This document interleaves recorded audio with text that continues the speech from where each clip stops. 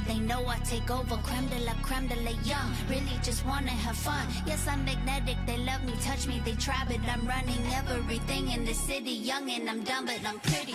See jaws dropping and heads bobbing, they better. We bottle popping and living it up together. Everybody tell me that they want this life forever. Put your hands up if you feel like treasure. Whoa, pretty like a diamond, that's why we stay shining. Gold, you know, baby, I'm the treasure. Diamonds are forever, stay golden. You got it, we know that we hot. Gold, whoa, pretty like a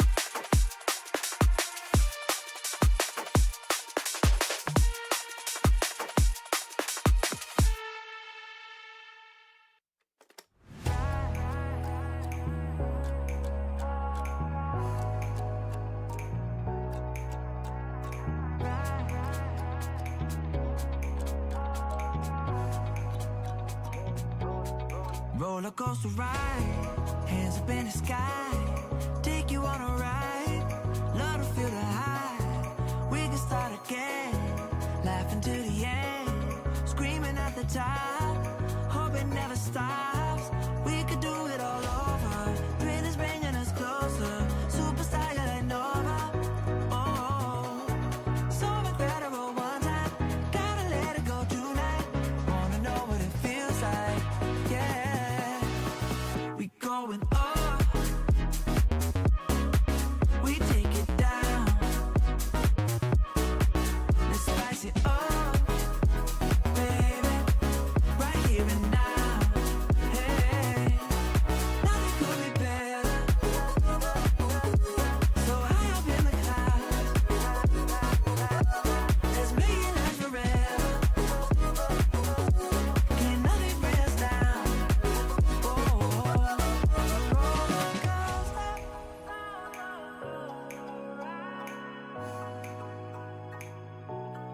roller coaster,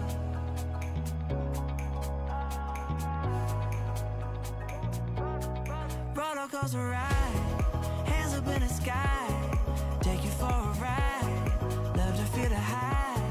We can start again, laughing to the end, screaming at the top, hope it never stops. We could do it all over, thrill is bringing us closer, superstar, you're like Nova. Oh, so incredible one time, gotta let it go tonight, wanna know what it feels like, yeah.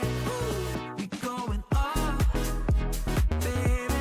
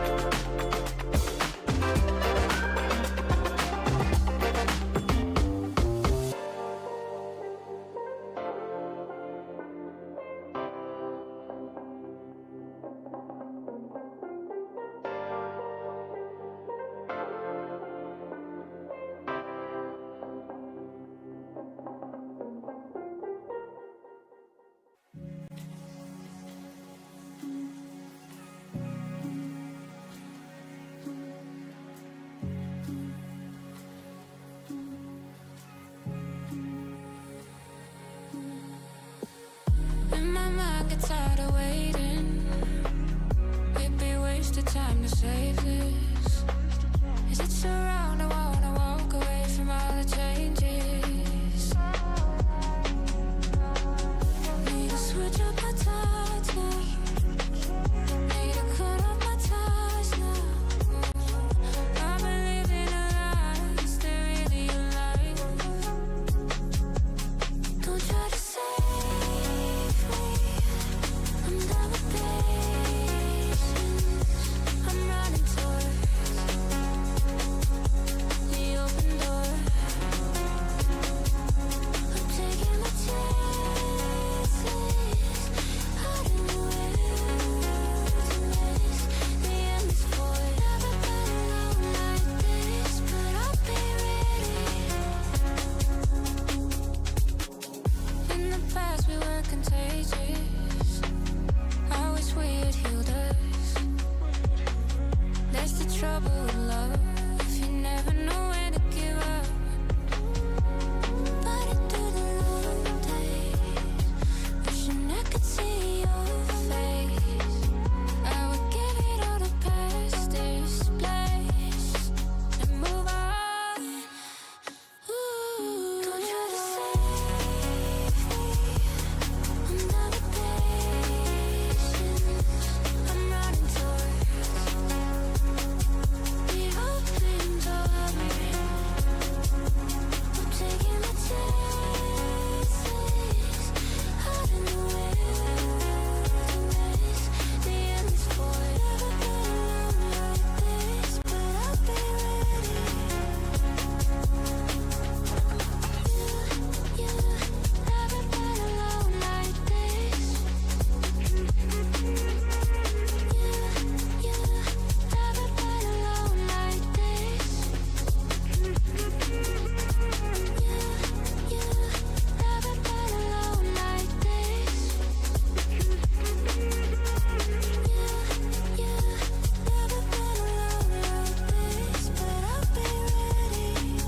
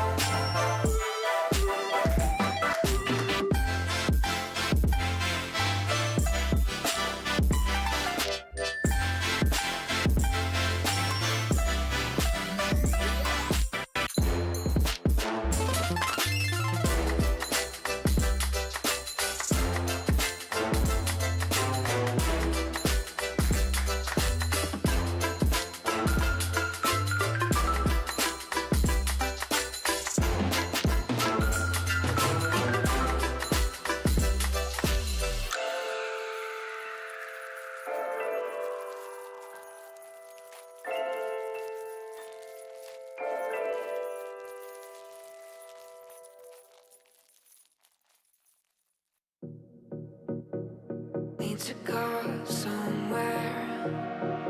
I'm fading in the air. Can't find myself down there. I need to go somewhere to run away.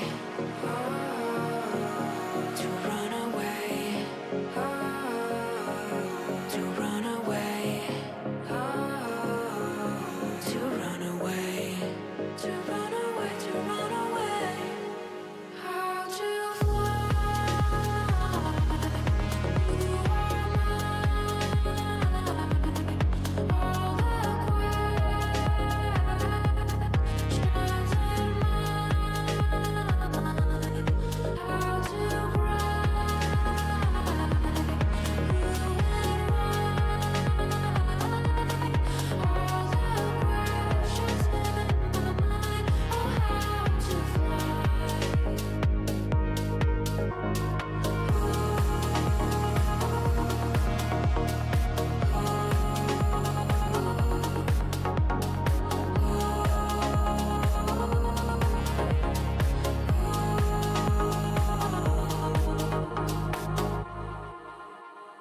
Wanna go somewhere, someplace not on earth.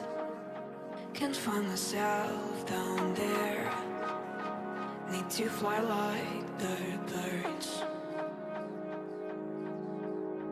To run away.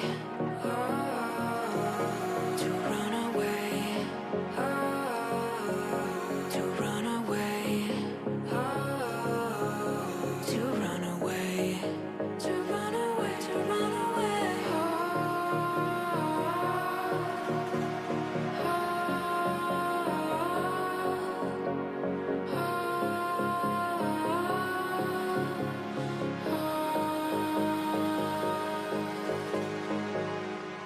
How to fly?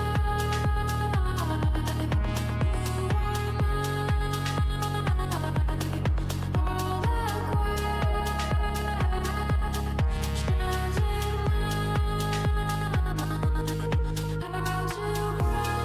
Oh, how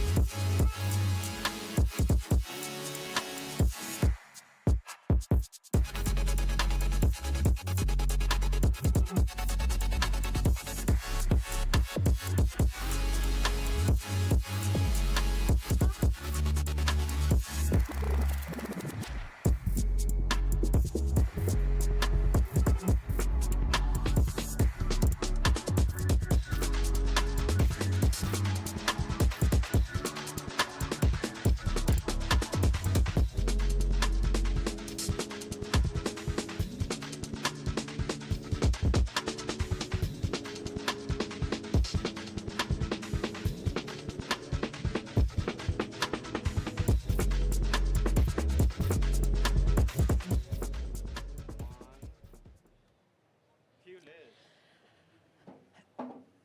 Hello, hello, hello! I'm so sorry, we're the largest women's Fortnite event in the world, and that's what you give me? Hello, hello, hello!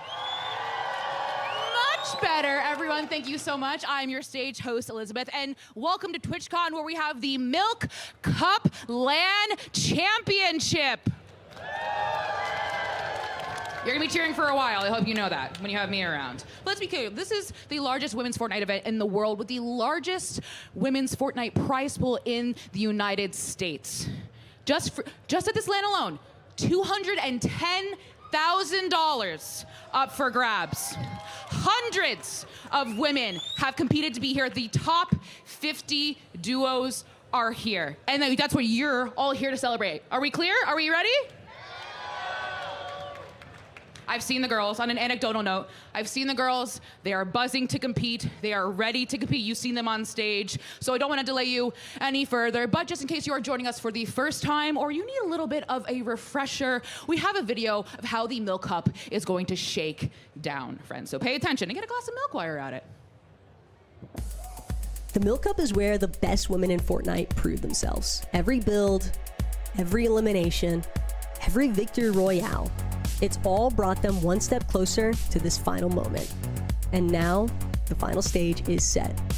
Women from across the US, from amateur to pro, would all sign up to compete in the 2025 edition of the Milk Cup.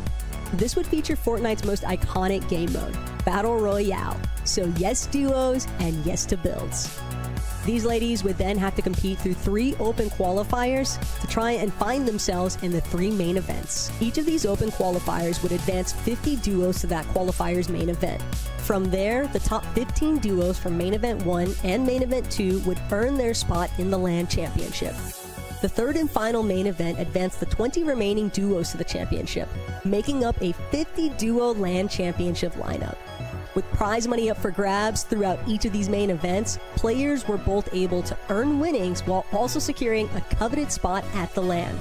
Through the main events, $90,000 has been given away and $210,000 remains, for a staggering total of $300,000 in prizing, the largest prize pool for women in Fortnite history.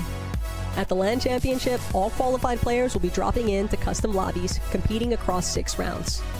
Points are secured through placements and eliminations, but it's going to take consistency if you want to survive this gauntlet. At the end of those 6 games, the duo with the most points is not only going to take home the title of Milk Cup LAN Champions, but they'll also get the trophy and the lion's share of $210,000. But this tournament is about so much more than just brackets and scoreboards. It's about the players, the rivalries, their ambitions, and the moments that define them. In Series 1, Nina and Vader silenced their doubters, showing that their dominance in 2024 was not a fluke. In Series 2, Frantic and Canary emerged as challengers, taking the title and again dominating Series 3. And now, finally, the championship. The question is simple. Will reigning champions like Moxie and Regs defend their crown? Will Nina pave her own path separate from her org teammates?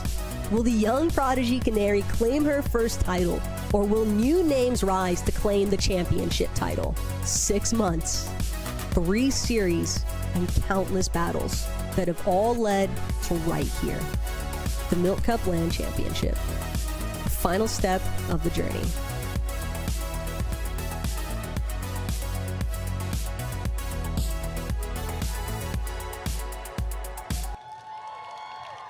You can keep on clapping, clap louder. I want all of TwitchCon to hear you. Beautifully done, everyone. And if you want the rest of the world on the internet to hear you, take out those phones. I see you already taking them out. I love it. Tweet at Gonna Need Milk. That's Gonna Need Milk. And your tweets can be shown on broadcast. Let's get the word of this stream, this LAN Championship out, so we can give these ladies the final they deserve. Can I get one more cheer? Beautiful. Now, friends, I'm going to send it over to our lovely analyst desk. Sierra Dawn, please take it away. Thank you so much, Liz. We are so excited to be here at none other than TwitchCon for the Milk Cup Championships. This crowd is phenomenal so far. The ladies are so pumped to compete. I cannot wait to get started. I'm Sierra Dawn, joined here by wonderful analysts. We have Monster D-Face, we got Kelly Link. How excited are we? This has been phenomenal so far. I'm ready to rock and roll. You know, we've been to a lot of in-person events, but nothing like this. And then how far they have come, stepping up this entire venue. And really, the atmosphere feels so good here. I mean, listen, as soon as the 2024 LAN Championships wrapped up, I was already excited for 2025, and they've just stepped it up every single time, and so have the girls. Watching as they have evolved along with the Milk Cup has just been so impressive to me. Yeah, being able to see these talented gamers, these duos, battle it out throughout the year, throughout all these qualifiers, these main events, to qualify to this point. We've seen a competition that has ramped up so much, and to see it all come to a head now is going to be, oh, I cannot wait. Yeah, and then, you know, the ever-evolving game, season to season, there's never anything the same when it comes down to Fortnite. So talk about a journey. We're not just going to watch the best competition. We're going to see who can adapt the best, who has really put in the work to come into this Milk Cup. I mean, even considering the first 15 duos that we got, won all the way back in May. So to be able to be consistently at the top of your game for that long, and we know about Fortnite, the most thing that you can predict in Fortnite is that it's unpredictable, right? There's just so many constant changes. They love to update the game right before, and with this new Fortnite Mares patch, I know a lot of the girls are going to be having to change up their strategy a little bit. It makes it exciting, right? You can never get complacent. You always have to be top of your game, and we've really gotten to see these ladies just push to the limits throughout this year of competition. And it's all like, we've seen consistency from some of these top duos. We've gotten to see this competition that's constantly elevated, but now on this biggest stage, when everyone's watching, that's when it really matters. Yeah, 100%. And you can tell that the girls are feeling it too. The amount of scrims and practices that they've been putting into for the last 3 weeks just showcases how seriously they are taking this. This is the biggest stage that a lot of them are going to be seeing this year. And so being able to prove to everyone that they deserve to be here is just so important to me. Yeah, and I've been there firsthand supporting this space, watching them do it behind the scenes. You know, players like Frantic really trying to take the lead, and they're out there putting in the work every single week. And leading up to this, they've put so much practice in. So I think in some ways, it's going to see who actually conditioned their draw spots the best, who's going to have an advantage coming into it. And it's really exciting too, because obviously in that little video, there was all these different storylines that are going to be coming to a head this competition. But the thought that it can be this duo that, of course, has earned their way here. You never know really who's going to show up on the day, who's compete. So it's anyone's game. And with the largest prize pool in women's Fortnite history, that $210,000, that is a big chunk of change. Yeah, it's a lot of money. We all know it. Leading up to this, I mean, the rest of that prize pool was given out series after series. So these women have been taken care of so far. This is going to be the cherry on top, but more importantly, you're fighting for the biggest prize pool here today. But also to add to that, maybe, you know, just players don't have their best game. Every single duo is going to be walking away with some money today. So even if you don't have the best game or the best day, you're still going to be walking away with something. And also being able to be flown out to TwitchCon, being able to meet everyone, being able to just be on a big stage at one of the biggest gaming events of the year is just so like pivotal to their careers and their growth. Yeah, it's been really nice to see how the scene has been able to evolve over this year, over the years, and everything else, and all the initiatives taken to make sure that we can have this stage. To be able to see what Gonna Need Milk has built up with all of this has been amazing, and be able to see these players that have truly thrived in those conditions, because now we get to see them just explore so much more competitive options. Like, this is where it starts, but where it can go is endless. Yeah, you know, it's really admirable, right? And the sponsors and the partners working all together to kind of step up here, the community leaders as well, like Peach obviously taking that initiative to kind of bring this idea to life alongside the Radiant team. This really is a combination of, like I saw online, you guys said dreams coming together to make something very special happen. I mean, yeah, by the end of today, 2 players' dreams of being the Milk Cup champions are going to be, you know, realized. It's going to be amazing. And like you were saying, Sierra, yes, there's some star competitors that we've seen throughout the last few series, but at LAN, so many things can change. LAN jitters is a very serious thing, but we have a ton of competitors that have competed now in a LAN setting and that are just building up that confidence. They're building up that rapport on what it takes to compete, not just online, but also in person in front of all of these people. Especially too, since there was the LAN Championships last year, right? And to be able to see where that was, and the players that were really being able to step up, especially too, going from a trio format now into duos, and see how that shifts, but see that there is people that thrived then still thriving. I think that is cool, because now they have that experience, and they've been pushing that so much further. Yeah, and they're not just building like an experience for themselves, like all these scrims, all these, you know, tournaments that they'll have online. It's building up experience for them, just kind of understanding the field, understanding the space, and then they're able to kind of learn from that and then build it on their own. So many of these girls are putting on their own tournaments, putting on their own scrims, and building up the community themselves. And I love just having, you know, the Milk Cup kind of back them up. Yeah, and you know what? It allows them to get that practice that they need, right? In that private space where they can actually, you know, go against one another in a level playing field, right? So that's what makes it very interesting. And, you know, at the end of the day, there are people that this year have kind of come up out of the woodworks. New stars are rising, right? Like kind of like Canary. You know, respects to her getting signed to a professional esports org now, but it's platforms like the Milk Cup that have allowed us to see exactly how talented you can be.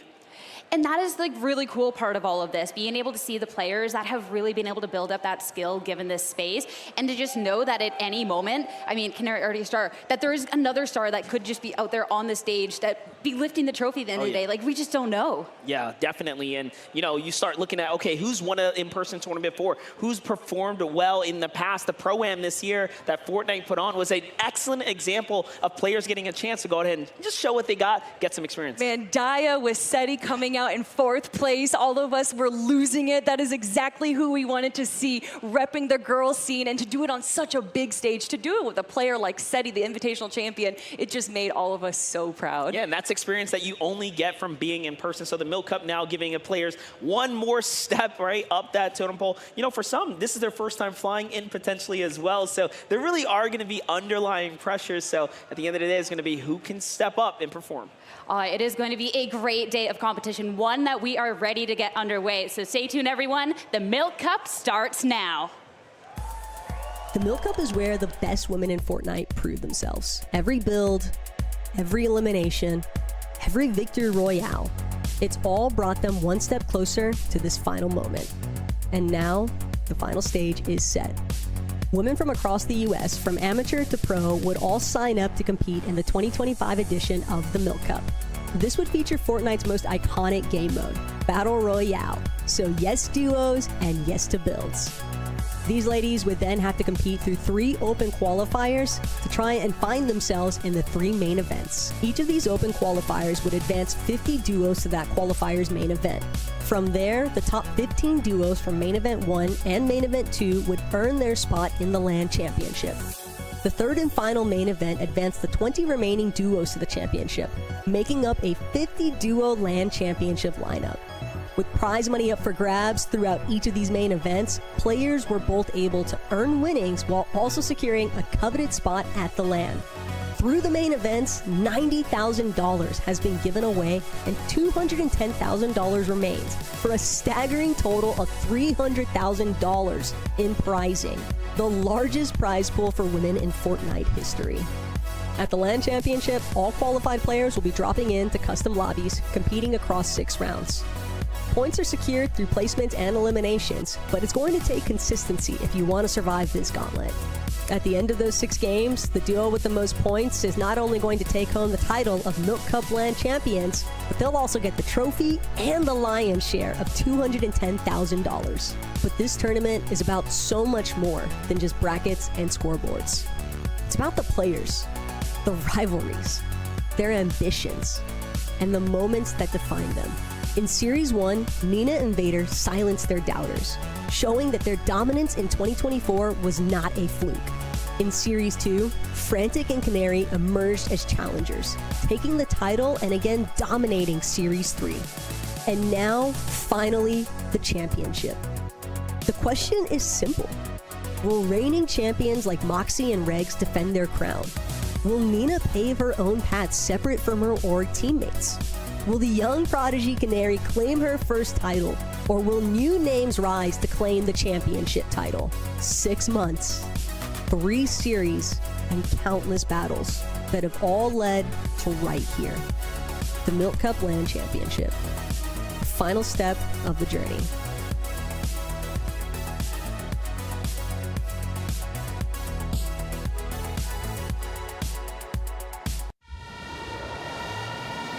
The Milk Cup 2025 is finally online. We are starting things off hot here today. Well, the competition is definitely a high bar, especially with some of our returning Milk Cup champions.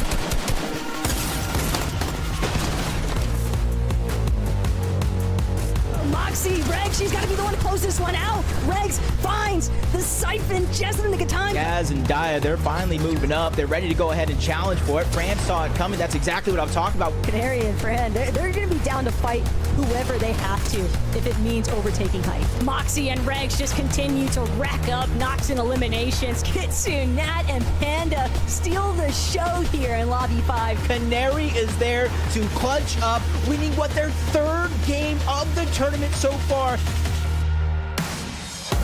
We have the largest prize pool in U.S. women's esports history, a competition that keeps heating up.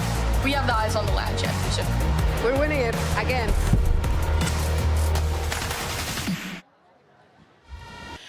TwitchCon San Diego, let me hear you get hype for your Milk Cup LAN Championship competitors! Let's bring them out, starting with, she's Jade and Marin!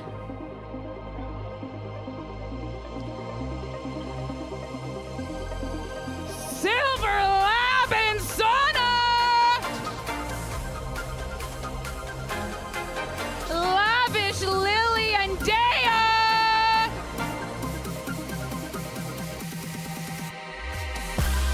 Nye and Sonu! Alexis and Simone!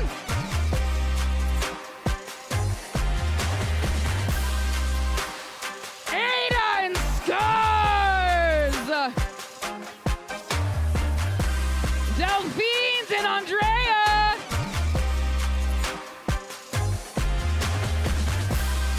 Kitsy and Arta!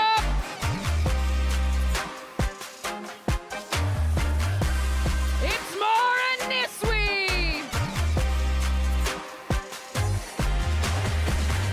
Eva!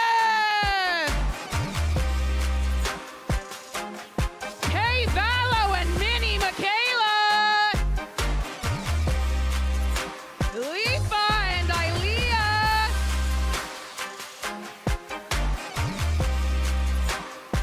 Haley and Rising!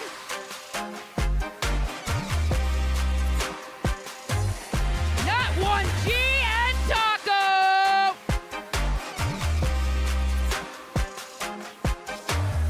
Lesby Tweakin' and Dolo!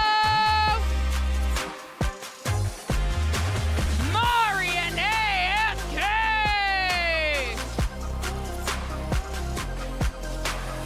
Shadow Slayer and Mystic! Gazing Nicole and Mia!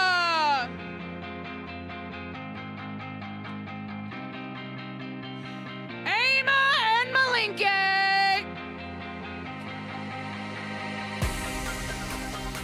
Crocs and Glocks and Sweet!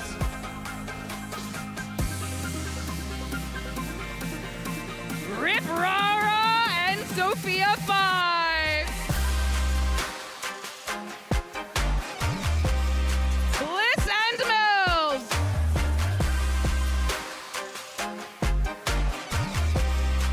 Emma and Blernina!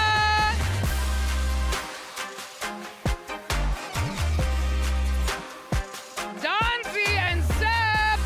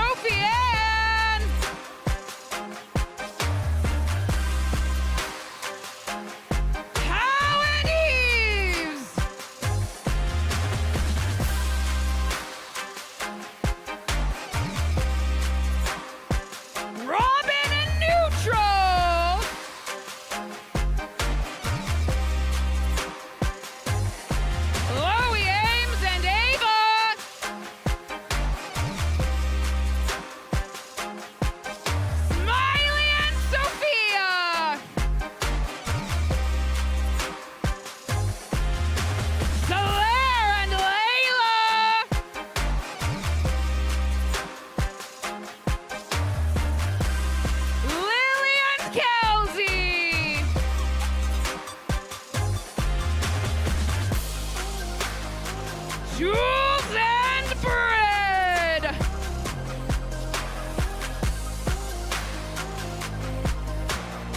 Spinor and Cat Attacks.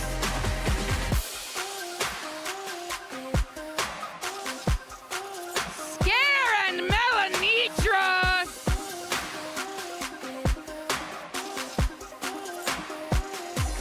Tokyo and B. ABGX Lena and Rinny LOL.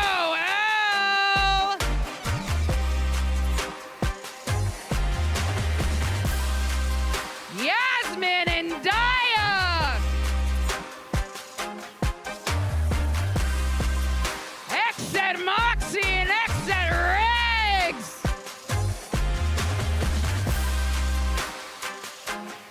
Vanessa and Liz FC.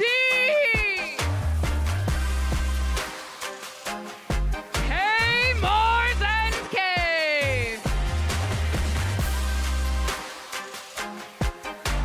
Houston out and Panda.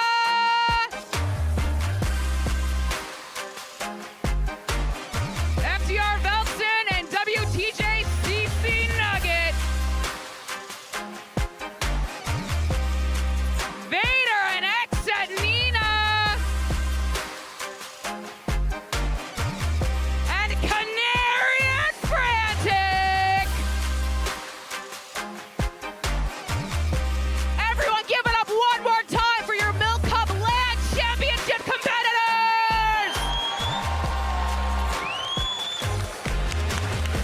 I love a good walkout, and boy, do we get a treat today. All of our ladies taking the stage. They look so ready for the competition. Oh, I cannot wait. And the personality coming out in the walks, you gotta love it. And that's definitely a little extra touch, of course. And we teased it a little bit earlier, and maybe you guys saw it online, but Canary there with the X set, getting repped. Congratulations to her. Obviously, Canary and Frantic, who's been repped by X set for quite a while. Definitely the team that a lot of us are looking towards. Obviously, in Series 2 and Series 3, they came out on top compared to everyone else. And when you see their practice, when you see the amount of effort and how much they play, it is no surprise to see them at the top of the leaderboard time and time again.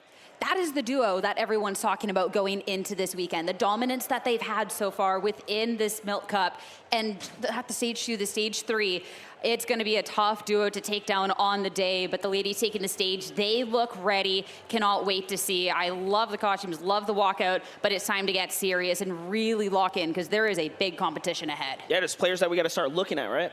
Yeah, and I mean, the first team that I definitely want to look at is Frantic and Canary. Of course, you know, the amount of effort that they put into, but for me, it's the fact that they have back-to-back first places, and then in Series 1, they got a second place as well. And then if you look back to the 2024 LAN, Frantic got third place with Somerset and Yasmin, and then we have Canary getting sixth place with Female Clicks and CC Nuggets. So not only have they been performing at the top of their game in the series qualifiers, but they have both already proven individually that they are great at LAN. Yeah, and in a lot of ways, you know, they get to play with one another. You look at the tournament history, these girls are very much familiar with one another. They know their strengths and weaknesses, given that they have all this history, and it makes for a very fun dynamic too when you come into this. My only concern for this duo right here is that they did change up their drop spot from the previous season, and as season changes, of course, players change up their drop spot, but there obviously is a ton of value in being able to know the ins and outs of your drop spot. Going from Demon's Domain, now landing at Canyon's Crossing, which is a great POI for them. They've definitely taken advantage to all of the valuable assets that POI gives you, and the launch pads that are over there on near the Southwest Mountains allows them to kind of just rotate throughout the map wherever those zones go. So I love that they moved over here, but there's just an inherent uneasiness to me when you change a drop spot close to the land. And let's add in that threat factor, right? Like, what happens when you come to the in-person tournament, and obviously you have to start thinking about, is someone going to contest me? Who's going to try something funny while we're here? Because we have seen it in the past. Fortnite players are notorious for deciding, hey, you know what? I want your spot.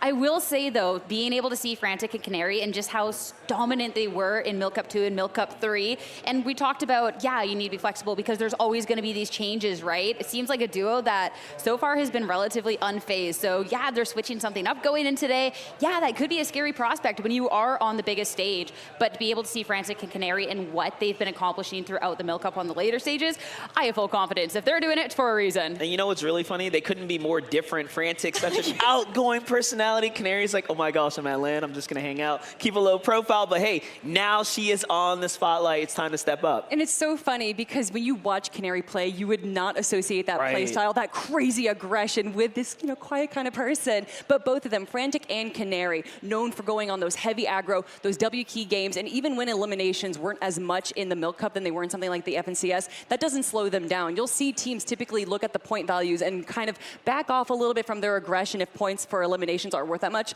but they don't care. Frantic and Canary, they just want to show everyone that they are going to dominate you. And I will say, you know, one thing that they have going for them is that they have, you know, gotten a taste of what it's like to win a series, right? 2 and 3. That for some can lead a lot, you know, get a lot of pressure off your shoulders where other players, you know, what happens when you find yourself in the lead? Can you continue to maintain the pacing that got you to the dance?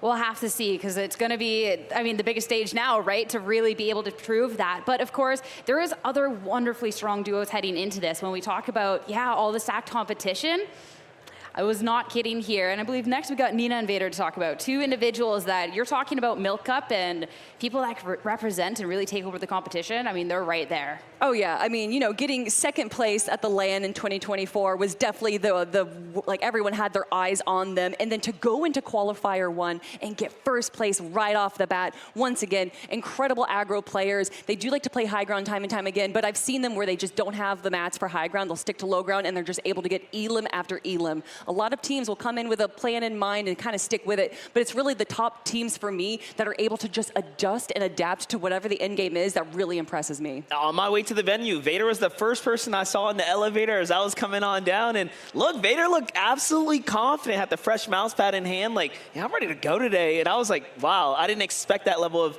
just absolute preparedness, right, and confidence, and you could really see it, and that's because this is someone who's had experience here, and it just feels like it's another time to just come around the block and do what they do. Oh man, well, like watching some of their scrims over the last few weeks, they've gone first place plenty of times, and in one of those scrims, they did get 4 out of 4 victory royales, and to me, that just shows that they are making sure that they are at the top of their game, and they're gonna have a good job doing that at OXR HQ as well, a great POI that we see a lot of our top teams between all competitions land over there, and it's not much of a surprise why we see Nina and Vader heading their way over there as well. Yeah, the OXR HQ is gonna be one that is gonna be highly contested. Teams do tend to kind of fight for the mountainous areas in the vicinity. There's a lot of dynamic that goes on there, but for Nina and Vader, they shine in, like, again, head-to-head type of settings. So I could see them easily being able to find favorable fights for themselves at that drop spot. Oh, I'm so excited, and especially be able to see a little bit of skirmish right away. Get to see that aggression from such a formidable duo. We are in for a treat. But next duo, I want to talk about Moxie and Regs, because electric. Yeah, this is a team that, you know, even in scrims, you gotta put a leash on some of these players. They don't want to follow rules. They want a W key. They want to fight. Frantic and Canary, also a team that does very much similar, but Moxie and Regs will step up when you allow them to, and they will just run through lobbies. This is a team that has real power behind them. And obviously, coming off of being the reigning champions from the 2024 LAN where they won with Daya, you know, everyone had all eyes on them. And to me, they are so good that when they got 4th place in the first one, everyone's like, oh, it's over for them. Like literally they got 4th place out of 50 duos, and that's just the expectations that we have for these two teams. And they've been one of the most consistent duos that we've seen over the 3 series. They've actually gotten 4th place in series 1, 2, and 3. Wow. But Moxie and Regs were also kind of, you know, not the main focus during the LAN last year until game number 1 came through, and then everyone was like, oh, they're gonna win. It's off, we can see. And Moxie and Regs just brings this energy to these LAN settings. They're so serious, they're so calm and able to kind of keep their emotions in check. And we know how much emotions can really affect these duos. And Moxie and Regs is just a duo that seems that they are always right to like focus and make sure that they are at their A game. Yeah, and she does an excellent job of putting in the work, like on camera, you know, in scrims, for the stream, for the content. Like this is someone who, you know, thrives under pressure, and it just makes so much sense why so much of her community is behind her and believes in her. now obviously an incredible duo, but I have seen them go for high ground when they don't have the mats that they need to. And you gotta watch out. When you have Canary and Frantic and Nina and Vader on the low ground, anytime there is even just a little possibility, an opening in the armor, they're gonna go for it. So Moxie and Regs, I know that they're gonna go for high ground. That's where they love to go for the victory royales, but I want them to make sure that they're just keeping those eyes on the ground, right? Making sure no one's gonna launch pad up and attack them. Well, someone's gotta keep things exciting. Moxie and Regs is surely going to do that. You know, we see this trait come out of certain types of duos and teams. And to me, a team that is willing to go for high ground, you are a team that is perfectly poised to win a LAN event. And I'll tell you why, because everyone else is nervous. It takes a lot of heart to say, you know what, I'll put the whole win or the loss on this play right here. And that's what going for high ground will do. And I mean, we can see these runs just make or break there. So to be able to see such talented duos and get to see that fight, that surely is going to be happening, guys. Come on, we've been following the Milk Cup for a bit now. It's really excited. But before we hop into the action, I mean, we got to talk about this drop map because there was something that we talked about. I mean, with the changes that where people are dropping, but I want to know heading into this, where our eyes are to start.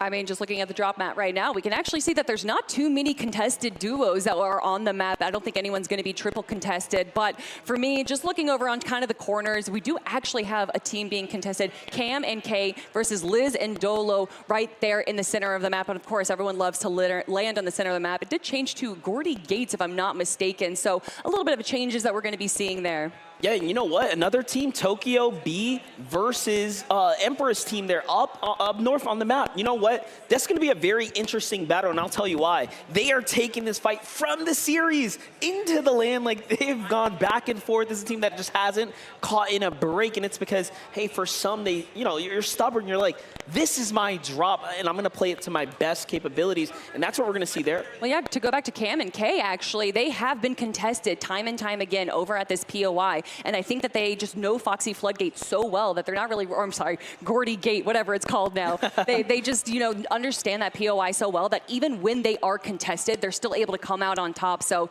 even some of these teams that are contested, they're either going to be splitting, they might be entering some early fights, but I would imagine a lot of these duos are probably going to have a bit of a passive play style in game one especially. Yeah, well, I caught up, you know, behind the scenes with Tokyo. She seemed to be pretty confident coming into this, like, hey, you know what, I'm here to have fun. Whatever happens, happens, and that's it. They've already become winners to some large degree. Like we said, everyone here gets prizing anyways, right? That's right. And although, you know, obviously there's some unfortunate situations where maybe not all the players could come through, we actually had that happen in the 2024 LAN, and one of the trios that was a duo ended up getting top 10. So, like, you know, even if you're coming in here to have fun and realizing, oh, maybe this isn't the best situation for me, that doesn't mean that they're not going to be performing well. Yeah, no, I'm going to put, you know, the house of cards here up on the line and say, I think Tokyo's going to do just fine. This is someone who's played for end games, knows how to navigate it, and you know what, put her in a, you know, competitive setting. At the end of the day, you know, the cream rises to the top, they say, right? So I think Tokyo will be just fine today.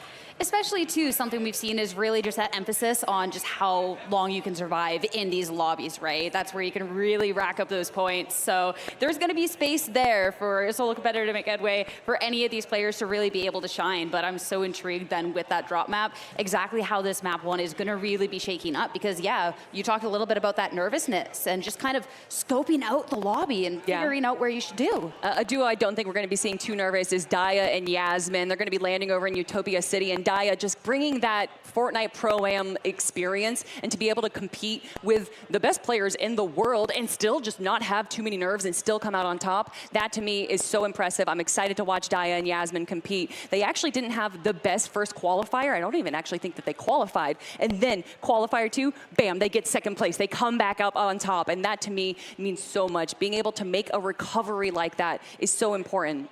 Yeah, just looking at the mannerisms of all the different players, some seem a little bit on edge, others seem very calm. It looks like, you know, I saw some hand warmers out there. Like, you know, okay, yeah, a little high five, get comfortable, get ready for that victory celebration. That's probably what they're getting ready for. I love it. Cat Attacks is one of the funniest people ever. I love watching her so much. I love watching all these girls. And just honestly, even if they don't perform well, even if they get last place, so many people here are just so excited to be here at TwitchCon and meet everyone in person. Most of these girls for the first time. That to me just means so much more than, you know, grabbing an elimination in Fortnite. Well, especially too, when we're looking at all the Milk Cup events that we've had throughout the year. These are people that obviously your duo competed with, but people you competed up against. Sometimes you've made or break their run, and to be able to then actually look them in the eye and have that friendly competition, I just think this all the more exciting. Yeah, I always look at, as you start to see the players on the camera, I look for, all right, whose chair is shaking, right? Who's got the jitters that you don't even realize subconsciously, you're like, your legs are moving and all that, but everyone seems pretty still. Like, this is a sign that the focus is there and these players are absolutely locked in. Ooh.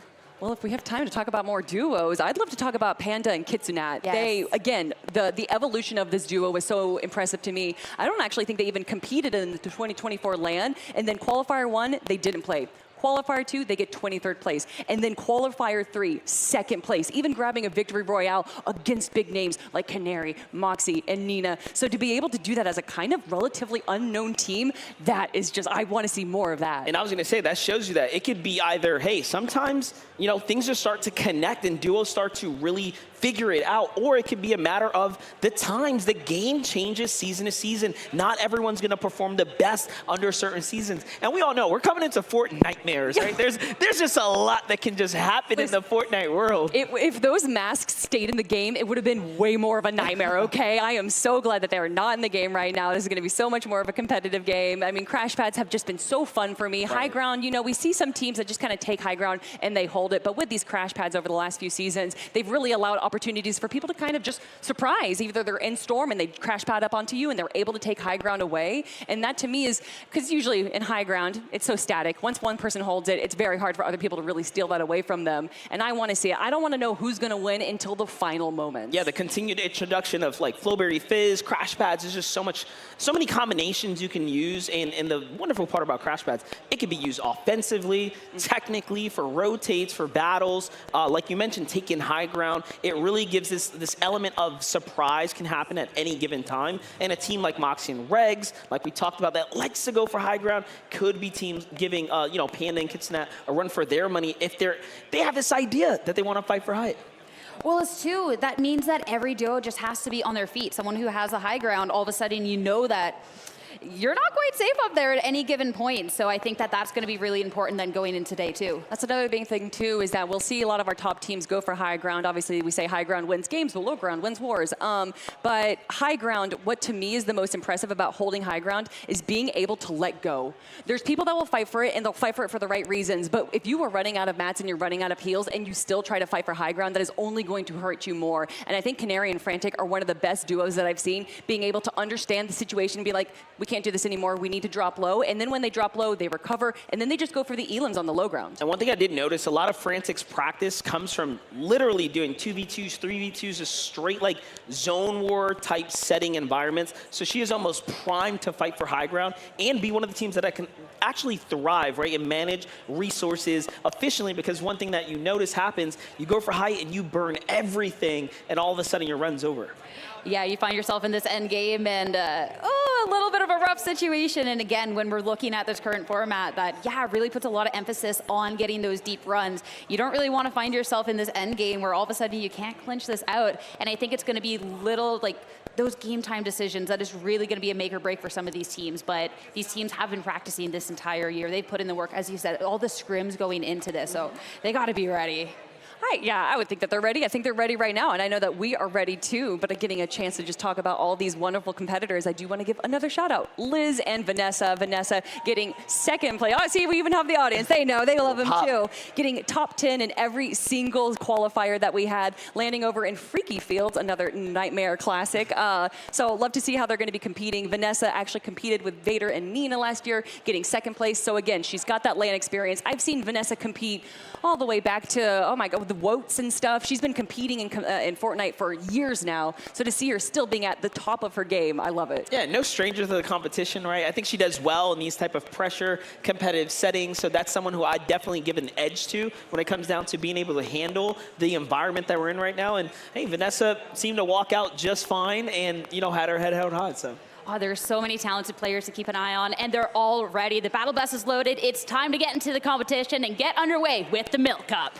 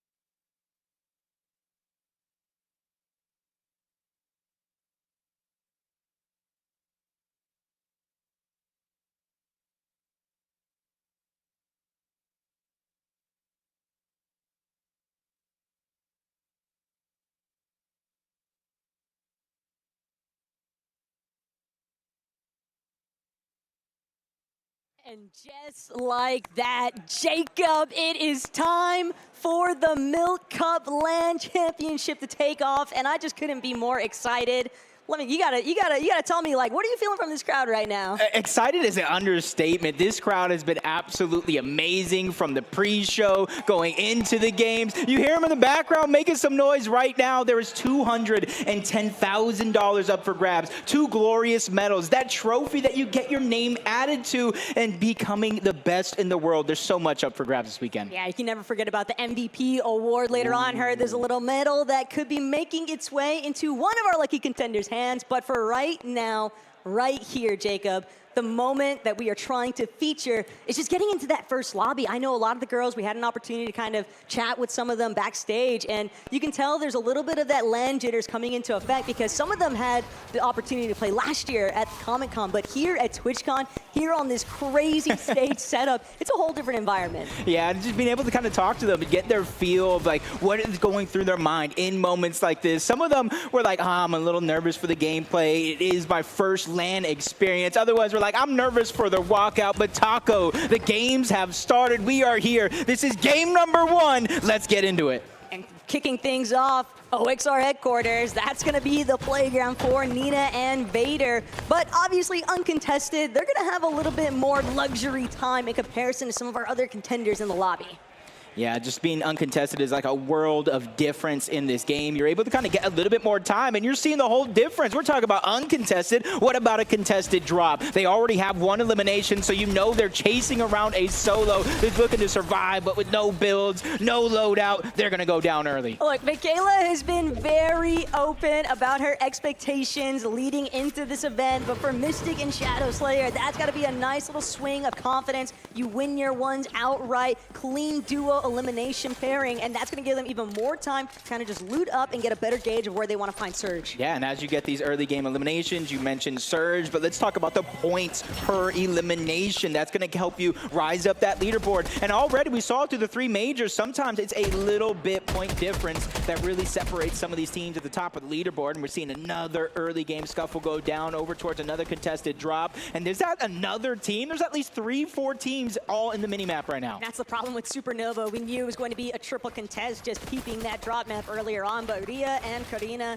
they're kind of just having to keep their heads on a swivel here. They still want to apply a little bit of steady pressure to Ardup and Kitsy, but careful what you ask for. Don't want to bite off more than you can chew. Yeah, you got to watch out for moments like this. And able to get the high ground, that is actually pretty good. You kind of see them over towards that RVs. There's a lot of brick, there's a lot of material here, but there's not a lot of weapons if you don't get it early. But another fight, this is inside of Supernova. This is not even too far away from the other fight was going on. That's B. That's Tokyo. We know how aggressive they like to get, Taco. And whoever comes out on top here, they're still going to have to probably duke their way out of the triple contest that might be coming into effect. But B, Tokyo, there were so many concerns about how things were actually going to shape up for them. But that first game momentum could be everything. Crocs and Glocks, though, sweet. They seem to have a game plan of their own. You have to remember their Coach Folcake here in the audience, even attending live, and he's got to have given them a handful of tips and advice, but they're still just doing their best to hold their own, prevent Tokyo and B from basically barreling over them inside this box fight. Yeah, just got to be careful, though, because the longer this fight takes, we know how many teams are literally right towards the west of them. One of them just still loading towards the north,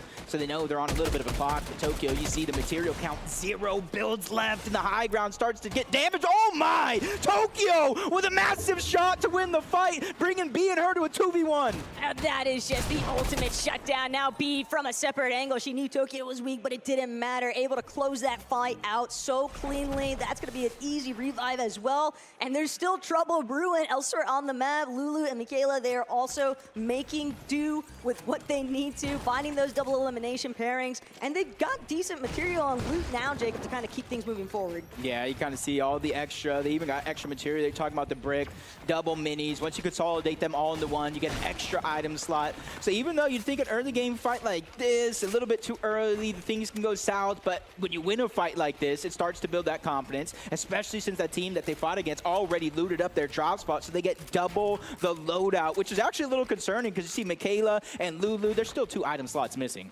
They definitely like a little bit more shield that they can acquire, maybe even some white heals to kind of help them with those later rotations. But for the time being, they're really just going to have to keep an eye out for some of that overhead view that some other teams might be looking for on the mountainside just north of them.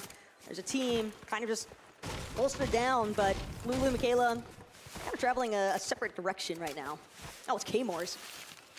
Yeah, they land over there towards Gordy Gate, I believe it's now, with the Fortnitemares update. So they're kind of taking a lot of the strategies you see any team over there. They loot up the actual POI, then they go over towards the east. They grab one of those mountains, especially if it's center zone for now. You get a lot of information, your ability to get those surge tags. So it's a great heads-up play. But what's going on over here? Ama, her duo. Lissy and her duo as well, kind of all boxed up. And then here comes Yaz, and there's another team in the background. This might just be a scenic rotation here. That is a little bit more cut off than what she wants to be, but everyone's utilizing the same crash pad just to try and get out of dodge. Just way too much company. You do not want to get smothered inside of two different teams on either end of you. Blissy and Mel's, they might actually be in the worst of it currently. And they know they've just got to box up and wait, hope that the pressure kind of alleviates itself with other teams recognizing, hey, there's just too much local traffic, and we don't want to be the first ones to get lobbied. Yeah, I know we haven't necessarily seen the whole view of where's everybody rotating to, where's the zone, but you can see there's 5 teams directly over just north of Kappa Kappa Factory. Look at the top. There's another solo arrow rotating in, so I have a feeling this zone, this time around for Game 1, is moving towards the south. Blissy and Mel's kind of stacked up around a lot of these other teams. They were one of the last ones to rotate over in this direction. You see their game plan is simple. Get some surge and worry about everything else later. Sana and Silver, a little bit more of a lull in the action here, but they recognize that they might actually be trailing just behind another team. They're going to try and utilize a little bit of this elevation peak, and it's Liz and Dolo that they've got in their sights. You can always spot out those mini little surge bases in the distance, but think better of it. They're trying to find some openings, and we have seen a lot of these ladies trying to be proactive with acquiring that surge super early on, because they know the more central that these zones tend to pool, it's going to be all the more difficult to kind of find your leverage, find your positioning. Yeah, and some of these teams have played against each other all year long through all 3 major main events just to get their spot here in the final. So it's all progression, it's all experience, and it's all learning to get better. And you're already seeing it kind of play out here from even the last main event 3 until now. Teams being just a little bit more precise, careful with their rotations, and making sure they accumulate that surge early. Because just like any game of Fortnite out there, if you're below that storm surge threshold, you lose control over your own game. Corina and Kiriyama, they're kind of keeping an eye out. Harmony Hills starting to get a little bit more traction, but found a nice push to kind of rebuff their shields with a Flowberry Fizz, but no crash pads. It is going to be a long journey out in the open, especially with teams like Vader and Nina hawking you down from height in the distance. Yeah, but I like what they're doing. You know, when we were watching some of the other POVs, you saw the edge of the zone was over towards Gordy Gate. So they're just kind of being proactive. It's more so, you mentioned it yourself, without crash pads, you have to be precise to get towards the center of the zone as early as possible. You don't want to be stuck on that congested edge. So even though they might not necessarily have any eliminations now, I'm not worried for them one bit. Here's a fight that could get real scrappy real quick. I see Frante, but I don't see Canary. Well, he's going to wait to reunite with her duo, and sure enough, but Smiley, that's definitely one of our leading fraggers, I would say, in the Milk Cup series, Jacob. You can never take it easy with Smiley and Sophia.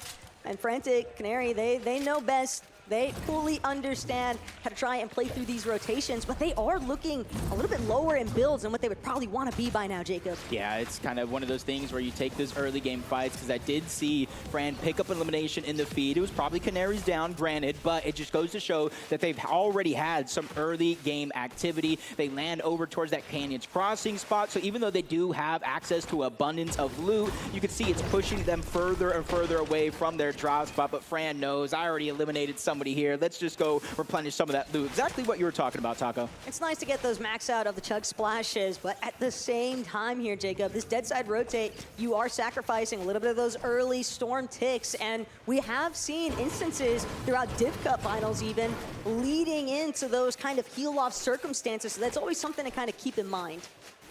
Yeah, you talk about Div Cup finals, Canary. was just in one of those. Even took down Kanata, so you're seeing why Canary, I wouldn't just right out say probably known as one of the best in this lobby, but when you talk to a lot of the community, they reference her as probably the young GOAT, the one to kind of watch out for in a tournament like this. And then you have Fran, the experience. This is a scary team, and it shows how experienced they are, because you know almost anybody else, when you take that early game fight, you keep going. They were smart enough to disengage, look at the zone, and start their rotation. They just know better than to draw too much attention, but Frantic Canary, they're still going to keep an open eye out, take advantage of whatever surge peaks they can acquire. Nolik and Bali, though, they might be running smack dab into Dolo and Liz. They're going to box up temporarily. They just want to try and keep a little bit of coverage on this rotation. They know they got plenty of trees directly in front of them to re-farm, but it's really just about finding an opening on that edge of zone where you're going to be able to find priority positioning and then just control the flow of other teams rotating later than you. Yeah, and it's this zone right here, it's third zone. It's so early, Taco, but in the back of your mind, you start realizing the terrains that are right next to you, the OXR mountain, the Utopia buildings, over towards the northeast as well. And you got to start to prepare to have the materials in case it does go up the mountaintops. Moxie, Regs, two of the defending Milk Cup champions. And I was talking to them before. We were over there looking at the trophy, and they said, yeah, guess what? Our names are going to be right here yet again. They're looking to go back-to-back. Yeah, and I really loved how Kelly kind of touched on it on the desk, too, because we saw them in fourth place throughout the qualifiers kind of leading up to this. And I feel like the public perception has almost somewhat left them out of the who's taking home the Milk Cup Championship throne. But you can never factor out Moxie and Regs for that level of competition. Yeah, saying they're LAN players. They practice from home, or when they do, they're about like on 40 pings. So coming here, playing in person, everyone on equal playing ground, that gives them the confidence. And you saw it in Reg's loadout as well, the exotic Slapberry Fizz. That's going to be the big thing here. They were able to access the bunker and quickly rotate on out. Well, it's no double trouble or maybe the Wrecker exotic, but that's going to grant them so many different resources in terms of shield, HP, and that Flowberry effect. A little bit unfortunate there for Jade. Just loses a slight chunk of her shield, but enough pushback is going to send Regs to want to prioritize restoring her own shield back up to a full 100, but have to respect the discipline here from Regs and Moxie. Even though we know what kind of fighting power lies within this duo, they'd still rather just hold strong to what they feel like is a strong positioning. But Jade, Madden, if they're not careful, Regs, she might choose to go back in. Especially now that, you know, some players, when they start getting tagged at, their boxes kind of shot at just a little bit, they just go ahead and try to enact a little bit of revenge. It does look like Regs just trying to reunite with Moxie. There goes that Slapberry Fizz and the Crash Pad. So it does look like they're going to focus on rotating. They are trying to cover towards the south side of the zone. So they're hoping this is going to be the least congested side, especially the more and more they go towards the east. I know one big complaint that's always taken place throughout the scrims and the Milk Cup Academy moments is the ladies wanting to find rotations where they're not getting lit up from the teams that are approaching from those later directions. And Regs, Moxie, they know if you just get ahead of the pack, like you said, you don't necessarily have to worry about it as much, but it's definitely all going to come down to positioning. I feel like things are going to get real scrappy by the time we hit like 7th zone. Yeah, and then next couple of zones going up into that one, it's going to be really interesting to see the Storm Surge leaderboard. Storm Surge does typically activate. It's a matter of when and how proactive you were. And we saw instances of so many teams either getting eliminations or in their Surge bases just trying to accumulate that damage. But just what happens when it pops. Zone does look like it was pulling towards the north. Up until now, Taco, we got an eastern lean. So it does seem like, I was talking about all these different POIs, Shining Span Bridge could be a possibility as well. Really just keeping an eye out, though, what's developing right now between Madi AFK and Jules Bread. It seems like Jules really wants to make this rotate, but they are clearly concerned about getting shot at on the way out of there. Sure enough, Marty and Kay, they're going to get some nice damage. And it's down to Jules and Bread. Clock was nearly working against them, but fortunately enough, sent right back above that surge damage threshold. Yeah, even with a mess up on the crash pad, Jules safely finds her way back to her teammate. Could probably do that again, but Haley gets angled out by Jade and a whole nother duo. Rubes is there, just trying to continue to put pressure. Not sure if they were the ones that actually got the knock, but they know that whole team was down there getting focused by so many others in the lobby. They're just trying to take advantage of it, but without a precise location of where that knock is, it does look like a revive is going to be possible. Even with the revive going off, looking a little bit scuffed, not seeing those shields get replenished quickly enough, and knowing that there's still Jade and Martin kind of sandwiching Rising and Haley, it's a very difficult spot to be in, but Yves and Pau, they kind of need a refresh, Jacob. They're looking a little bit sparse on their material count. Yeah, they're gonna need a refresh here. Or they're going to need those teams to rotate out quickly. That way they can try to farm whatever is going to be next to them. We're talking about those two teams, but Rising Haley, they're kind of just stuck. They kind of lost a little bit of control over their game. Doesn't mean they're down and out by any means, but they just have to be a little bit more careful in these situations. Jade, Marin, only 87 above the damage threshold. That's fine and dandy for now, but it's almost looking scary for later on in the game if they don't find what they need. Way too close for comfort, because at that point, you're kind of just depending on the Robbie to thin itself out, but you never want to leave it up to odds and just kind of lucking out with other teams getting eliminated. So they'd rather get a little bit closer in, where next zone is pooling. They might run smack dab into a little bit of foot movement, but Utopia is just getting so congested currently, Jacob. Right now, it just seems like you're in the positive as long as you didn't get stuck near Utopia. Yeah, and you can kind of see that they used basically two different crash pads. They were congested with the first one. They chose no Flowberry Fizz, so that way they didn't float in the sky. Second one, they used the Flowberry, so that way they cover distance very, very quickly. Watching all these teams rotate out, they're going to even recycle one. They're trying to think 2, 3, 4 steps ahead of the competition. And instead of positioning themselves up on top of that bridge where every other team will be, they said, hey, we're just going to take it slow. We're going to go underneath the road less traveled and hopefully hide while all the chaos goes on above. I also like the mentality shift. They might even be looking to play like a stealth sneak motion on that launch pad. So I have to wait and see whether or not something develops there for them. But Maddie and Sofiane, definitely a team that you can never count them out. I wouldn't factor them as a dark horse in the competition because I think that so many of these ladies have a lot of respect and love for each other. But Maddie and Sofiane have been very impressive with their consistency potential. Yeah, and they've already proved they can turn it on if they're below where they want to be on the leaderboard. It was their qualifying main event where they were barely on the line. The next one, they got progressively better, and now it's the LAN Championship. Even though we see them kind of taking a little bit too many shots for Sofiane, they quickly back up. They're healing. They're not getting greedy for damage. They're 183 above the threshold. We've already seen a few teams less than that. I am a little bit concerned, though, for Sofiane because while it looks like they have enough shield to replenish, they don't seem to have any white heals, Jacob. So it's either you make a play for Siphon and a refresh, maybe even hope that that team that you eliminate has a med kit or two on them, some form of white health sustain. Otherwise, they are going to have to get a little bit more involved here because even sitting close to that 200 range above the surge threshold, it's still way too close for comfort.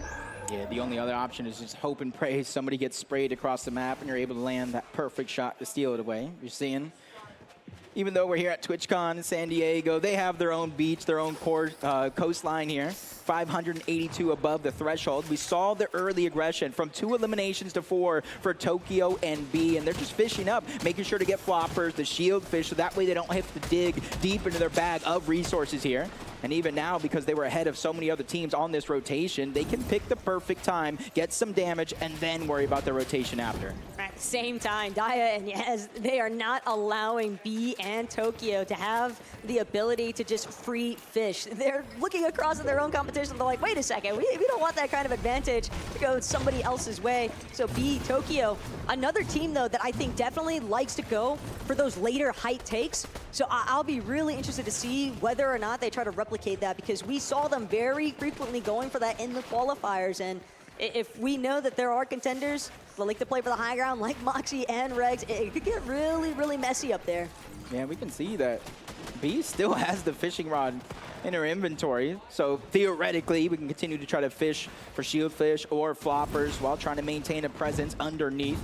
Get damage while you can. Lulu, Michaela, they don't want to be underneath that bridge, or at least not just yet. They use that crash pad, the Flowberry Fizz, to get themselves elevated. But I was talking about how congested it is on top of the bridge. Now we're getting a bird's eye view. Like, this is looking just like California traffic right now on Pumpkin Pass, okay? So many teams that are just boxed up currently. And Jacob, water zones can be so vicious, but B, Tokyo, they're getting a little bit trapped underneath. Neutral and Rogo, they're unfortunately too far behind. They're kind of at the mercy of the other teams in front of them as Scare and Melanie are taking full advantage of where Blorina is at. She's not going to get a chance to escape, but they're just stuck on the water still, Jacob. They're going to have to move eventually. Yeah, it's a safe spot to be for now. You see there's not as many teams in the water as there is above.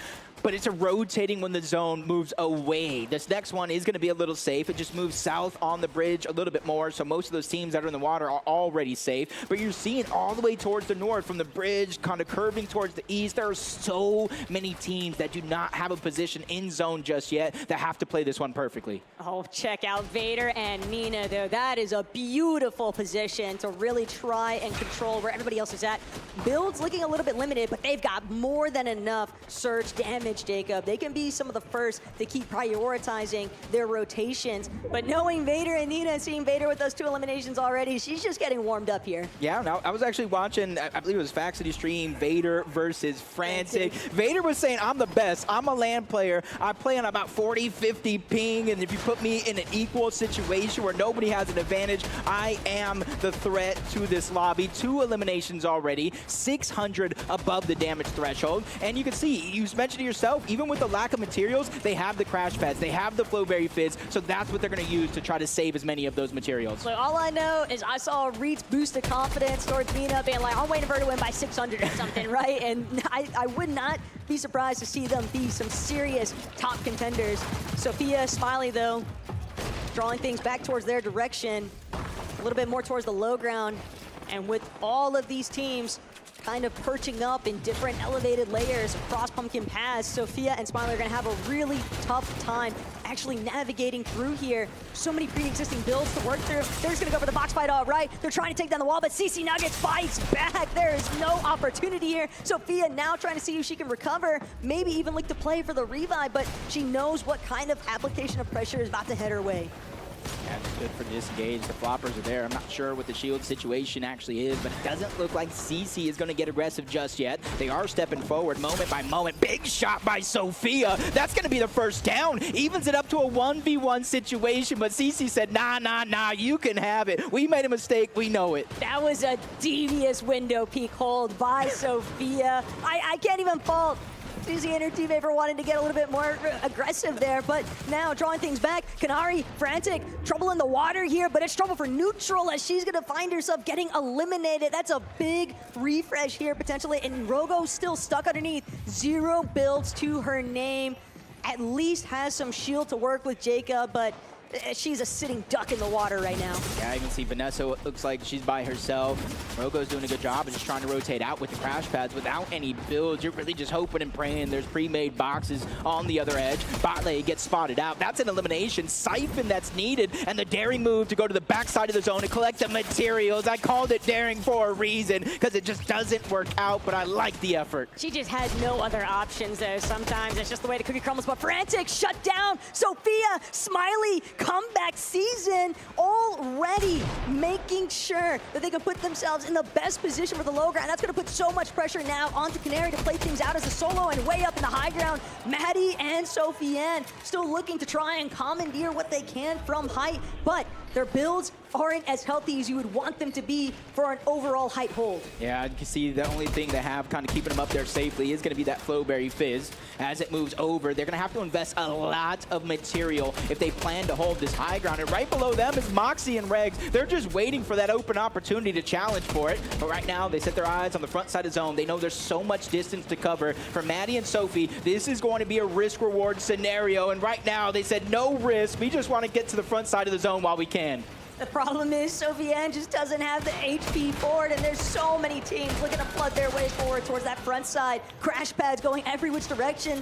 Gazing the goal underneath it all. Gets stuck in between. Smiley still powering through. Finds another elimination onto Lulu. But Maddie, Sophie-Anne, they've done a decent job at not being spotted out here, Jacob. But they're going to be right overhead. Kitsune and Panda, they've got to be real careful about their next step. Yeah, not only is doing a good job rotating this with Sophie-Anne, literally like on 25 HP, even though she had shields, but they're just continuously bouncing up. They were finally beat for the high ground, but they're just one of those teams that's ready to take any risk, control over their own game. Now high ground changes hands and a whole new team's living on top of that mountain. It has been a pure 180 though for Sophia and Smiley. I saw them last front side low. Kitsune and Panda have a real chance to just run head on into where Smiley and Sophia are at if they're forced to transition, drop another layer. But it seems like right now Kitsune just trying to hold down the secondary height approach a little bit more towards that mid-ground angle, waiting for a player that is scrambling underneath. But again, just sending themselves as far forward towards that front side as possible. Yeah, it was Moxie, it was Regs. As soon as Maddie and Sophie put that crash pad at the front side of zone, they landed right on top. They built for it instead of fighting, and now they're just trying to secure a win here. They got multiple eliminations, 3 overall, including that one on the cat down below. It does look like one person's just trying to go ahead and get back into the zone, but that's just another elimination, 4th of the game. Now they're targeting out Zay. Regs is dropping down, just try to collect as many materials as she can, because look, Moxie only has 23 left. Regs also just wants to play as much spoiler as she can for everybody else underneath them, and she's finding some consistent knocks, some consistent eliminations. They've got 4 already.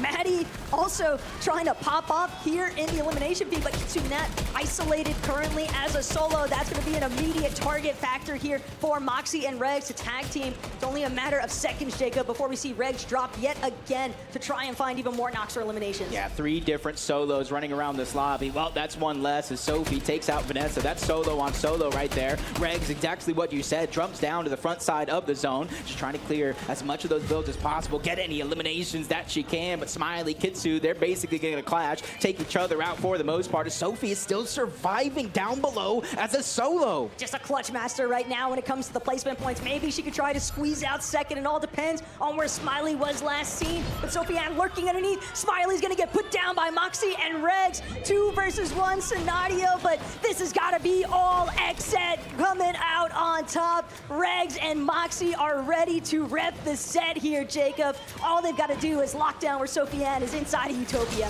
Oh, smart move by Sophie. She goes for the chop, but it's just 2v1. The numbers are too much. Moxie and Regs, your defending Milk Cup champions, win game 1. We knew that they were going to come through with some form of a hustle, especially with the way that they were standing backstage. They seem so cool, calm, and collected because they've already done this before, Jacob, and they're ready to see if they can run it right back. Yep, from the Pro-Am stage to the Milk Cup final. They know they have the recipe for success. They have the blueprint, and already in game 1, they're a huge threat to the lobby. And already, it might be too early, Taco, but can we see the first ever Milk Cup back-to-back LAN champion? There is a real chance that that might be what takes place here. But you have to remember, Jacob, this is only game 1. There is still ample time left in today's competition. But way to start things off hot here for Xset, that's for sure. Moxie and Regs bringing home that game 1 is a massive momentum shift for sure. But we got to see what happens with the rest of the action. For right now, we're going to leave it up to our analysts to take care of the rest.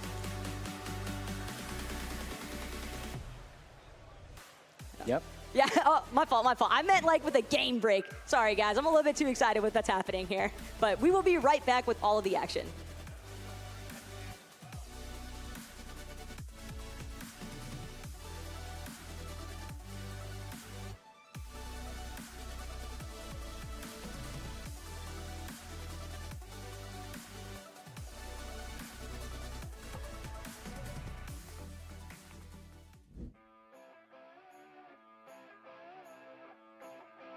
Hey guys, it's me, K-Morse, and today I'm with Cat Attacks, and we're going to be going against Kitsy and Felkson in a 2v2 blind driving test.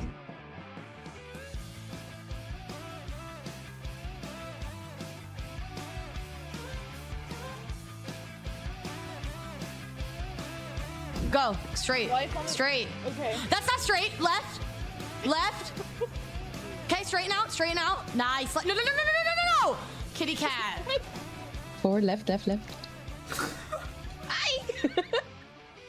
Like go left and straight at the same time. Yep, go left and straight at the same. Beautiful, good work. Okay, we're gonna stop. We're gonna, go to the left a little bit. Okay. Good job. Okay, we're in there. Okay, yes, we made it. Okay, keep going straight. It's like it's a little curved road. So we're gonna go here. We're gonna go left. Yep, left. Left. I'm going left. Cat, slower movements. Back up. Okay, this is good. We're gonna go a little bit slower on this one because I don't know what's gonna happen at the end of this waterfall. Okay, go straight. Yep, okay. Oh, we might flip. Whoa! Okay, you're good. Go straight. We're good. We're safe. Okay, I'm go. hearing straight. Okay, we're going down the waterfall right now.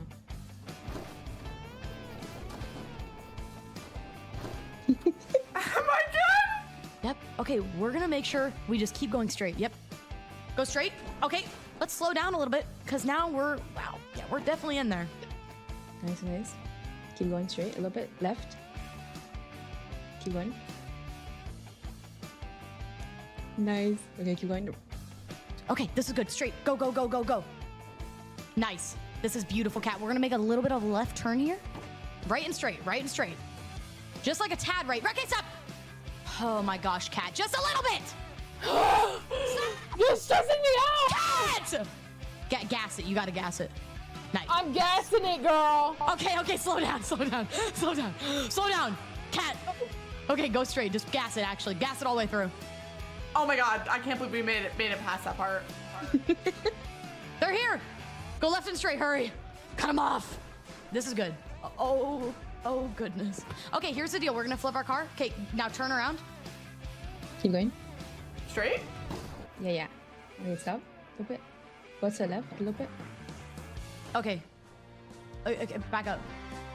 Turn like a little bit right. Like literally. Stop backing up, Cat. Oh. Turn. You're turning a corner. Left. A little bit. Yep. This is good. Now straight. Oh my gosh, Cat. They're like right in front of you, so you're cracking something. Okay, go a little bit to the left. Okay, go straight. Go right. Go left. No, I'm sorry. Go back. I'm sorry. Back. That was my fault. My bad. Back up. Keep just gunning it, honestly. We're just going to ride the wall. Left. This is good. Oh, really good. Okay. Stop up. We're going to beat them. Back up. Stop. And then go straight. Left. We're really going to try to get up this ramp. Straight. Beautiful work, Cat. Left. Back up a little bit, not too much. Stop. Go to right. Stop. No, they just crashed into us. Straight? They're hitting us, bro. Keep going straight. Go to right. Nah, we're gonna flip, but we're fine. Right! Okay, that's good. Now go straight. Honestly, let's just reverse it, bro. There we go. Okay, stop. We're gonna flip again. I'm low-key getting strats. Left. Straight, go straight while you're going left. Yep. No, I didn't mean to say that. Back up. A little bit to right. They just hit us off. Back up. Oh, yeah, we're cooked, brother. Go straight. Keep going straight. Wait, did we win? Let's go! We won? Yes, yeah, he won. Yeah! Oh my god! All I heard was... Thank goodness. I'm kidding. No, we lost, bro. Cat, we're supposed to be uniting together with our milk and be grateful. Well, that was blindfold driving. Hope you guys are enjoying the Milk Cup LAN. Stay tuned. Welcome back, everyone, to the 2025 Milk Cup Championships. Game 1 already done and dusted, and we knew that was going to be a super exciting competition on the day, and Kelly, the first map definitely provided. And what a surprise. It's Moxie and Regs, our reigning champions, coming out on top. And we talked about at the top of show, they love high ground. And to watch them do it a bit more patiently than what I've seen them do from the scrims is exactly what I wanted to see, Javi. But you know what? When you know, again, let's just look at this from a big picture. High ground wins games, we know this, but do you have the heart to do it in person with all this money on the line? And they definitely showed out. And they're just taking their experience from before and applying it here now. And to be able to start off the day like that when we've highlighted all these formidable duos is just fantastic. And a map too where a tricky one, way to be starting off the day. You get to see the chaos over the water, everything else, how the teams adapt. I mean, I see that look on your face. As soon as I see any kind of shattered span or whatever it's called now, that zone, that water zone, it's just, you know, everyone is just going, oh gosh, this again. Having to deal with a transition from going onto the bridge, which either has really high ground or you are in the water, and then making the zone move out of there and following through that transition. I mean, we saw Canary and Frantic have a bit of the issues in the water, and that's what happens every time we see that zone. But for me, really what was impressive was Sophie Ann and Maddie going for high ground and doing a pretty good job controlling it. And then when we saw Moxie and Regs try to take high ground from them, they succeeded, but Sophie did a good job disengaging, and she actually, to have height stolen away from you and still get second place is incredible. Yeah, and also Maddie NF, one of the first teams to go ahead and try to go for it for it there in the end as well, but just fizzling out, running out of material, just showing how difficult it is to hold high ground so early. Look at the fight here that you were just highlighting and referencing.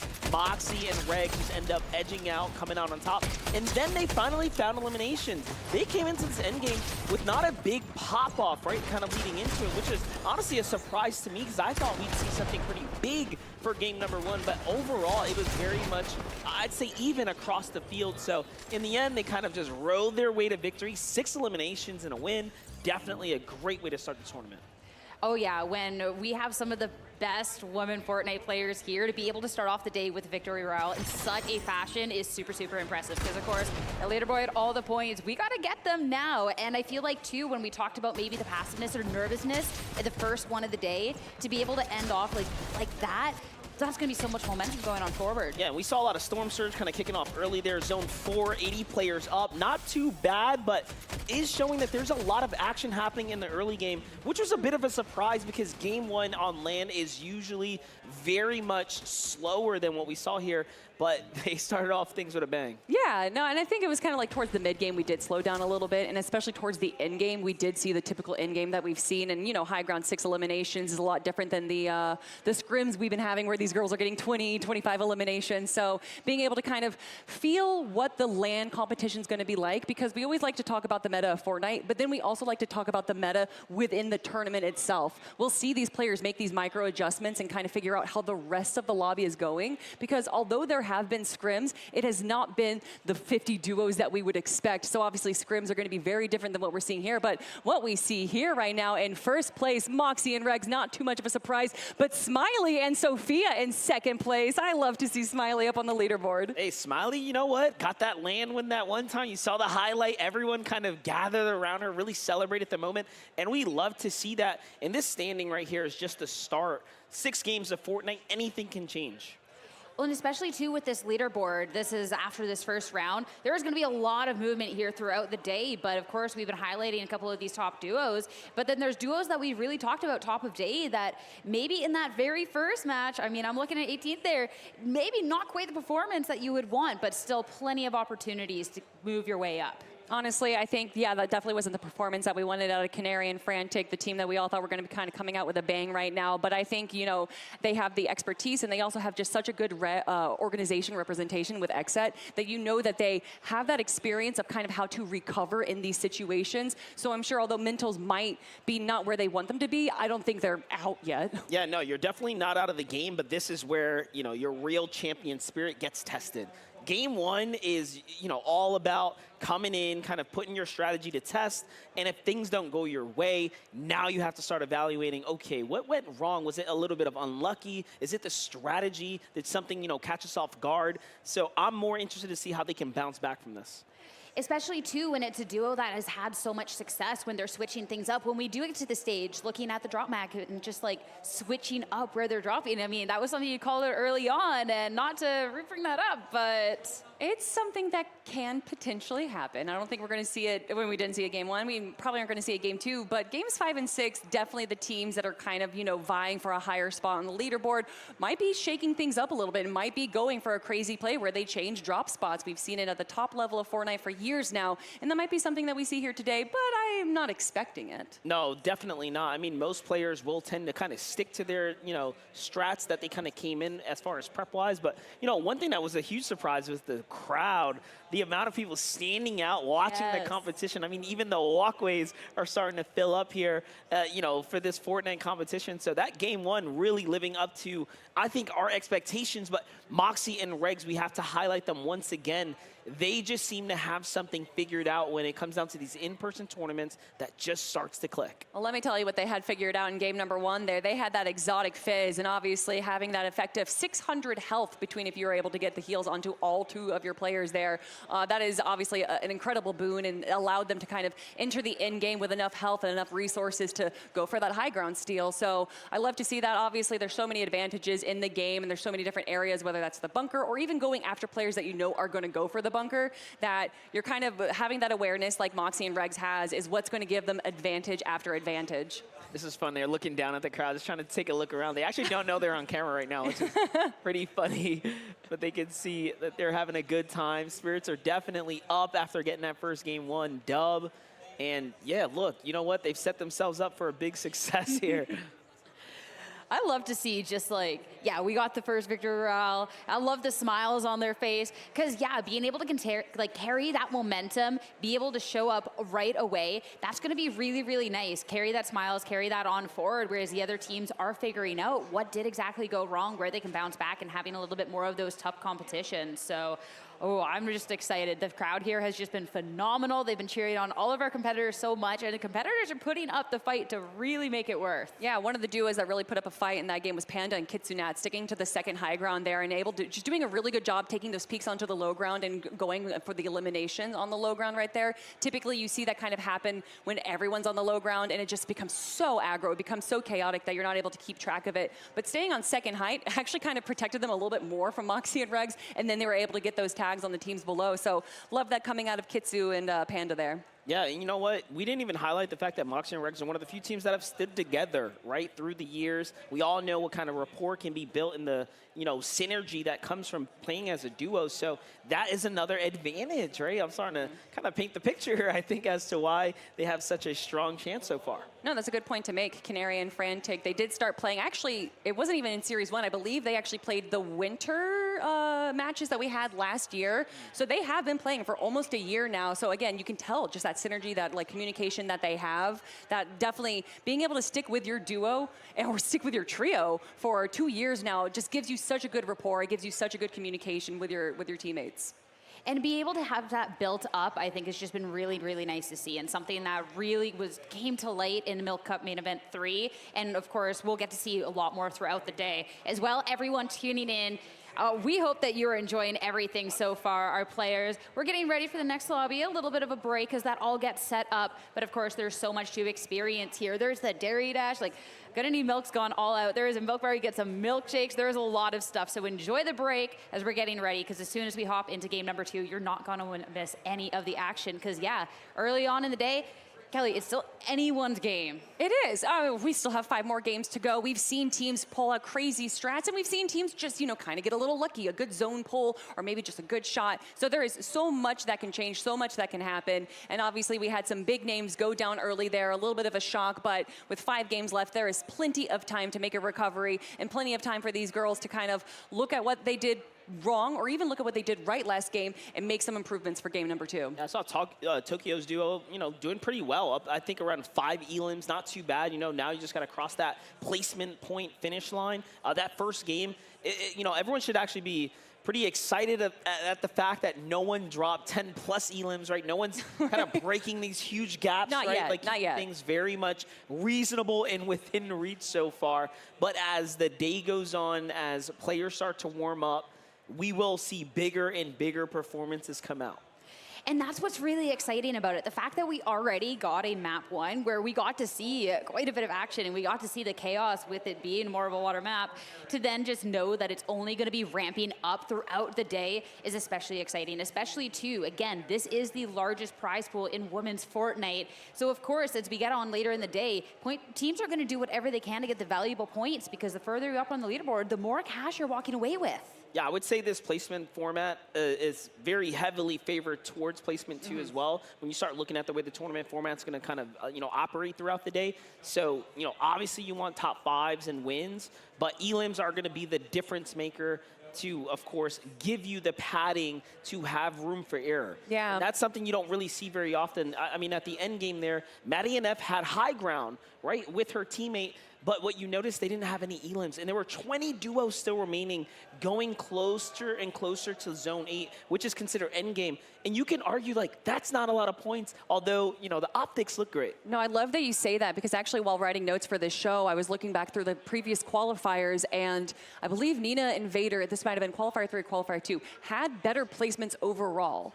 But because Frantic and Canary were able to just drop crazy elims every game, even though they had a game where they got 20th place, space, they were still able to come out on top. So I think a lot of girls, especially when you see what it's at 1 point per elimination or something, or at least that was for the qualifiers, that they are going to go for the heal-offs, they're going to go for the safe plays and everything. But going a little aggressive, going a little bit risky can definitely pay off. Of course, it is a double-edged sword, and then you can just have situations where you are in the water, you have no luck, you know, up a creek without a paddle kind of situation. That's definitely what we saw Frantic and Canary in, but I can imagine a quick recovery in these following games. Yeah, that was a tough end game, Sierra. Yeah. Like, you don't really get too many water end games. That's one of the, you know, things that you want to try to avoid. But that and mountains, right, are the two probably worst.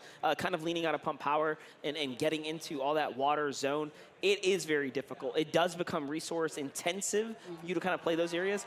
And then what happens is it forces players to fight in unfavorable kind of terrain and situations. So, yeah, you know, those things do happen in Fortnite.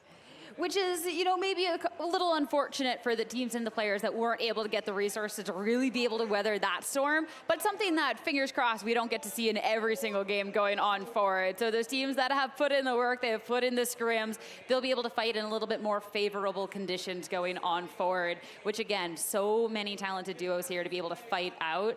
Yeah, we got the water map, we got everything here, but it's going to be a really, really fun day. Listen, we're complaining about the water zones right now, but just wait till we get into a mountain zone and we'll be complaining even more, okay? There's definitely some zones that no one wants to see in these competitions, but it's Fortnite. You can never predict where it's going to go. So for me, these girls right now, they're just game number 1 and they're making sure that they're ready for game number 2. We want to make sure that everyone has their like setups ready to go, so we're taking a moment here, but I think that game number 2 is going to be even that much better.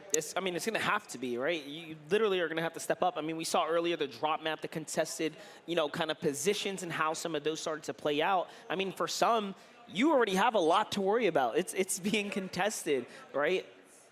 Yeah, it's going to be a crazy day because, yeah, to fight throughout the year, to now be on this stage, teams, you got to make sure that you're putting it all out on the field. You got to go for the elims if you got to. I know we talk about the placement heavy and stuff, but considering we got 2 teams tied at that 61 point, that can be the difference maker when these lobbies are going to be so incredibly tight. So I cannot wait for more of the competition. Again, we're just on a little bit of a pause as we're waiting, make sure all the players can get into the lobby, make sure that we're all set to go. But again, there is so much activities to enjoy here brought to you by Gonna Need Milk. So make sure that you're enjoying all of that because they have really put so much effort into this event, but throughout the year as well, to really be able to build on this initiative, to be able to promote this competition for our women Fortnite gamers is really special. Yeah, and opportunities coming out of each and every series, right? So like Series 1, Series 2, Series 3, all throughout the year, rewarding the players participating. And hey, if maybe you're the first time watching at home, want to get involved, right? This is definitely open to females in competition. You can come on out and join in the servers and participate. Yeah, definitely join the Discord server at Gonna Need Milk as well online for all of their socials. Follow them because they have so many opportunities, even just beyond, even if you're not, you know, a top competitor in Fortnite. Well, they also have the Academy. They have these winter special tournaments. They have so many different events that are going on that just gives so many opportunities to women that normally wouldn't have a chance to be able to play at a level like this. So I love it. It's been such an incredible lead up into it. And we're now here, you know, it's happening. And to be able to see how much that's built upon, I mean, the LAN Championships last year is amazing. And then getting into this and just seeing all of these players, the stage, the walkouts, absolutely everything else, and how many people have showed up in the crowd to be supporting and cheering them on is really, really special. And again, we talk about the opportunities that maybe these players wouldn't have necessarily had. This gives them a space to be able to grow that confidence, to be able to grow their skills, and be able to improve as players going on forward, which is just amazing. And we can see the effects of that already happening. Canary just got her first earnings at a Div Cup with Fredoxy. Like, you know, to be able to compete with the top of the top and come out like that is just so valuable and such a great lesson. And now we can see what she's been doing, what the practice that she's getting from the Milk Cup, and now she's able to jump up into the FNCS levels. I love it. Yeah, those are the stories, right, that are like the unsung heroes, the opportunities that start coming off of this, almost being a springboard even into more. And yeah, as the players are starting to gear up, I mean, you have to put yourself in their shoes. This is a big moment. We talked about how for a few, it's their first time taking a flight, getting on into, right, California here, and they get to enjoy TwitchCon in the process. So it's like, there's a lot going on here. There's a lot to celebrate. And it's really, really special to be able to have veteran players that have been on a stage before being able to prove and to continue proving that they're amongst the best here, and to see these other players that have put in so much effort and be amongst them and have this conversation to like, yeah, they can take down this competition is amazing. So we love to see all of the support here. It has been truly special, and thank you all so much for being a part of it. Again, we are gonna have a great day of Fortnite action here. One that, again, a little bit of a pause on, but I know for the players that they're raring to go. So it is going to be a good one. So I cannot wait to hop into more of this. It is always so surreal seeing all these cameras together and just actually seeing all 100 players in one area. I mean, I've been doing esports for about 13 years now, and there's just something about having 100 competitors on stage that just makes it so impactful. But you know what's impactful? The next game, Sierra. So I got some great news for you. Thank you all so much for your patience. Game 1 was electric, and it's time to get into the second one now. Let's get on board.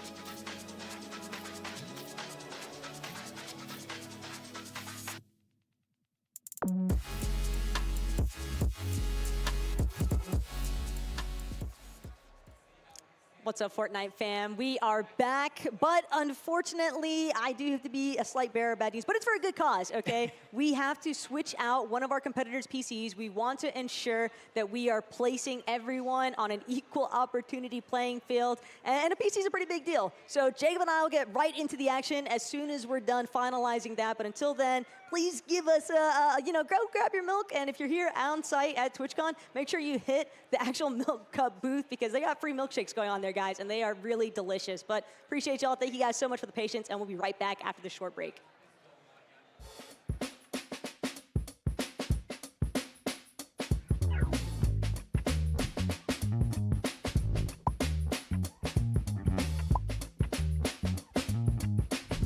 I just play competitive, man. I'm not built for this. Demon's Domain. We got this, we got this. Like, I have a limited amount of time to find the best nook and cranny here. This POI is also huge. I really don't think she's gonna find a lot of us here. Alright, this time, I'm gonna find them. Every single one. This is where I don't get found. Okay, if I'm a seeker, I'm definitely looking in the house first. Like, the house is the main thing. Okay, Demon's Domain is kind of a big area. I'm just gonna like plop myself down here. We're gonna sit and wait, give them some time to hide, and they better be afraid. I'm coming. Yeah, if I land here, who is gonna look here, bro? Nobody. Maybe I just go over here. Wait, hold up, guys. I have found where I'm going. No, wait. If someone sees me. Oh, I'm running out of time. I kind of want to be back here, though. Maybe this corner will do.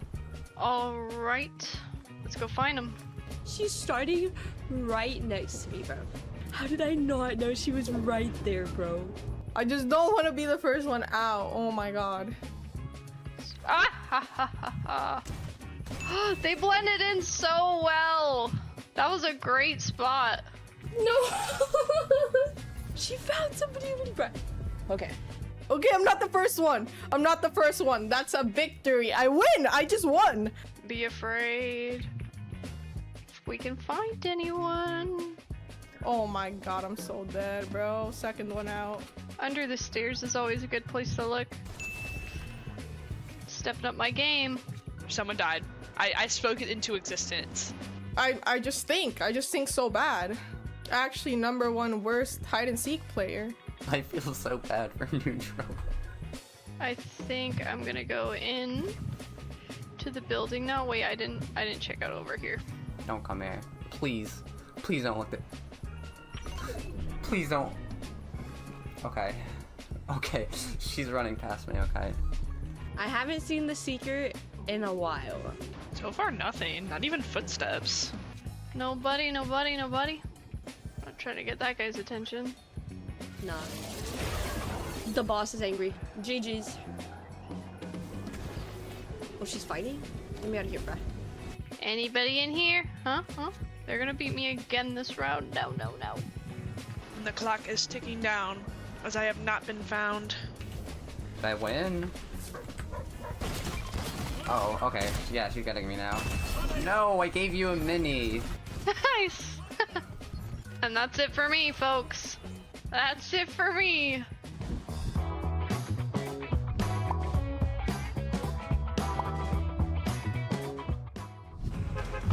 Alright, here we go. What's a devious hiding spot? Oh, I could get on that light pole right there. Nice. Sweet. Ooh. Yes. This is either gonna go really good or really bad. I have not found like anything suitable. No, I'm cooked this game. For real, I haven't found anything. We'll chill like this for now. We'll roll with this. You know what? I'll do a balcony. I'll do right here. Dressed. Okay, I think we're ready to go. Time to look for some friends. I'm getting found for sure. We're gonna look in all the rooms. Haha! Damn. Oh, someone got eliminated. No way, it was Caitlyn. That really surprises me that she was one of the first. Alright. I almost didn't see her either. I can win. Gotta open all the doors. And the balcony again. Let's go up. Oh my gosh, I can't take it. I'm out. Aha! Let's go. Dang, I wasn't first out though, so that was really fun. But now I get to spectate. Wait, I'm top 3. I'm top 3. I'm goated. I'm so scared to look to my right. I just feel like if I move, she's gonna be watching and waiting for me. Why is this nerve-wracking, bro? She's not gonna know. She's just not. She's not gonna know. Oh my god, wait. No. No. You don't have to do this. You really don't have to do this. He's all he did. Oh my gosh. No, she found me. No, it's over. No. Baby. It's me and one other hider. Okay, lock in, Latte, lock in. We might be polling the entire time. It's just down to me. Oh. I don't see anyone. We're moving on. This is definitely a place where I could walk by someone and not even realize. Don't see anyone though. We're gonna move on.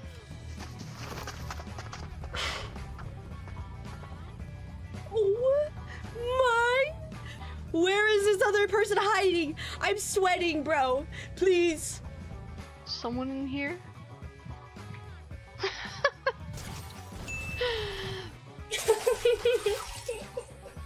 No, man. That was such a good spot. I'm impressed. I don't know how much aura I can farm anymore. Yes! Let's go! Oh, not the car! Let's go! Nobody knows to look at the light poles.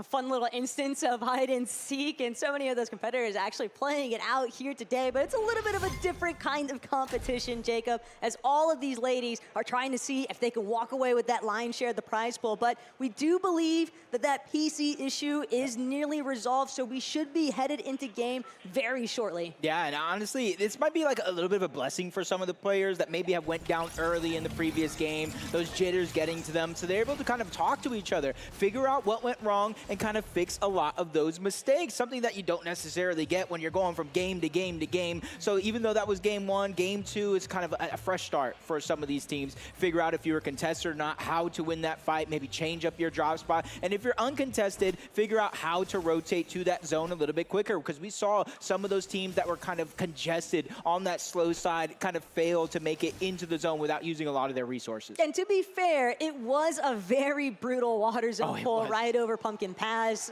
It's just very difficult, especially when some of those moving zones are also heading into that max pull territory. It's just a lot to keep track of, and I think even the pause between game ones and game two, it does give them that opportunity, a little bit of breathing room, basically, Jacob, and a chance to really try and find that, you know, shift between a little bit of confidence, I think, because I do believe that for a lot of our girls here today, if they didn't get that experience from last year's Milk Cup at Comic-Con, and this is a very different setting, a very different environment. You actively have people coming in and out of the con, and also just the Fortnite family in general out here supporting. That's been awesome to see. Yeah, I know when Maddie and Sophie Ann were going crazy in the end game, at one point having a high ground, I was hearing like a whole section of the crowd just cheering over and over and over. I'm hearing some of them now, and it's Maddie just picking up huge eliminations in that end game. And it wasn't even her that was clutching up as a solo. So she went ahead, cleared the path, got all the loot. She went down. Sophie Ann was the one that clutched up big, getting, I think it was like a second place there at the very end. So honestly, clutching up as a solo is a huge confidence boost to not only you, the one that's doing it, but your teammate knowing like, hey, if I go down, I got nothing to worry about. Taco's going to clutch up. Especially when she had 0 builds for so long. Yeah, exactly. It can feel like an eternity, even though it's realistically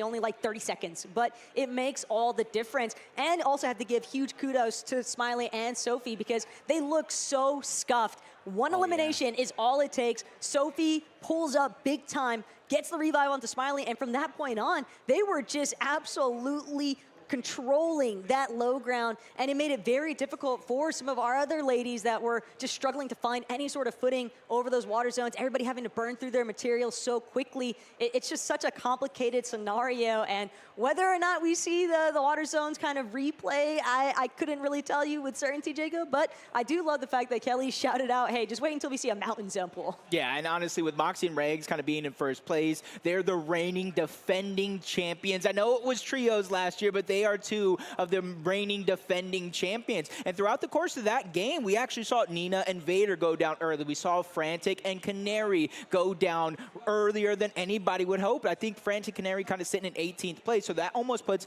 pressure on them as the back-to-back Milk Cup champions for online going into this LAN Major. So it's going to be really interesting to see how they answer that game number one. For them, they have 5 games left to really pick up the pace and kind of pick up those points.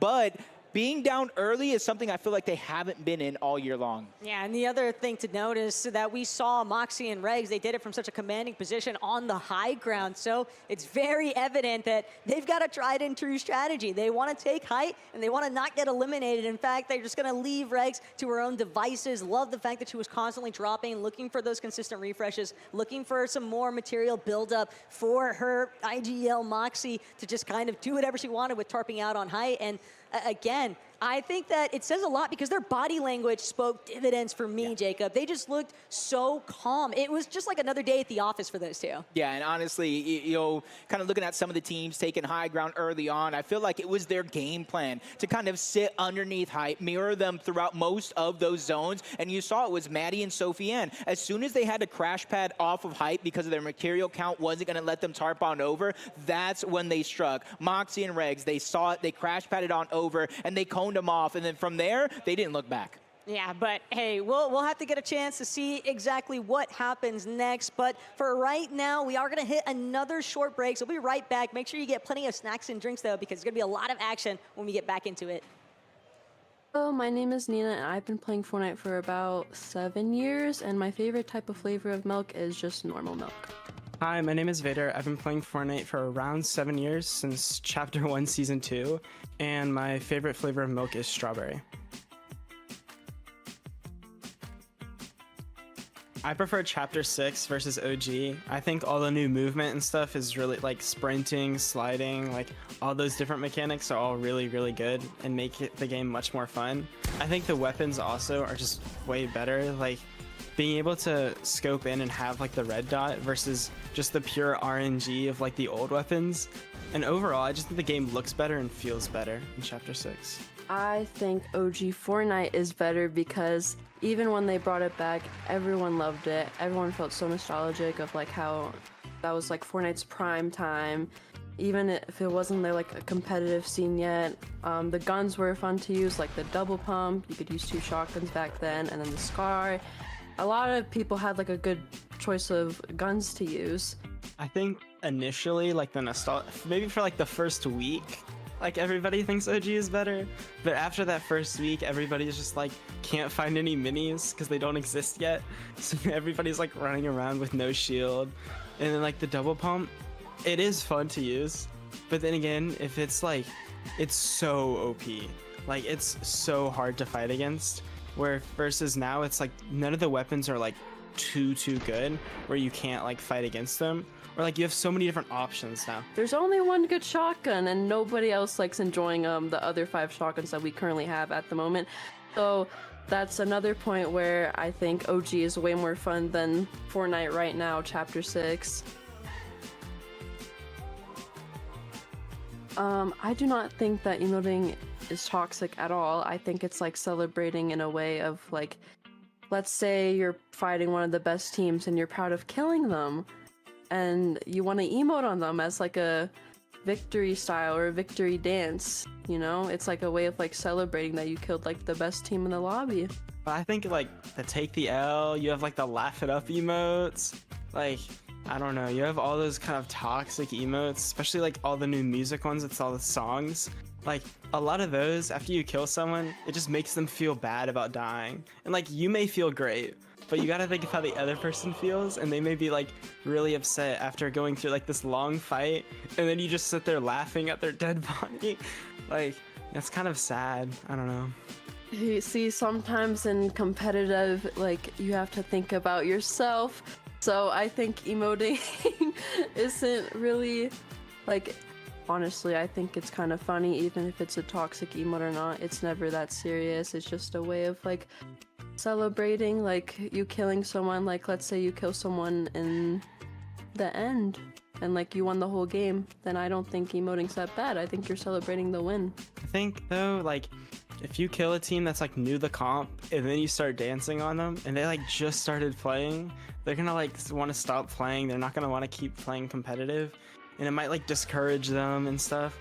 So I think it's, like, at the end, I think I can agree with you there. Like, if you're at the end of the game and you won, but when you kill someone, like, after eliminating someone and then emoting on their body, it's, like, kind of disrespectful in a sense. Like, you're, I don't know, you're kind of just flaunting that you're better. So I think normal milk is way better than strawberry milk. I think that strawberry milk is the superior flavor of milk and that it is better than regular milk. It still has like all the benefits of regular milk, but it just also tastes way better at the same time. Plus, there's like so many more uses for strawberry milk. You can take your like bowl of cereal and you can add strawberry milk to it and it'll just make it taste better. And I don't know, that's not weird, you know? No, strawberry milk with like different cereals is actually, if you haven't tried it, really recommend it. It's really, really good. You can also just like add it to other drinks and add it to other like mixed drinks. You could just do so much more with strawberry milk that you can't do with regular milk. Thank you guys for watching this segment. I hope you guys enjoyed watching me and Vader debate over some topics. We will be winning the Milk Cup, so I hope you guys will be watching us compete throughout the whole way until October. Thank you everyone for watching and Nina and I debate. I really hope everybody continues to support the Milk Cup, and everyone make sure to also drink milk.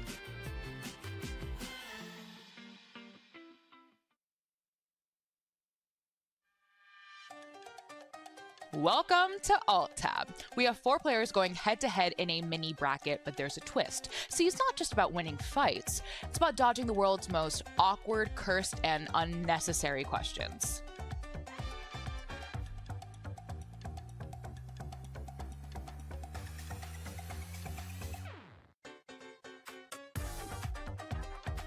Okay, are you guys ready? Yes. I'm ready. 3, 2, 1, go. Oh my god. Oh god. Oh god. Oh god. How do you guys build this fast? Oh, we're going up. We're going up. Oh my gosh. Higher. Higher. Oh my god. Does she know? Does she know? She knows. She knows. Okay, she actually knows where she is. It's a lot of building right now. Not a lot of fighting, I gotta say. I saw someone get some shield off, but come on. I want to see some action. So, you know, Aaron Soul kind of. No, you're so low. Oh. I trolled. Are you ready for your question? Yeah. Oh, no, Who is the most famous person in your contacts? Paris Hilton. Oh, wait, no. What? Well, Paris Hilton or Heidi Klum. One of them. Oh wow. You know what? I was not expecting those two. I expected like, you know, like maybe like a streamer or like, you know, not someone as mainstream as Paris Hilton and Heidi Klum. Like that is wild. I gotta choose like a good question to make him like fight harder for this. Hold on. I make him. Right now. I have a good one. So you might want to win. You might want to win fast. Jasker, come on. All right, I'm gonna play weird then. Slow it down. Take a freeze. You know, take your time. Drink some milk. No excuses, just results. Come on, lock in. Excuses, just results. She's making me scared. Oh my god, I'm like. Oh my god. Ooh, that was clean. No. That was clean. It's the question for you again. What is the last thing you Googled word for word? Okay, let's see. I'm scared. What was the last thing I Googled word for word? Mine is how to turn PC off. Bro.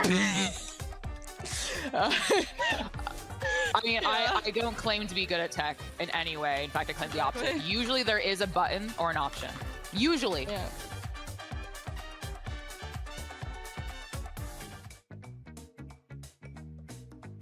Are we ready?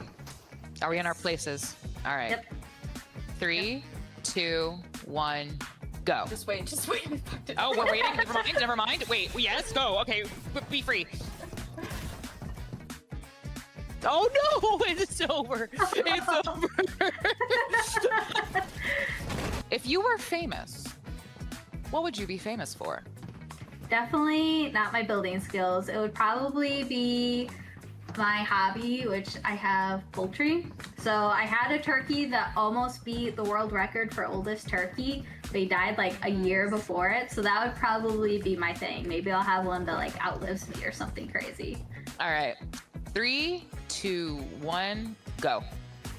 Ooh. Oh, we're flying. We're flying. We got this. We're gonna work out. Oh, where did you go? Where did you go? Oh, there. Oh, we're going. Ooh.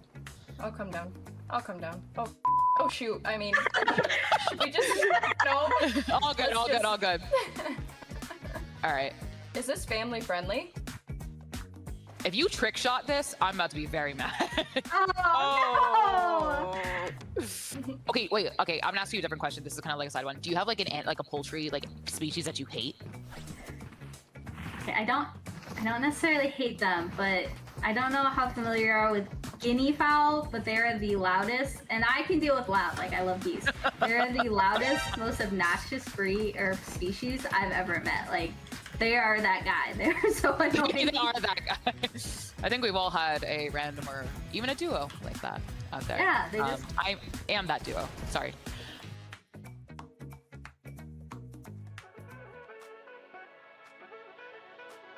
Three, 2, 1, go. Oh my god, I'm nervous. It's the finals. Oh my god, they're gonna run me! Oh my god! Oh my god, I'm scared. Oh my god, wait, oh my god. Wait, who did that? Wait, that's not... Oh my god! Wait, is that you? That was an accident. Wait, I was trying to tab out and that it made me wasn't shoot. it. Yeah, no. Turn the other way. Wait, I'm so sorry. I tried to tab out and it just made me shoot. I'm gonna look the other way. I'm scared. I need an adult. I am an adult. You're I am a scared. 26-year-old.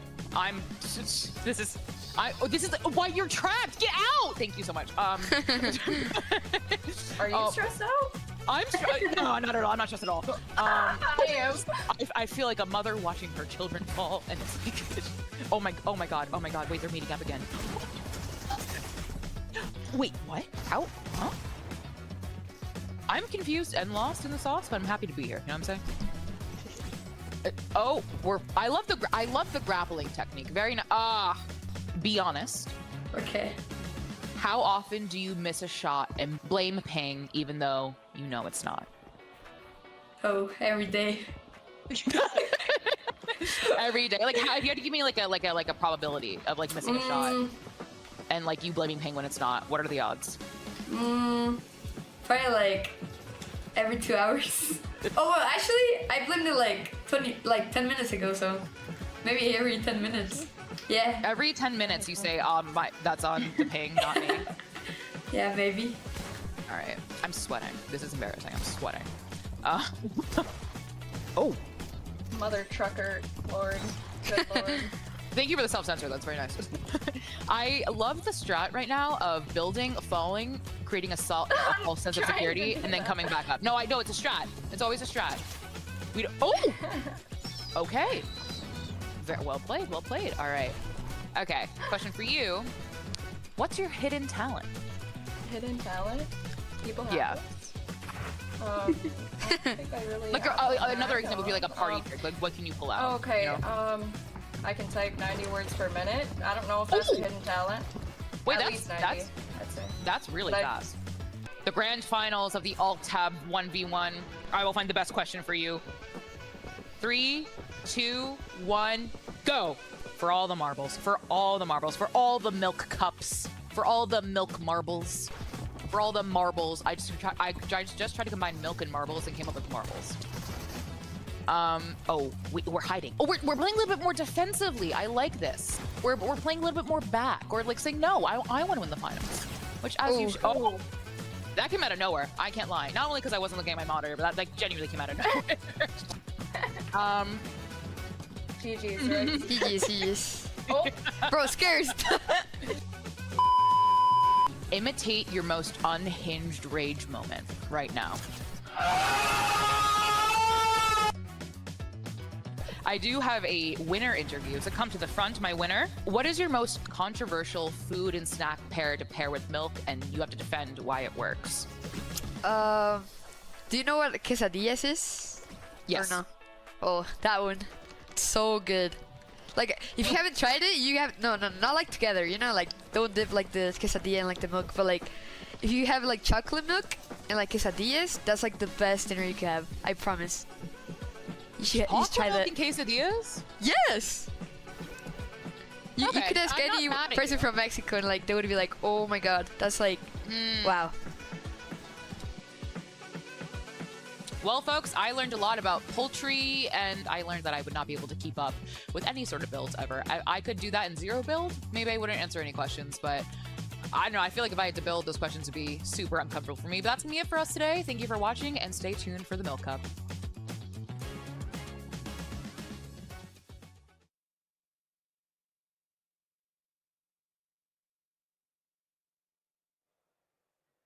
Everybody, as you guys can tell, we've got a lot lined up for this weekend's competition, but Jacob, we want to make sure that all of our ladies that are competing here for such an insane 210,000 prize pool have the right opportunity and the same equal playing field. So we are just taking a moment to try and finalize resolving some of these technical difficulties. So please bear with us. We appreciate your guys' patience so much, and thank you so much for supporting all of these wonderful ladies that are competing here today, but we will be right back after another break.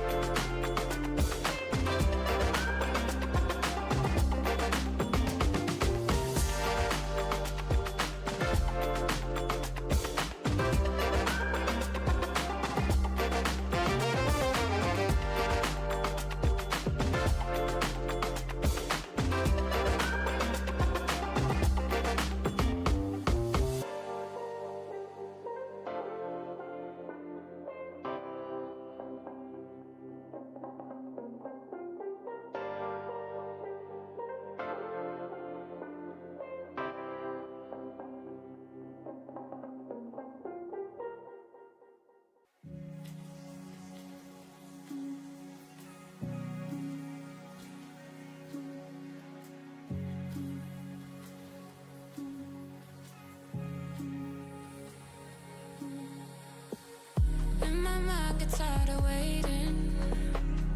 It'd be wasted time to save this. Is it so wrong? I wanna walk away from all the changes. Need to switch up my thoughts now. Need to cut off my ties now. I've been living a lie, stay really alive.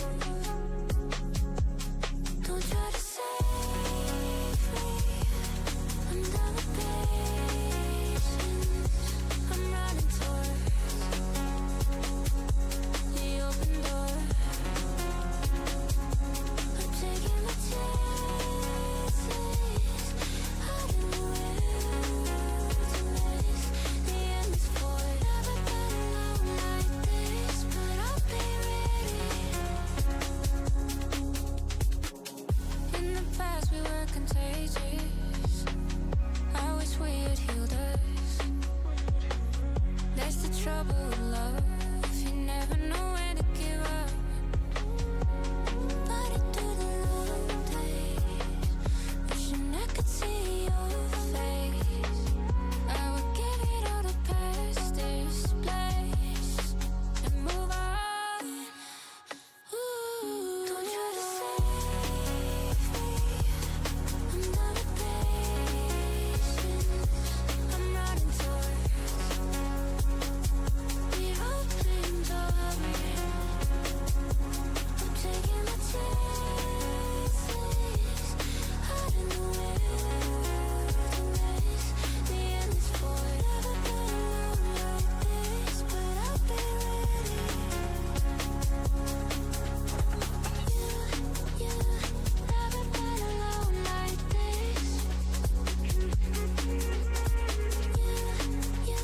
never been alone like this. You never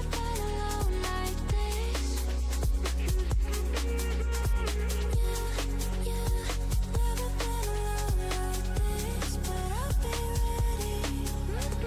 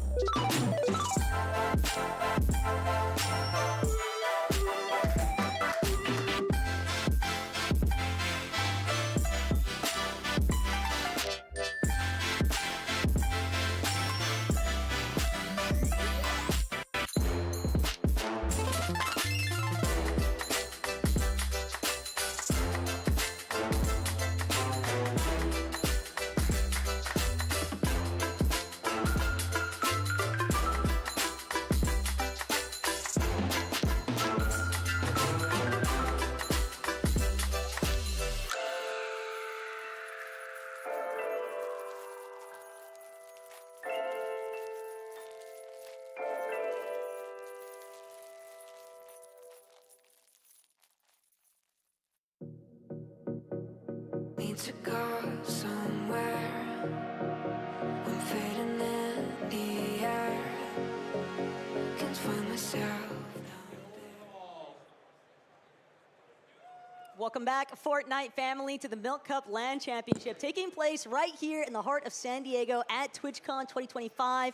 Have to say huge shout outs once again to Gonna Need Milk and Radiant, of course, for helping pull this all together. But we've got a very special guest interview, essentially Miss Milk Cup herself, Peach Cobbler. So awesome to have you here on site. It's been an awesome year, and watching you help coordinate and kind of move things through. I mean, what's that whole process been like? Oh my goodness. Well, as you mentioned before, Radiant and Gonna Need Milk has been doing a lot of the heavy lifting. I get to just kind of sit back and cheer on my girls and hype them up. But it's been incredible to watch these women go from the Milk Cup scrims to the qualifiers to the stage. I don't think there's really words that you can put into it unless you're actually up there doing it yourself. Do you have... You probably have a lot of favorite teams, because even me, I'm hard to pick one. Like, I was like, looking at one, looking at the other, looking at the other. I'm like, okay, you know, we have a bunch of threats in the lobby. What are some of your favorite teams? Oh my goodness. Like you said, it's really hard. Every time I see these girls and I get to hug them and shake their hands, I want all of them to win. And I know that we can only have 2 winners here today, but I'm going to shout out some of the teams that probably don't get a lot of viewership or people like seeing them. Ardupe, Shadow Cat, some of the girls that I've seen be grinding. Like, these women have full-time jobs and like lives on the outside of their gaming careers too, and they're still here grinding and on stage today. So. Yeah, it has been incredibly impressive kind of watching their process and their journeys throughout each of the qualifiers, now funneling into this actual LAN Championship. But something I saw you doing earlier on here today was posting some pics with some of our watch party members that are taking place. So what were the vibes looking like over there?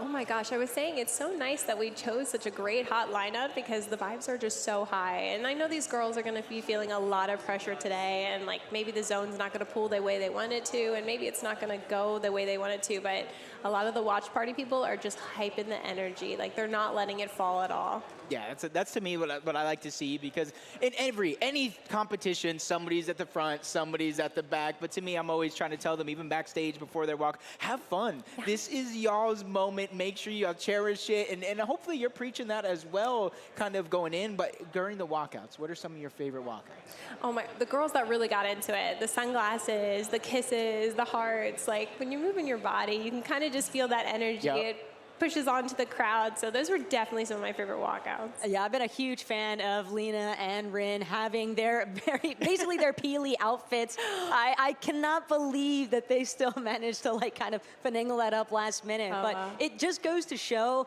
that all the ladies that are here, obviously they feel a lot of relief having made it through the slugfest that had to take place with each of those qualifiers, getting your spot on the battle bus for this LAN Championship. But Peach, I know that you've seen a lot of the developmental process, but kind of even scoping outside of the Milk Cup LAN Championship, what do you think this is going to do for like our ladies after the fact? Ooh, such a good question, and it gives me chills just to even think about it. My hope and dream for them by the end of this is that the fire that they had for the competition today is just ignited even more. So they're not just looking at this competition for next year or future events, they're looking at anything that has to do with Fortnite, third-party tournaments. Like, they just got the bug and they just want to keep going.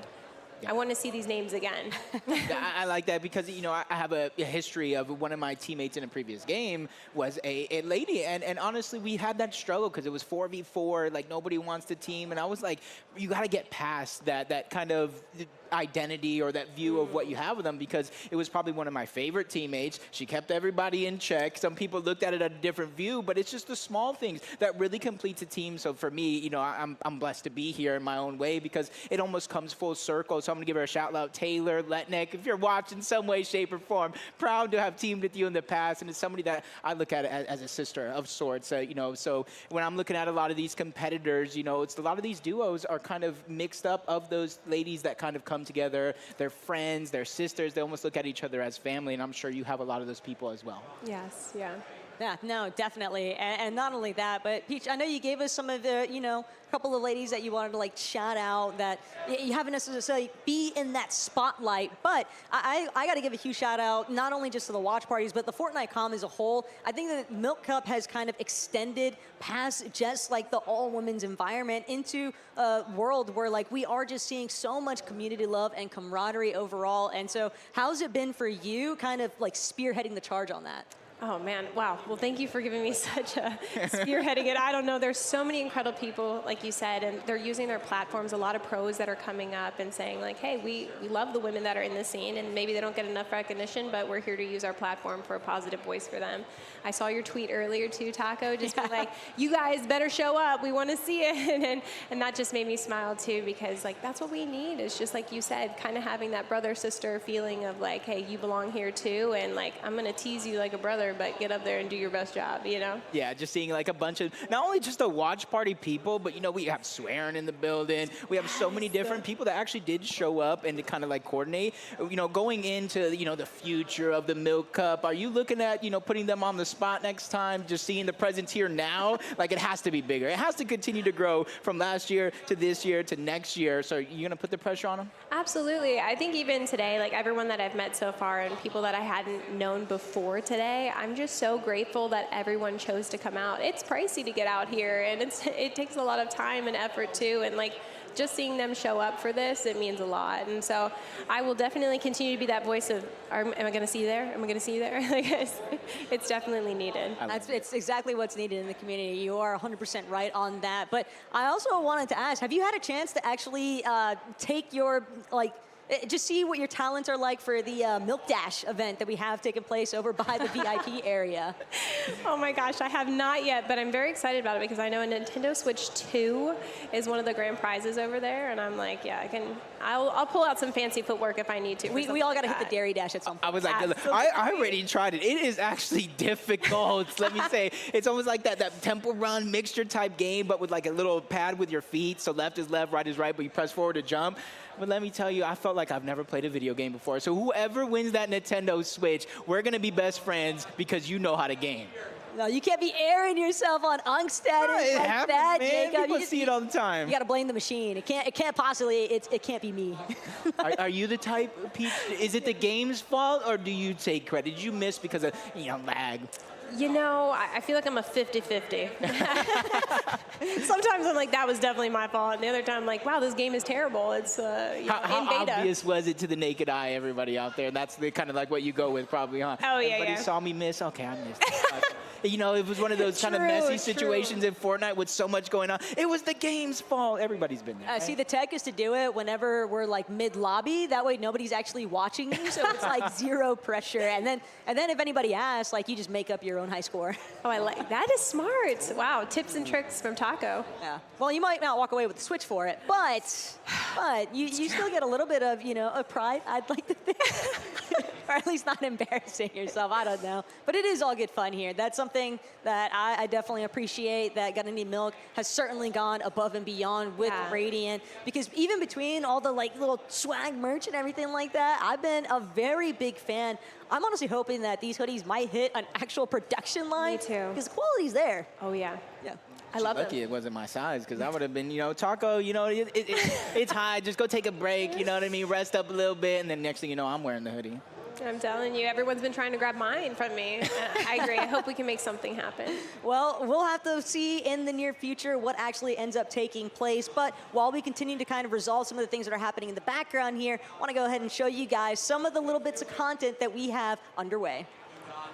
Hi, my name is Smiley. My favorite milk flavor is regular or plain, and I'm here today to guess your ranks. Hi, my name is Sophia. My duo is I'm Smiley, and today I'll be guessing your ranks.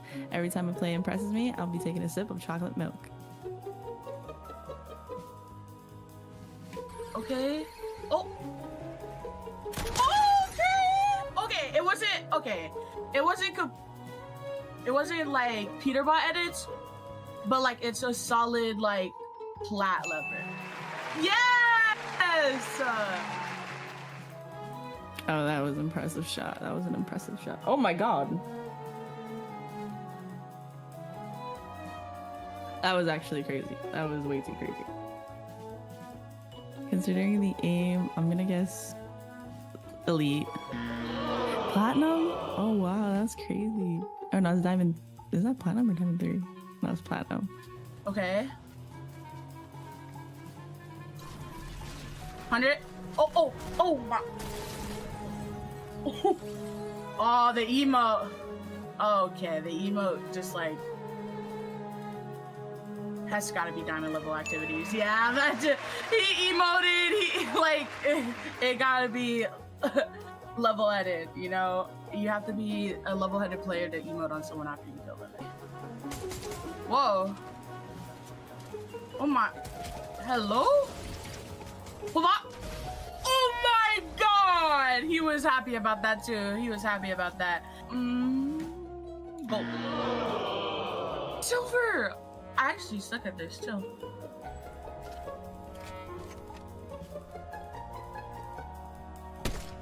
I mean, this looks like a good play.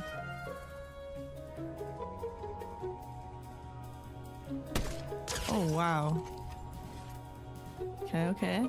That was a pretty good play. I'm gonna have to go with elite. It's so close every time. Goes up. Okay. Some bloodeds. Coned. Oh my! Wow! Yes, wow is right. Okay.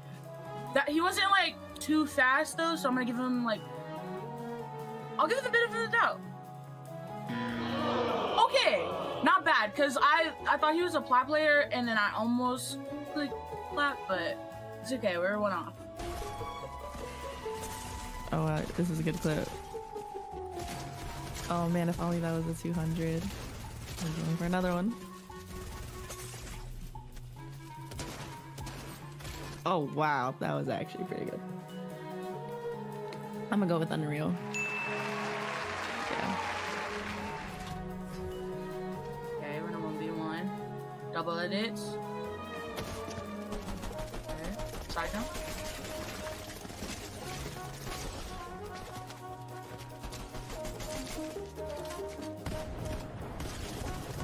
Easy.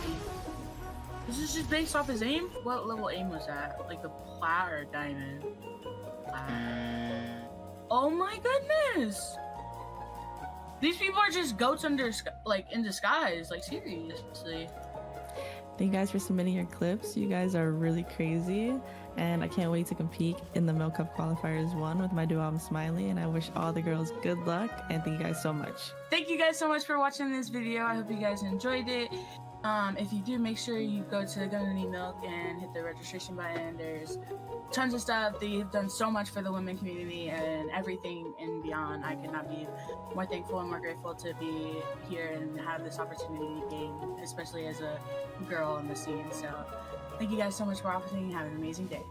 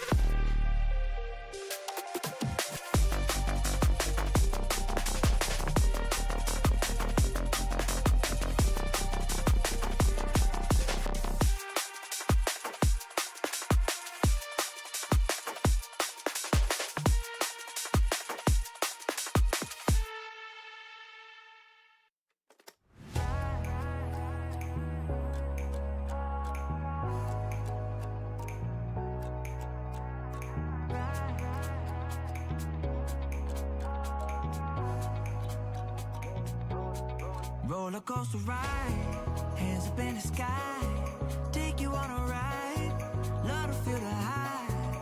We can start again, laughing to the end, screaming at the top, hope it never stops. We could do it all over, thrill is bringing us closer. Fortnite family, thank you all so much for your patience and understanding. We believe that we are headed in the right direction because lobby number 2, that's something that everyone has kind of been amping up here. I think a lot of our competitors on the stage even, they're feeling much more calm and relaxed in this environment now. I think it has been a net positive for them to kind of have this opportunity to kind of re-stimulate their own mentals. And you just got to treat every lobby as if it's the freshest one. Like it might just be, you know, one more game. Yeah, and I'm going to be looking at Moxie and Regs because, you know, they were the team that actually did find a way to win that game 1 of the day. But even with some of these technical difficulties, some people could look about, like, how do we bolster our strengths, what worked, and how do we replicate it? But at the same time, when you start to catch fire and you catch that momentum, you kind of get a little bit of a break, you get a little lackadaisy. So I'm going to be watching them throughout the course of this game to kind of figure out, do they still have that fire lit? Is it a momentum of avalanche falling down the mountain, or do they basically got to start from square one? The way that they've been moving after that first lobby, Jacob, it would not surprise me if we just see them trying to replicate that process. If it ain't broke, don't fix it. And that is something that Moxie and Regs definitely excel at. They know how to just kind of control the pace. We saw the way that they were controlling that end game from height. It's all about just understanding the perfect time to strike for those height overtakes. But I do know Feldy here in the audience, he's got to be cheesing ear to ear after witnessing Xset bring home the bacon for that first round. Yeah, I mean, honestly, you know, seeing Frantic and Canary kind of go down really, really early in that game, he's probably feeling it a little bit, but then he's like, oh, wait, there's a couple more Xset members in the game that we can still have a victory royale. It worked out for them. So, I mean, honestly, that's got to be a tough situation for Feldy to be in because, like, watching all kind of like your kids, like, which one is your favorite? Who do you root for? But, I mean, at the same time, it's like that double-edged sword. Exactly, but at the same time, we know that all of our ladies are going to be dropping in fresh off that battle bus. For some of them, we saw a little bit of struggles with that early game contest. Wouldn't be surprised to see them maybe try to play that a little bit more reserved, especially when you look at areas on the map like Supernova Academy, for example. We knew it was going to be a triple contested area to start things off, but it seemed like there was way more than 3 teams to kind of kick it off. Yeah, it was kind of just interesting how they rotated kind of very, very quickly towards that kind of POI area. We saw like 5 people just below the bridge, a couple people around Utopia. Supernova had a bunch of teams. So we're seeing teams, you know, unlike what we see, you know, online where they're kind of taking separate rotations around the map, we're seeing everybody take similar rotations, and kind of rightfully so. When you're in a kind of a spot or zone on the map, you kind of look at what's the priority rotation. But when everybody is taking that same rotation, it kind of makes it a stacked side of the zone to where it makes it hard for anybody to rotate through. And then you kind of have that where you get a far pull the zone right after. It kind of makes it hard and very, very risky to use those crash pads, to use those flowberry fizz, because we saw a few teams actually get taken down or drop to very, very low HP during some of those rotations. Yeah, it can be really tough kind of navigating which direction you really want to head, especially when so much congestion starts to build much quicker than you might have originally anticipated. But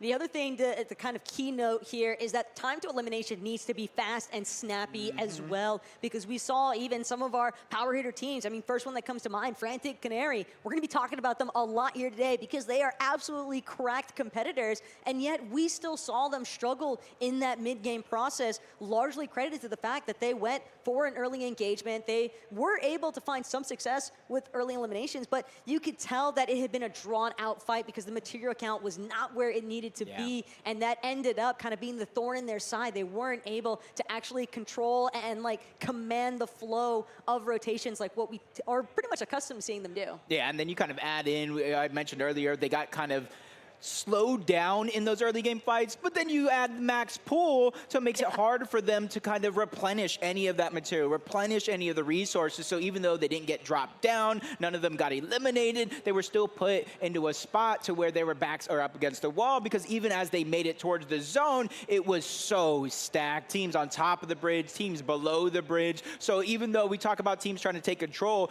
looking at these zones and kind of thinking steps ahead and trying to predict some of these zones is very, very important. important for a lot of these teams in this game, because it just kind of shows to where, are you going to have a tough rotation rotating next to maybe 20 teams, or are you going to be on the slow side of the rotation, kind of quickly using crash pads and fizz to dodge a lot of the chaos that goes around? Well, one thing's for sure, Frantic and Canary, the times where they found those major or I say majors, it's basically a major for the qualifier process, but the two that they did win, they won the first lobby also. So now to see Moxie and Regs actually be the light up for the highlight reel in that first game, it is very interesting for how they're going to be able to kind of make that bounce back, because you don't want to fall too far behind, even though we know that there's still 5 lobbies left to work with. As the closer that we get to that halfway point of match 3, that's where a lot of these competitors are really going to start to feel more of that squeeze, more of that pressure. Yeah, and I'll be looking at, some of them, especially the ones that don't necessarily have the experience, is how they handle what you're saying, the pressure of maybe not necessarily performing as well at the top of the leaderboard, or maybe just not getting these situations that you want. But I think the game is ready, Taco. Enough of the yapping. Let's jump into game number 2 and continue the journey for the Milk Cup Championship.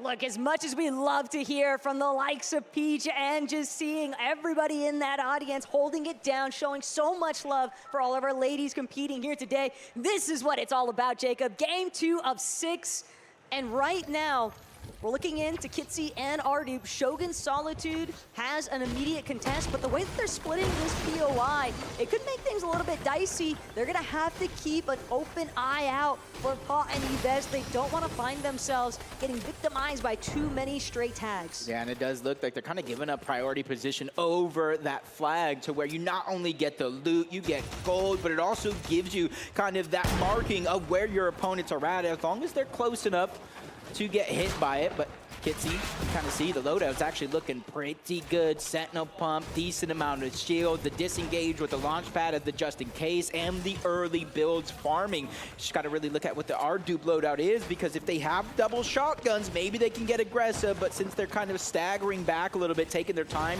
to try to get that perfect loadout, maybe they just don't have what they want. Still think that the material count might also be a little bit of a concern here for Kitsy and Ardup, but they might also just be waiting for an opportunity. Perhaps Paul and Yves, if they get a little bit too separated from each other, that launch pad, like you mentioned, could be that ultimate cutting the gap. And if they're able to just collapse quickly, it might make all the difference, or they could just full on disengage. Yeah, it does look like the latter is going to go through the disengage. And rightfully so. Like I talked about the flag capture, they get a bolstered loadout on the other side, and then you got to add in, this is a little bit of a hot drop. Those drones will be around, so there's a lot of extra heals, a lot of extra resources, and if you kind of lose control, you get pushed out just like that. But from one side of the map, literally to the other, we already saw Mystic and Shadow Slayer win this in game number 1, and they're continuing with the same tempo, but a fight back is coming through. They're trying to do what they can. A huge shot onto Shadow Slayer, but Mystic is feeling the confidence to clean that one up yet again. Back-to-back off-spawn fights where they find themselves victorious. It's just very difficult to actually turn that one in your favor when you are left in that isolated position. A good attempt, but when you are looking at some of these immediate 50-50s, and not like what we just witnessed at Shogun's, where you can kind of spread the POI out a little bit further. Mystic and Shadow Slayer are doing a great job, though, at taking full control, and now we'll just see how they're able to kind of transfer some of this early game success into the mid. Yeah, and it's huge because now they got all this space around this side of the mountain. There's a ton of what some people talk about, the best resource, the metal, the brick, and they got a lot of time to kind of loot up here. We got Scars, Aida over on this side of the map. You seem very, very low on materials and kind of getting pushed down against Kay and Madi over there. And they got a little bit of elevation, but unfortunately that bush is going to go ahead and shroud a bunch of where they're actually at. So they're going to be able to kind of sit here and kind of figure out what they need to do, because they're very, very low on materials, so they can't just run away freely. That's the problem, too, for Scars, is another issue has been encountered there for Rick Rar. Kitsunat and Panda just getting aggressive very early on. We're just looking at so many separate positions. Went from southwest now all the way down to just far here at Dreamy Domain. And Kitsunat, I think that this is one of our sleeper teams for sure. I mean, we've seen them participate in a lot of those Milk Cup Academy scrims. We saw them even winning a handful of those lobbies over this past year. But Kitsune and Panda have made it very evident that they have a lot of confidence behind them. And if they can find their stride here, get a little bit of rhythm behind themselves, they could be a serious Dark Horse contender. Yeah, and they got a lot of space, a lot of opportunity at loot, even though they got that one elimination. You know that Solo's kind of running around trying to survive. And even though you see where the zone is at, it does kind of look like it's pulling a little bit towards the north, maybe an eastern, so we might have kind of shades of what we saw in game number 1 going over to that side of the map. Smiley even picking up an elimination in the feed. There goes the more aggression that we were kind of talking about from game to game. This is problematic right now, though, for Silver Scare and Mel debating whether or not they want to continue that exchange, but instead, thinking better of it, they're going to fall back and just prioritize their next positioning, kind of circling around the outskirts of Outlaw Oasis. They got the storm closing in, but these early storm ticks, nothing for them to be all that worried about. They're more so just trying to make sure they don't get locked down amongst a bunch of other competitors surrounding them. Yeah, but from one side of the map to the next, Arduke and Kitsy, they try to disengage out of Shogun, rotate to the zone very, very early on, but then they run into CC. Velocita there on the other side, and their team, they were very, very dangerous in that last game, but they're also very, very calculated. They don't take any fights unless they have to, and when they have to, they try to give themselves an early advantage, and that's why you see them kind of dropping off the side of the mountain and using that Flowberry Fizz to try to rotate in the zone, but under the radar. Well, I think also lobby number 1 was a little bit of a wake-up call, too, for CC and Velocita. Unfortunately, you have to remember, they got that original down onto Smiley, and then Sophie just completely shut down their dreams of trying to capitalize for the full elimination. And so it's kind of just a steady reminder that even if you are a strong fragger, you still want to make sure that you're not getting too over-aggressive, too direct, because a little bit too much pressure, and it can be turned around so easily. Yeah, and again, you see from zone 1 to zone 2, we continue to move on over towards the northeastern lean. You kind of seen it in the mini-map. Even though we don't see the actual zone, we kind of see where it's telling them to go. So it's forcing a lot of these teams on the southern eastern edge to have a mirrored rotation. Yes, they could try to use the launch pad on top of the mountain, but that puts them in a risky situation to get tagged all around the lobby. Crocs and Sweet, though, tangled up right now with Sep and Denzi. And if they're not careful, both of these ladies, they might just find themselves getting a little bit smothered by some surrounding teams. Got teams a little bit southwest, a little bit north of their current position. But they're definitely taking their time. They want to be as calculated as possible with some of these fights, because they know all it takes is one peak that was a little bit too overbearing, and they're the ones that are going to get turned on. Yeah, and we talked about the time it takes to finish some of these fights. You see Supernova Academies at the edge of the zone inside. A lot of the teams that are still not in just yet are going to have to rotate in. Seps, Danzy, it looks like they're playing a little aggressive to try to take as much control over these pieces as possible, but they're also not going in for the 50-50. They're not playing over-aggressive. They're just taking as much of the space to where they feel comfortable and then kind of trying to just shoot the rest of the builds down. But from the high ground in the distance, there's so many teams watching this fight, and I think that's exactly why it's slowing down. But that little bit of a tag is going to be enough for Crocs and Sweet to have a little bit more confidence, start trying to push towards the high ground. Good cutoff, though, by Danzy. Nice supportive measure just to buy a little bit of time here. Sep trying to see if she can get some shield going. But Danzy, she loses all of her shield. That's going to be a forced retreat here now, as Sep and Danzy, they need to heal, Jacob. They don't want to continue this fight, especially knowing that there is still that team in the distance, kind of playing spoiler to their aggressive strategy. Yeah, there's like the RVs is kind of what they call it over on that side of the map, where there's a ton of natural brick, and that's where you see teams that kind of either land or rotate over on that side of a split. They kind of just use the already made mountain plus the brick that they were able to get to build towers just like that, and they're able to see so much. And except Danzy, they kind of know they're being watched over the side of that mountain, so they're being very, very careful. And you can see exactly where they're angling themselves to where if a team is going to get third-partied, it's going to be the team that they're fighting, because they're pushing them away in that direction. And so many of our ladies are just being reminded that it's never just an immediate 2 versus 2. Spinor and Cat Attacks forced to retreat into the inner workings of the buildings nearby because they don't want to stay exposed and waste too much of their builds. Sure, it's nice to find more than one elimination at a time, but you still got to be very wary of other teams just immediately collapsing on you. Yeah, you can see they already have the med mists. They are in the black market as well. So we have a 75 gold here for Spinor, and I do believe it could purchase something, and I think that's why they're waiting as long as they are. Yes, we got med kits, we got splashes, we got the med mist itself. So we have a lot of resource here to stagger ourselves back, let a lot of these teams rotate in, and then that's where we can use whether it's our crash pads or the natural launch pads that are on the map. That's what they're going to use to try to focus their rotation in when they eventually do. They might also just be waiting it out to see if another team dares try to come near them inside the black market. If they camp it early on, it can be very difficult for teams that might have had that mentality of, hey, we want to actually play for white heals inside of Storm for a little bit of a dead side rotation. But Cat, Spinor, they don't want to get overzealous. They're going to choose to move on out and try to get some locked-in positioning. And last zone going into this one, we did have that vault open up, and it was a vault that was kind of over towards Gordy Gate, so there was a lot of ample opportunity to so many teams to rotate in that direction, either grab the exotic or the scraps that are going to be behind, because that bunker is full of metal as well. So if you do not land at one of those POIs that have one of the most precious resources in it, you could try to use that to try to accumulate what you need. But you're seeing a full rotation going through, and it's a smooth rotation as well. Even though they're building small roofs to try to cover themselves for the high ground, I don't think they've been tagged at once. Yeah, they were going for that deep north wraparound dead side rotation. It could pay off so well for them.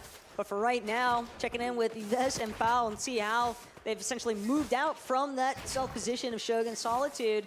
And we know they don't actually have to take that fight. The team not really seeming interested and just allowing them to kind of have that capture flag point control. But Yves and Pao fully aware of the fact that even crossing through Rolling Blossoms Farm, this is a very open area. And if you aren't careful, you can find all of your shield just disapparating in thin air. Yeah, not only is it open, there's so many different terrains. You see Moxie and Regs right in front. They have a little bit of elevation before it kind of teeters off the side of that mountain, and they're using to their advantage. They haven't really rotated until now because they know every team rotates in their direction. With that elevation, they got the surge, and now that they have the surge, it's on to the next step of their journey where they begin to rotate out. But as they do, they get tagged up by Yves. They get tagged up and jumped on by Pao. They're trying to take this fight quick. They're trying to take it early.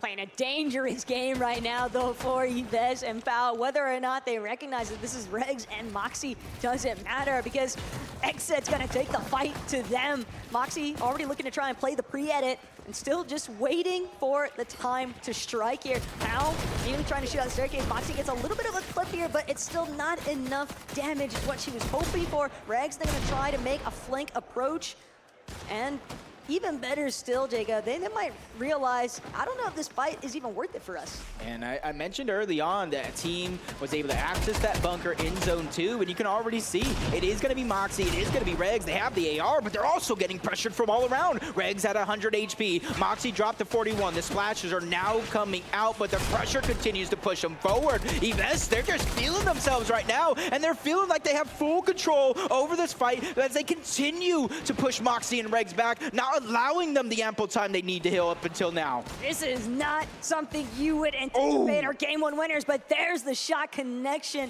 from Moxie. That's going to be a little bit of a bailout lifeline here, because Pao and Yves, they were turning on the burners for a moment. Still want to remind everybody that there is ample talent in this lobby. And Pao, Yves, they're not looking to play for anything outside of first place here currently. They know if they can shut down Regs and Moxie right here, right now, there's a massive refresh, and so much has been invested from both of these teams. Jacob, they have to find a conclusion. Yeah, I mean, you know that saying that goes around, you want to be the best, you got to beat the best. They're really trying to prove that so, but Regs, Moxie, they catch one slipping, trying to go for a flank. They get good amount of damage, but they continue to get pressured. I don't know what they came from. I don't know where they ate for breakfast, but Yves and Pao are putting on a show against the defending champions. And what looked like such promising loadouts, too, for Regs and Moxie has now just been completely burned through. Moxie's got 17 builds left. Regs only had around 30 or so. They are stuck trying to hunker down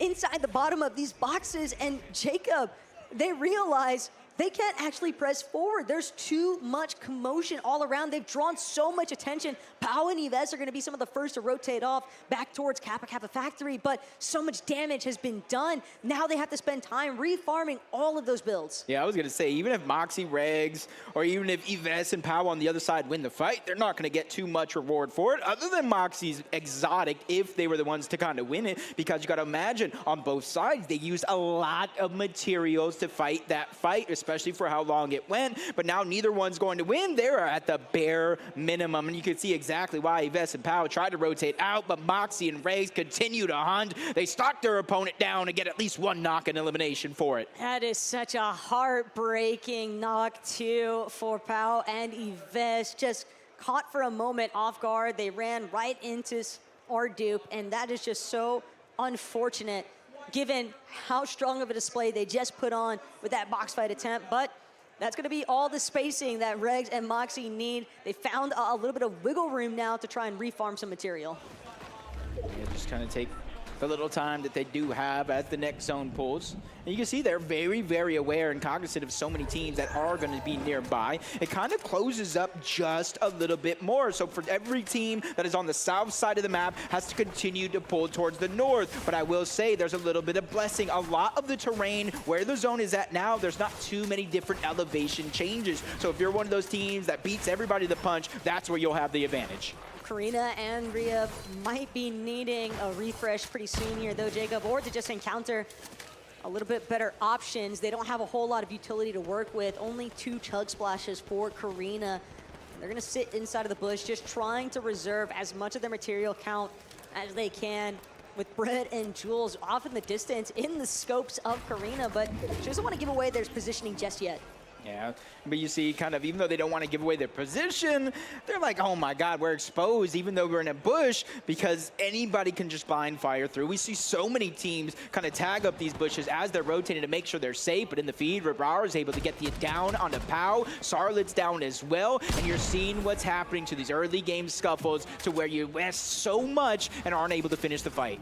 Leslie and Abby kind of waiting things out, but with only 31 above that damage threshold, Jacob, they're going to have to get active, and they're going to have to do it right now. They've already found Velcita. They're trying to see if they can capitalize on this moment, but CC going to turn things around in no time. Abby taken down. Leslie will be next. A huge play coming out of CC Nuggets at the final hour. And even double so for Velcita, because even though CC went down, she made sure there was no cleanup going through. They're trying to get the revive, because you know as well as I do, once you start to go for that reboot, that's a huge signal to the lobby about how weak you are as a full team. So many players look back just to try to get the down. Canary in the feed trying to make up for lost time, getting an elimination. They're going to be able to clean that one up as B and Tokyo 276 above the damage threshold. They have these 2 eliminations, but what they lack right now, Taco, is materials and resources. And they know that they've got a 2-tick zone right behind them. The Storm just closing in, putting so much pressure. You can see B, she even had to cut that medkit short, knew that she had to get into zone off that crash pad with only 1 crash pad remaining. The bigger issue, Jacob, is that we're seeing this zone pull away from Utopia and Pumpkin Pass. There's no water around. The fishing rod's not going to be able to really play much of a part here, and B, Tokyo, they look like they are completely out of any form of healing. I think there's one section.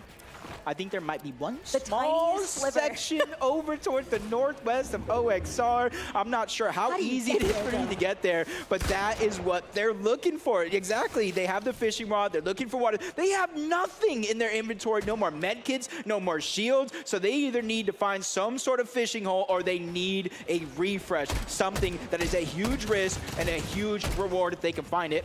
Rin, Lena, a new team coming through this weekend. They got 141 damage above the threshold. They're able to rotate almost directly towards the center of this zone. So they're kind of set up, ready to handle whatever this game throws at them. I did see B just now alongside Rin. Sure, they're on opposing teams, but Cat Attacks and Spinor unfortunately lobbied in the air. But that might be the extra little bit of a lifeline, a little silver lining there. If B and Tokyo can make it to those bodies, pick up any loot, it could be all the difference.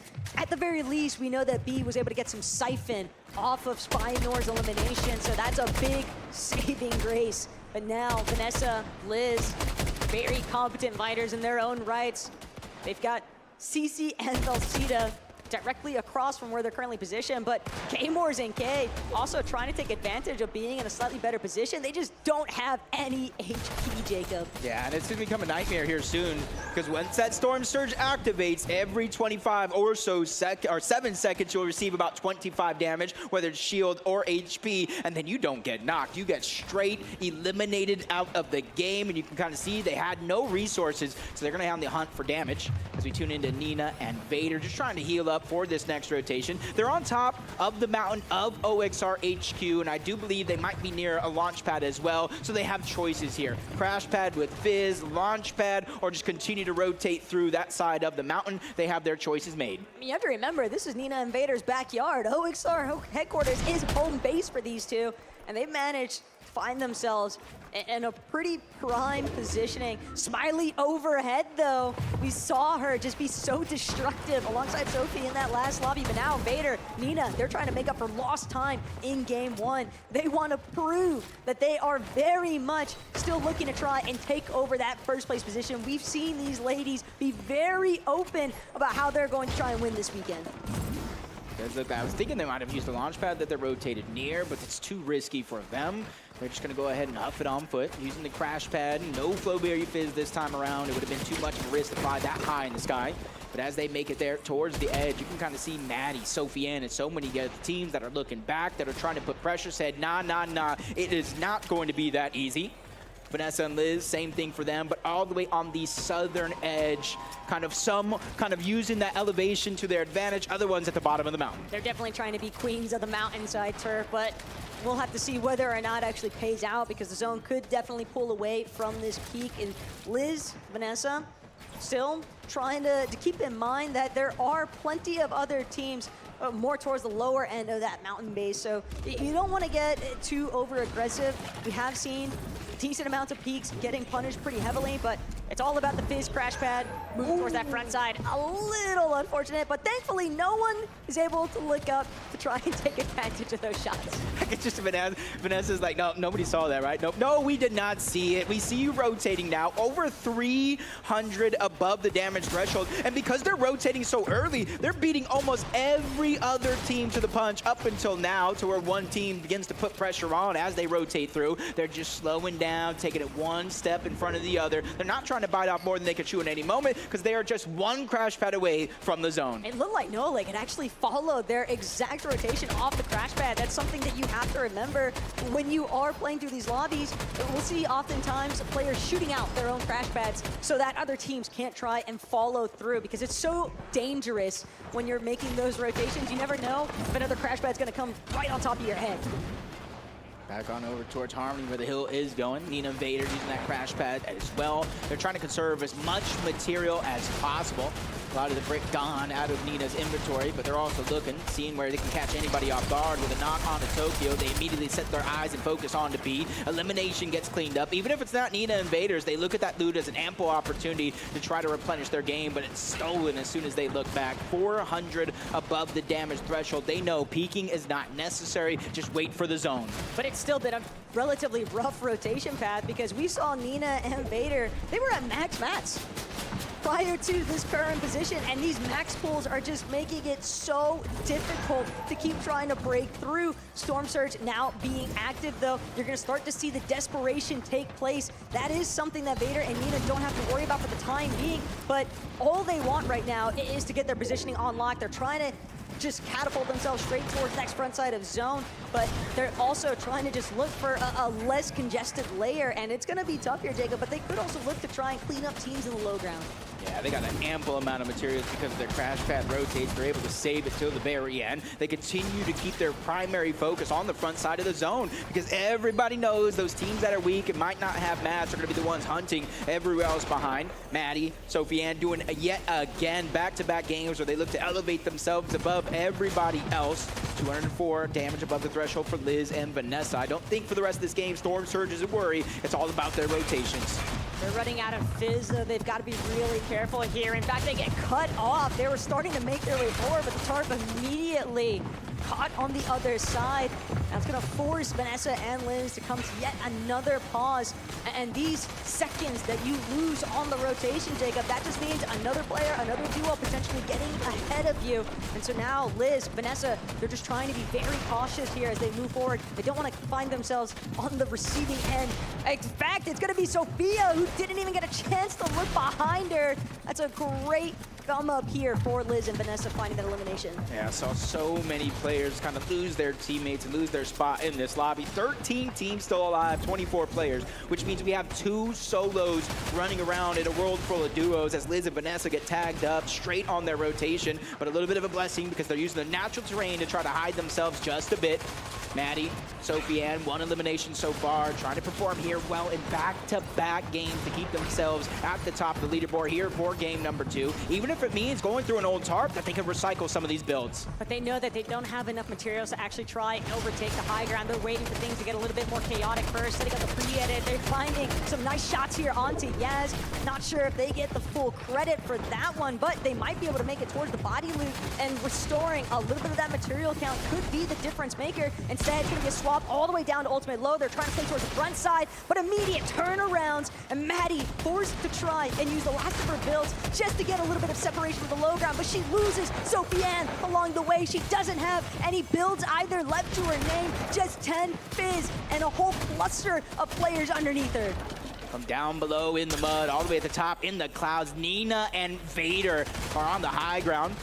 Nobody really has a chance to look up, or at least not just yet. Smiley in the backside of the zone, just trying to heal off. Those extra placement points could go a long way, especially since there's enough elimination getting cleaned up when they need it most. 18 still left alive, 11 players in this game. There's so many solos running around. Nina and Vader, they have this one in the bag. Or at least you want to believe so. You never know, Jacob, when a last-minute bamboozle could break through, but it is going to be tough when it is Nina and Vader that are the ones holding the high ground. These ladies know how to keep total control here. And Daya underneath, Smiley still kicking.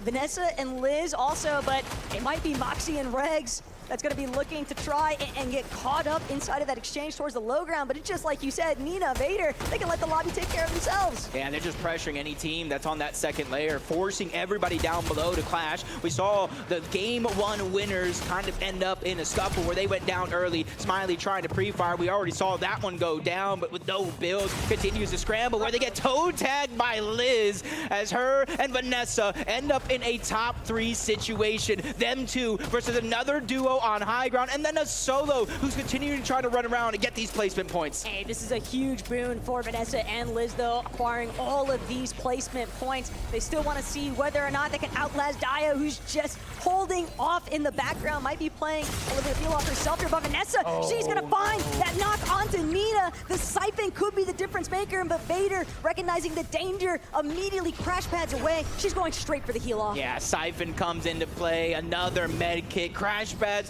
to continue to create distance. This might be a 1v2, but there was no chance. Vader went down as her and Nina take game 2 of the day.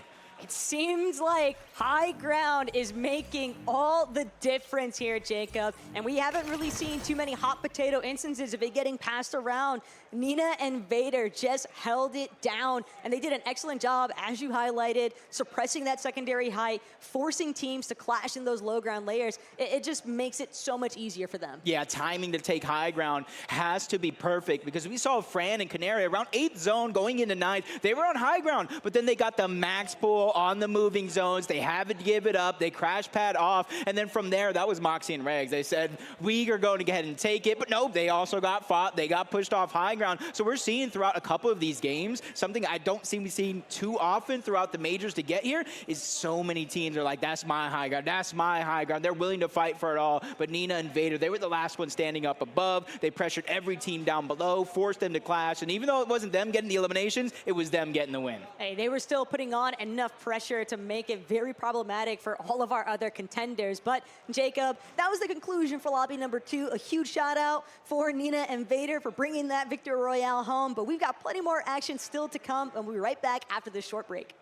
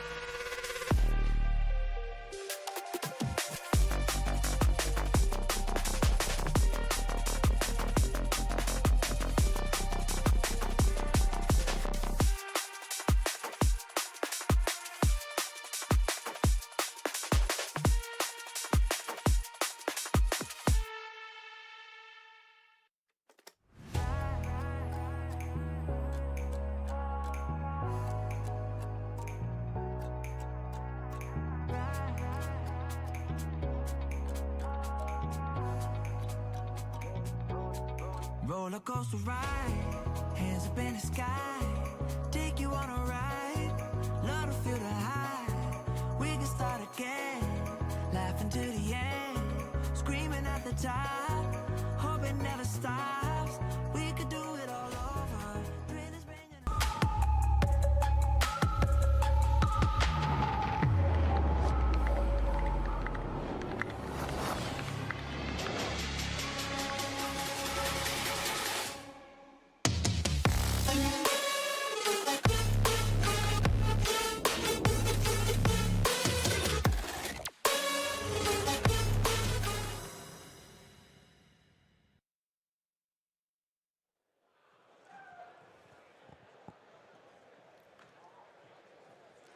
This year's keyboard, headset, and mouse provider is MSI. They empower gamers with cutting-edge technology, innovation, and design. Thank you, MSI, for helping make the Milk Cup the best possible experience for all of our competitors. And with that, welcome back, everyone. We had an amazing Game 2 here at the Milk Cup. So much to discuss as well, a competition that's been absolutely popping. Sierra, Dawn, Monster, Kelly, our Game 2, it was worth waiting for, let me tell you. It was very good. I mean, things picked up. Obviously, we had to, gear up for the moment, but once the game started, it did not disappoint. I love it. These first two games is just the perfect little taste of what you can expect from the Milk Cup. Having players like Moxie and Regs, the reigning champs, grab game number 1, but then, of course, Nina and Vader, the team to start off the year, getting the first win from Series 1. I love to see this, and I love to see them win with such confidence. And let me tell you, that middle game was a bit shaky. They almost got sent right back to the lobby. Nina and Vader found their footing, though. They managed to come back and then obviously turn that into a high ground game. And all of a sudden now, the victory opened its doors. Yeah, when you look back at the game as well, to just see how much of a commanding spot they had near the later end of that was such a difficult one to contend with. And a lot of that started from the early start of those moving zones. Nina and Vader constantly make this effort to do these quick rotations to the front low zone, and that kind of allows them to control the rest of the lobby as everyone else is desperately trying to rotate to the front of zone so that they can move through this moving zone. They're just able to get all these shots, kind of bully everyone else away from them, and then once they kind of get enough going there, they're able to convert that into a great tight steal. But honestly, it goes even before then.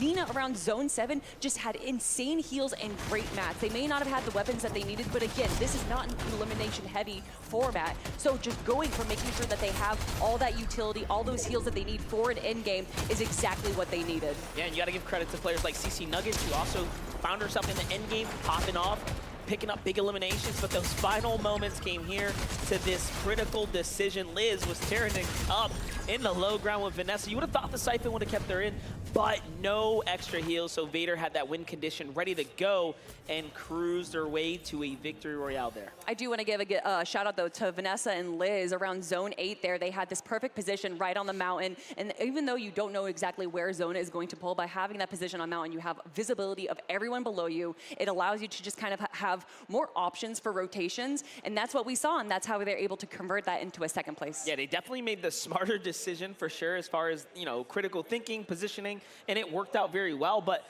you got to open up those other win conditions, right? For obviously Nina and Vader having that extra med kit and splashes, they knew what they were going to do. They sent one down, and Vader was off to the races to go and secure the win.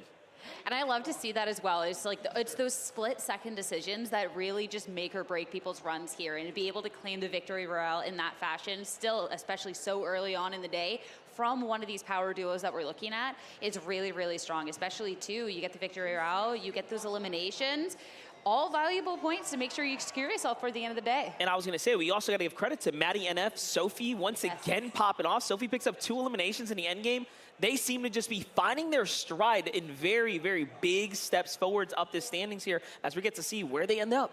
Ooh, let's have it. Of course, Moxie and Regs, our winners from game number 1, still sitting pretty in first place right there. Smiley and Sophia also strongly sitting in second place. But of course, with that game 2 win, Nina and Vader jump up all the way to third. And it's so close to competition here. 3 points separating first and second. 6 down to Nina and Vader. Vanessa, Liz holding on. Maddie and Sophie just shy of that. So we have quite the competition after those first 2 games. You can see the rest of the standings. The teams are trying to find their footing from 36 all the way through to about 40th and below, they have to earn themselves some points here. So there is really plenty of space now to go ahead and jump up the standings and put yourself in the conversation here, so you can't count yourself out. I love that you bring up Maddie and F and Sophia Ann, though, because there was a moment in that game around Zone 10 where I was watching them, and they had like no mats, no ammo, and I was like, oh gosh, this has to be the end for them. But to be able to survive and make it all the way until game 3, absolutely amazing. I can't wait to see what happens next game. Oh, we've got so much great Fortnite action, and it's going to be continuing. Game 3 is ready. Let's get it started.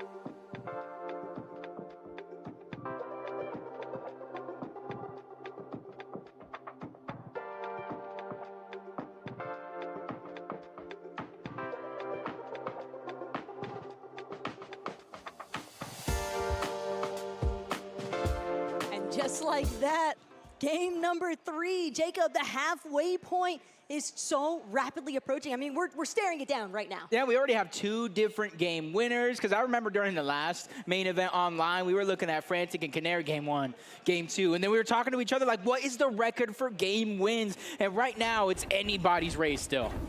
And one big shout out to Smiley and Sophia, because while we've got the highlight reel showcasing our Victory Royale winners from games 1 and 2, you have to remember, Smiley and Sophia, they've been top 3 both lobbies. That kind of consistency really does build up over time, and I wouldn't be surprised to see them quickly looking to try and sneak away with stealing the show out. Yeah, especially coming from online, everybody had their big 3, thinking, you know, these 3 teams had a chance to win, and then a nice, well, consistent game plan kind of throws everything in a mix as Mystic and Shadow Slayer looking to win their 3rd consecutive off-spawn fight, but it's almost going differently this time around. Every other time so far today, Talk, we've seen them in full control, and now they have their backs up against the wall. You have to remember how many of these ladies are also looking to try and recalculate their opening strategies. But for Shadow Slayer, she catches that directly off guard. Kay was trying to make that sneak around play, but now Shadow Slayer on the worst end. That left side peek not going to be good enough, but Mystic,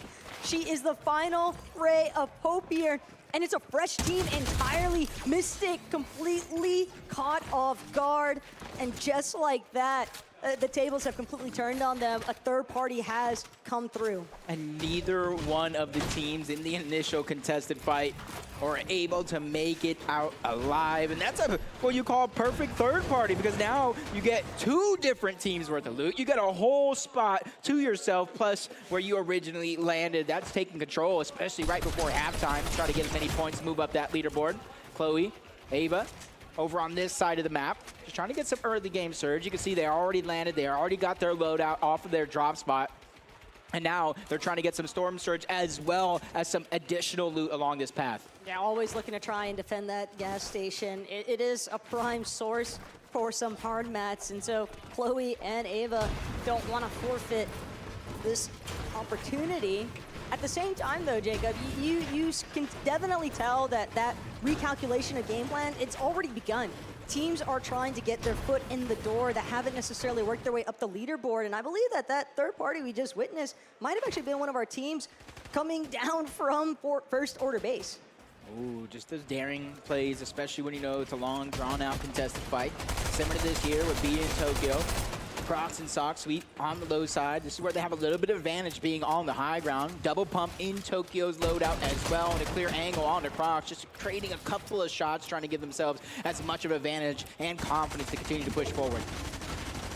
Always have to be a little bit cautious here with the approach.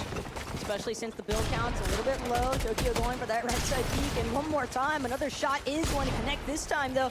But slight whiff here into yet another shield chunk away from Crocs. Now Crocs and Sweet in their separate boxes. They're looking to try and reunite, but it's going to be all Tokyo and B just isolating Crocs and Sweet one after the other. That was a great flank approach too from B. She knew how much pressure Tokyo was applying towards that front side, just drawing so much attention that she was able to immediately go for that behind the back pop-up. Yeah, it was insane teamwork too, because Tokyo went from one target to the next, knowing B was pushing into that box, and that's chemistry over time leading up until this point. As it looks like Alexis, Simone just kind of crouched down, hiding, waiting for somebody to rotate in this position. There is still a good amount of metal. There is still a good amount of brick that they can farm over on the split drop. It's just a matter of does anybody take that daring risk, knowing going into this game it was double contested. And at the same time, when you've already got 2 eliminations to kind of kick things off, those surge damage thresholds, we haven't really seen them get too ridiculous just yet, but Simone and Alexis, they're looking to try and play their cards right. Depending on which way the zone keeps pulling too, they could actually commit a decent amount of time here just sitting idly by. Whether or not that's what they fully stick to, well, we'll only have to wait and see, but I do like the intention. They already completely threw off both the teams that were fighting each other at this position, so I don't think anybody would necessarily expect them to still stick around. Yeah, you kind of think they would kind of continue that loop path. Try to get all the scraps that they won off of that fight. Rainbow Field, as congested as we see in some of the previous games, 4 teams over on this side of the map, but one of them is getting access to that bunker where you can get at least 1 exotic for free and a bunch of extra loot and metal if you do need it. So Andrea, Delphi, does look like they were going to try to sneak attack a team rotating through, but talked about 5 teams being here. As soon as you peek and start to put shots, some teams might look at you as not paying attention and try to awareness check you.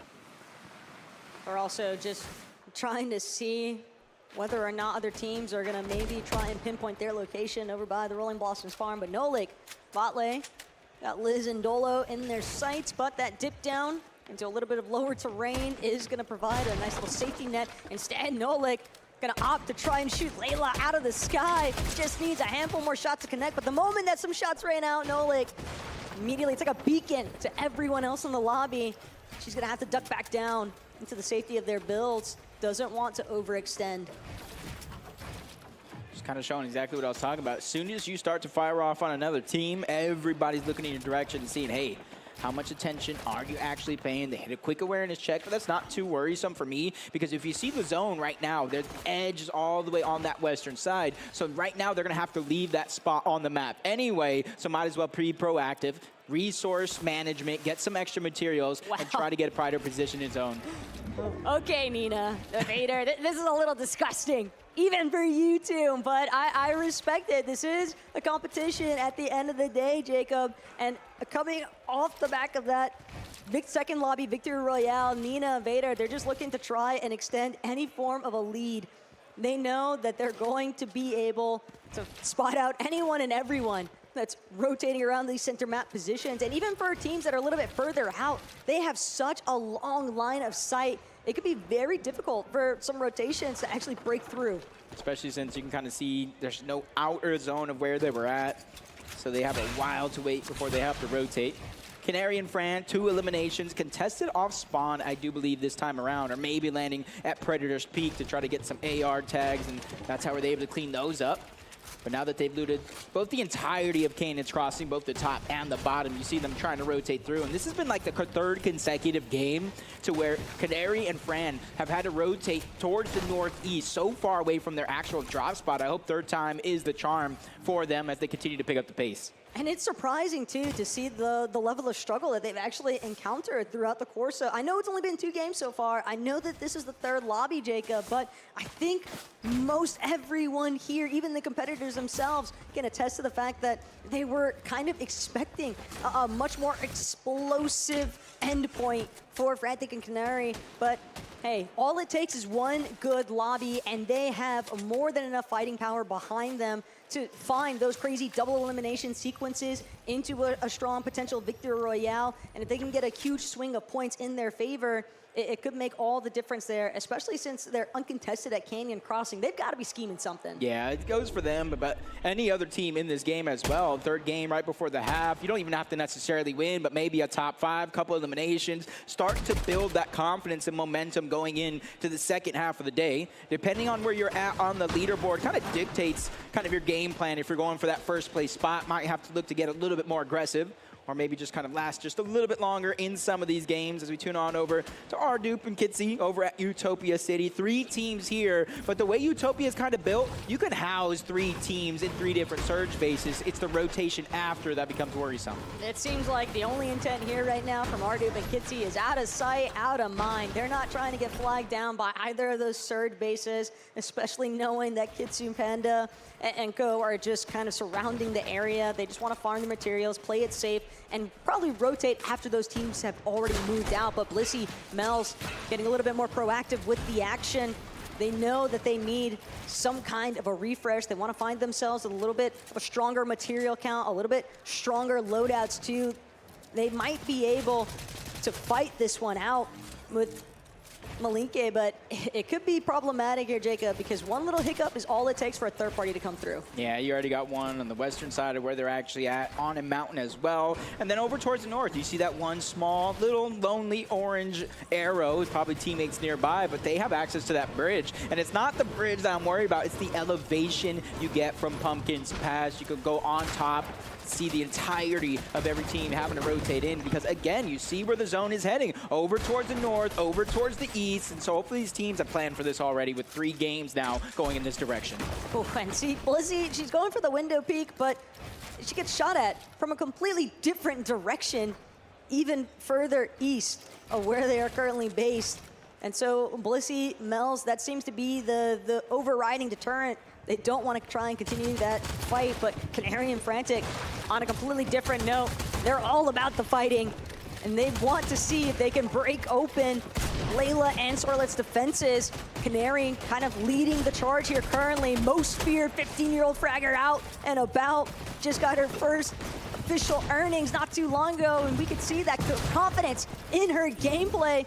Big chunk out of Sorlet's HP, and Canary just keeping the pressure going through. This is so dangerous now for Sorlet. She's doing everything that she can to try and see if she can buy herself a little bit more time, but it's just going to be Canary, Frantic, side by side, taking down Layla and Sorlet.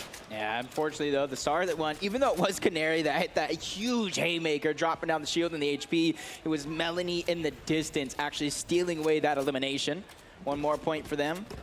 Another couple of points for Canary and Fran, kind of looking at them to start heating up and taking over some of these lobbies. And you're seeing the biggest difference from the first 2 games prior to this one is their prioritization of rotating in towards the center of the zone, or as quickly as close as possible, because that was kind of ailed them in games prior, having to stagger back, having to leave that zone and force themselves into the stack side overall. But the way that Canary and Frantic are rotating, Jacob, it really does appear like they're trying to key and make up for some very missed out points. Even though the elimination points, they can still accrue over time and make a pretty big difference here. But it's really just about clearing out a path. They want to be in an uncongested area, and what better way to do it than by eliminating everybody around you. This is the zone. Rift Pods starts to come into play, and Rift Pods are very, very useful for anybody's loadout. You get those slurp juices, you get some extra resources for your entire loadout and continue pushing through. Right in the center of the map. I want to say maybe it was Frantic and Canary with their quick rotations able to get it. Fred and Jules just kind of farming up whatever resources they do need. A lot of it is going to be that wood, and it's kind of like that double edge to where, yes, you get your resources, but once you start tearing down these trees, it's a huge giveaway to anybody looking in that direction. That's what I was wondering about, is you just start seeing some of that tree line disappear. I do like that Brett is still making sure to check some of these bushes, though. You can never assume that they are completely uninhabited, especially with the way that we've seen plenty of lurk and sneak attempts already. But Andre, Delphi, kind of just hanging out outskirts of Utopia. We've got Haley and Rising right next to them, and neither of them seems all that content with where they're currently boxed, but also not really convinced they should look for that immediate fight either. Yeah, it's tough to peek on this side of the map. As the zone continues to push everybody towards the north, that means everybody's going to rotate in and find their spot on the south side. You can see maybe 10 teams already here. Andrea and Delphis, they're being very, very careful and calculated about when and where they peek. Only thing is for Andrea, you got the Fury, so it's not accurate as far away. You're going to have to kind of tap it in order to get that damage. But once you get a little bit closer to the next couple of zones, that's where you're going to find a lot of that reward as Canary and Fran run down Lavish. Lily able to clean up that elimination. Their 4th one overall. I do believe Lavish Lily's teammate was able to get out alive, but for Canary and Fran, this is confidence continuing to build, and this is looking like a scary situation for the lobby as we continue down this track. But Canary, not necessarily looking too healthy when it comes to the materials. I have to keep steady tabs, steady reminders. But there's the huge swing, turnaround. Former loot pile left behind from a fight that they had recently conquered, and now this is what's going to give them so much time to decide. Do we continue trying to key everyone in this lobby, or do we want to start playing a little bit more shifting in that positional line? Because we know Moxie, Regs, Vader, Nina, they're going to be looking for the high ground, and Canary and Frantic, if they want to turn this conversation back into their favor, they're likely going to have to do the same. See him just peeking through the cone, getting information from both the north-south sides, even the east and west. But since they're in the middle of the zone so far, they're not going to have to rotate. Every team from the southwest continues being forced all the way up towards the northeast. 3rd consecutive game with a zone this similar. But for Ren and Lena, they do have crash pads. But they're going to go ahead and use this one without the Flowberry Fizz. And it's a huge question mark if they even have it. And if you don't have that Flowberry Fizz for the crash pad, it is going to take a little bit more of a time sink. And that extra little bit of investment, all those seconds lost, it might be the reason why you find yourself kind of getting stuck on the next edge of zone. All of the congested area, too, from that south side position. I mean, we were looking at so many teams from the western portions of the map that are just having to go cross-country with it. Yeah, it's continues to be terrifying for some of these teams. And you mentioned, like, without the Flowberry Fizz, the crash pad is, you got to be precise, and you kind of burn through a lot of those crash pads just trying to cover the distance. But Michaela, Lulu, they're 100 damage below the threshold. Another max pull. And typically, you know, when we're rotating zones like this, when you're in the back, everybody screams at each other, stop tagging me, just rotate the zone. But they're not having that luxury. For Lulu and Michaela, they have to rotate. They have to land damage because once it activates every 7 seconds, 25 damage. And yes, they have the heals to potentially out-heal it, but then what will you have for endgame? Every time somebody mentions those late rotations and not like stopping to shoot, all I can think about is the Aussie Antics clip where he's narrating over for Doxy being the example of, hey, you see how there's a player there and he didn't shoot at him because he knows if I shoot at him, I'm not going to be in a good spot. Like Spinor wishing that she wasn't getting shot at right now as during cat attacks. Ooh. They don't get the chance to take their crash pad. It's been destroyed. And this could be a serious issue now for Cat and Spinor. It's very obvious that there are other teams looking their direction. And with Cat being down to her white HP, same for Spinor. Just slivers hanging on by dear life. But Spinor, Cat, they will manage to just barely scrape out of this one alive. Hey, if they're able to go towards that eastern edge, there's not as many teams there. It's almost a clear path all the way until you start to see the zone on the other edge. So this might be a blessing in disguise for them if they can just get that shield up. I know there's no HP. Looking around the map, kind of seeing how tough it is for some of these teams towards the outside to rotate. But you're seeing how safe it is for teams like Noelic and Botlane who already have their spot in zone. They're already 500 above. It's almost a sit and wait situation because getting up to where they're at now is not even easy.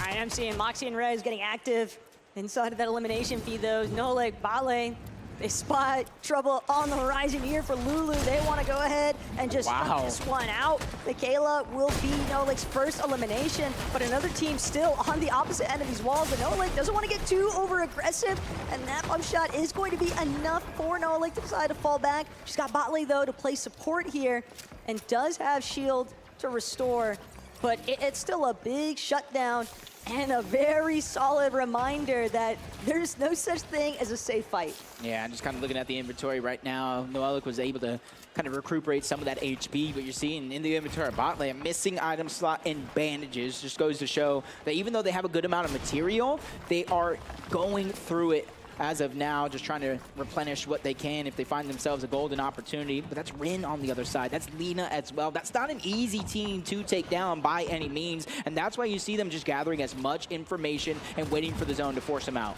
And we also just saw that pan over of K and K-Morris, another team that can be rather difficult to try and deal with when you're already trying to handle so much existing pressure from teams in the area. But Tokyo B, solid elimination onto Golo. A little bit of a refresher here. And now they might just sit tight for a moment, wait to see where some of these other teams are rotating through. But if it can come down to it, they definitely want to try and maintain a position on front side of zone. Yeah, this is where their opportunity is. Peek through the cone, gather information. If they look towards the north, which would be their left, they're going to see 3 teams outside of the zone having to rotate in and 3 more teams just there. They look to the other side, they see a very, very similar situation. So for Tokyo and B, they might want to focus on just right-lining their way directly in towards zone. It may not be the safest thing by any means, but it looks like they're going to move towards the south first before they try to find their way in, using the natural terrain to as much of their advantage as possible. Hey, they'll take it. That one baby tag is nothing in the grand scheme of things here. In Tokyo B, they've immediately shifted into a substantially better position. Still holding fast, though, not entirely sold that this is the right opportunity to try and actually look for any form of a high ground take. But we know that these are 2 competitors that have shown a lot of solid consistency in the past. We've seen them in top 5 circumstances throughout the qualifiers, and I think right now here today, that's all that Tokyo and B are looking to try and replicate, is that past performance success, and we know that they have the potential for it. Yeah, I was about to say, we know they have that pop-off potential, can take over games, even win one overall, move up that leaderboard. It's all about what chances and opportunities not only are you given, but you really take advantage of. Smiley and Sophia. Honestly, throughout these 2 games, them going down was due to their aggression and putting themselves in just weird spots, taking fight after fight, using a lot of their materials, forced to take other fights just to replenish. This time around, it does seem like they're taking a little bit more of a slower approach, 200 damage above the threshold, only peeking when they have to. Danzy was getting targeted, and they said, hey, let me just join that party for a minute. Smiley and Sophia have been some low ground demons so far today, and I absolutely love to see them really showcase where they feel the most confident, because it does seem like they prefer just trying to take over that front side low, and it has caused a lot of issues for teams that have been forced to kind of drop layers because they ran out of materials or they feel like they got too big of a chunk of their HP taken out. Well, there's Sophia and Smiley just waiting to gobble them up if teams aren't careful. But now Crashpad, Fizz, and take them exactly where they want to be, hanging out on a little bit of elevation, but still having a chance to look back and apply some pressure to the teams that are behind them. Yeah, and while some teams might be getting struck by Storm Surge right now, they're at least 145 above. And instead of just trying to beeline it to zone, they're still trying to take opportunities where they can to try to catch anybody off guard. Vanessa, Liz, they're right above, so Sophia, Smiley, they're just going to go right back down in towards their box and get ready for the next crash pad. Foberry, Fizz rotate, especially so. That zone is starting to open up. You're seeing everybody fly to the sky. Liz takes some damage, but not a ton. Smiley over jumps it, but it takes just a second to find their way back. Now Sophia's just trying to get aggressive onto Liz, but the 3rd party, the 4th party, the pressure coming from the top of the mountain is going to negate everything. Yeah, it's a smart layer drop here for Smiley and Sophia, as one more time, they're just looking to see if they can try and capitalize on any players that get a little bit too isolated. That was almost the end of it for Liz. Fortunately, Sophia just got some straggle pressure from a different direction as Lina, Rin, 3 eliminations so far, Jacob. And it's put them in a really nice position for their surge threshold. They're just hanging up 1 layer above that ultimate low. Yeah, they have about 4 med kits, some splashes as well. They don't necessarily need to be scared to kind of stagger themselves back in the zone if they need it, especially if they find themselves as a solo. You've seen they're continuing the proactivity, peeking through the cones, editing out, just trying to fire shots. Nina and Vader in back-to-back games on the high ground in the 9th zone, and much easier this time around, starting at the OXR HQ, haven't had to move far, and they're really taking advantage of where they landed and how they played this game so far. With the zone pulling forward, you've seen them getting ready because they know they're going to have to crash pad off height and rebuild if they want to conserve as many materials as possible. That's a bit disastrous, though, for Moxie and Regs, because they were definitely already trying to set up for that high ground hole, but that shield crack is going to force them to retreat, going to force them to have to play their own lives with the shield, and so that's going to be the green light for Nina and Vader to continue this height hold. But even being 635 above the damage threshold, Jacob, Nina just barely catching that Flowberry Fizz at the last second. But she's lost almost all of her shield. Only one tick of it remains. Still, they have managed to finagle their way back towards the high ground. Vader doing a great job to start tarping out a little bit here to alleviate some of that pressure, but the build count is not where it needs to be to hold on to this. Yeah, that chop costed them a lot, and even though they have the high ground now, they know a team is underneath waiting to do it once more. Could be Moxie, could be Regs, could even be Frantic and Canary, but for now, Moxie, Regs, they're in the tough mid layer, so they're just trying to move their way through. 5 builds onto Moxie, so they're just simply trying to get an elimination. They need that Siphon. They look back, that's Fran, that's Canary, but with the zone pushing him, they're not going to be able to fight it, or at least not right now, as Moxie runs out of builds. Another team right in front. She's just scrambling to find anything that she can on the other side of this one. It's going to be bot lane. Regs now enters into the mix, and they get the elimination. That was a lot of damage applied, though. Moxie doesn't get the Siphon since Reg's going to be the one credited for that elim, but Nina, Vader, they're just looking to cut their way through. They've actually managed to find a position in the low ground, but they don't have front side. That's going to be Tokyo and B all day long, as Daya, Yaz, silently hidden one layer above ultimate low. It seems like everyone is in tatters directly underneath.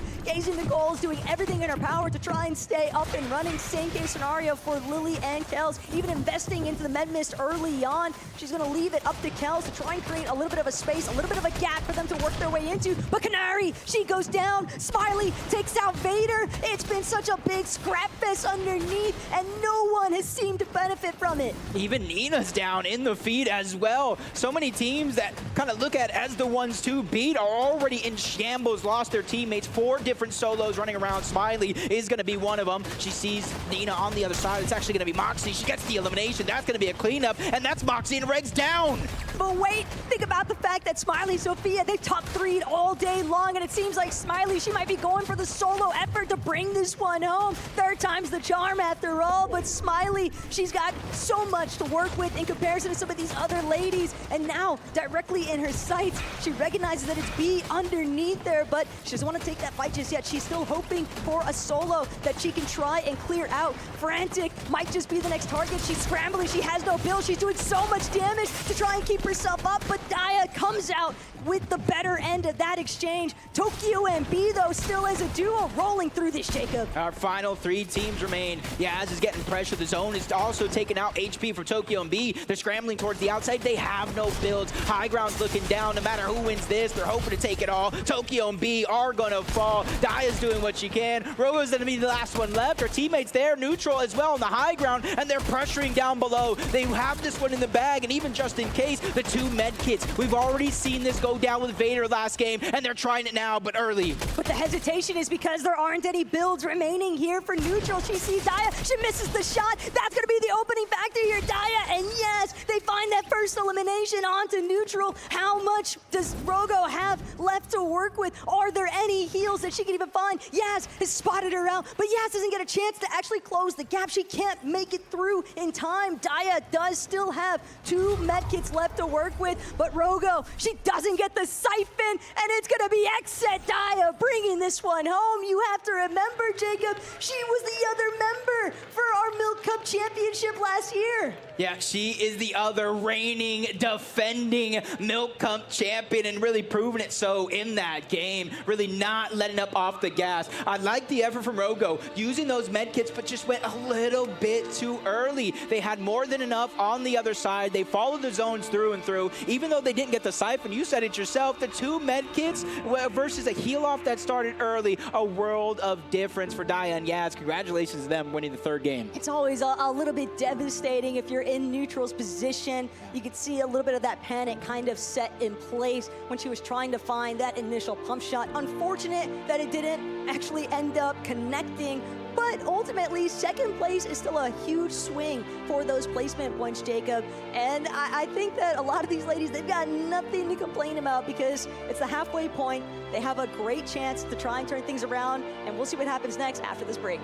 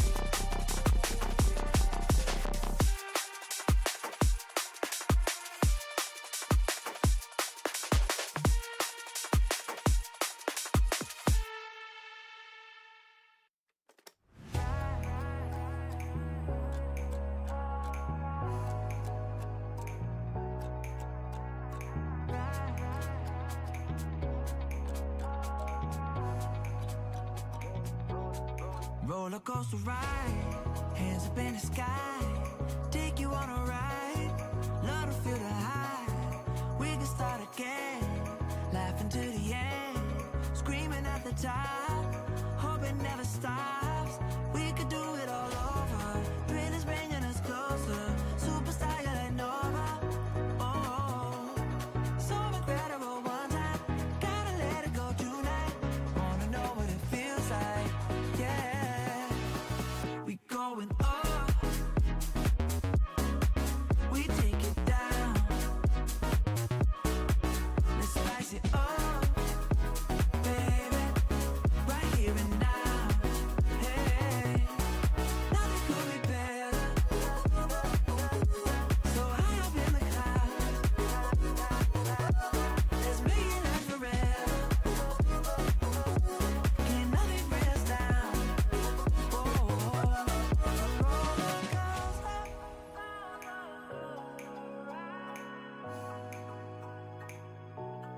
Roller coaster.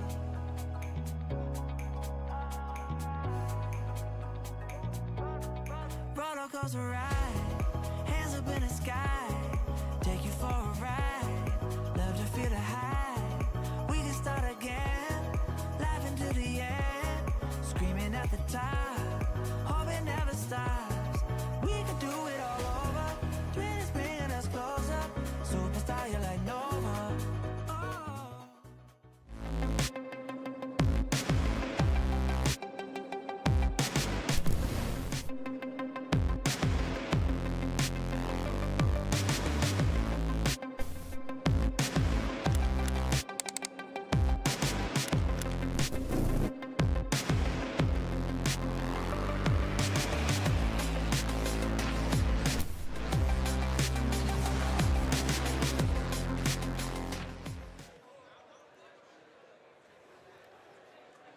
A big thank you to our partners at Battle Beaver Customs. Visit battlebeaver.gg to build your own controller with their 3D designer, customizing both performance and aesthetics to your needs. Use code MILKCUP for a special discount. And welcome back, everyone. We have discounts. We got Milk Energy, and we have got a great competition. Game 3 just wrapped up, and everyone has been so close. And at this point, I mean, that Game 3, this whole leaderboard is going to be shenanigans because we got a new duo on top. Listen, I said after Game 2, I was like, this is it. This is the taste of the Milk Cup that I wanted. We had the big team showing out, and then, of course, another big team, Daya and Yasmin. Daya, the third player of the trio that won last year, so our reigning champion, and, of course, Yasmin, an incredible competitive veteran that's been around the scene for so long. I love to see them grab that victory royale, and with 7 eliminations, the elimination's starting to pick up, Monster. Things are starting to pick up, but you know what? I think it's great that we get more representation on the winning scoreboard, right? Because that is going to keep things interesting. Going into it, we did get to see the 6-point gap between first to third. However, different teams now are making a showing, and this is going to really reflect itself here when we get to the standings after this highlight package. But take a look at what was going down. Simone popping off, Tokyo back on it with the early game. This fight right here, scrappy, but making it come to life for themselves. That's a great word to use to describe Tokyo MB. They were so scrappy throughout that entire game. I believe they ended off with 8 eliminations, maybe more. Speaking of eliminations, Fran and Canary also ending off with around 7 eliminations, going down a little early, but just look how early they're grabbing those eliminations. 4 eliminations by Zone 4. They're finally starting to bring out that WP game where you know that they're known for. And Frantic Canary put themselves back into the kind of the action after game number 2. They were in 9th place coming into this one. So although, again, a slightly under the usual performance bar, but they still have a little bit of an end game in them, and the elims, of course, adding up. I want to give a shout out to Smiley. I swear she has just been solo clutching time and time again. Every time that we see her, she is just playing absolutely out of her mind.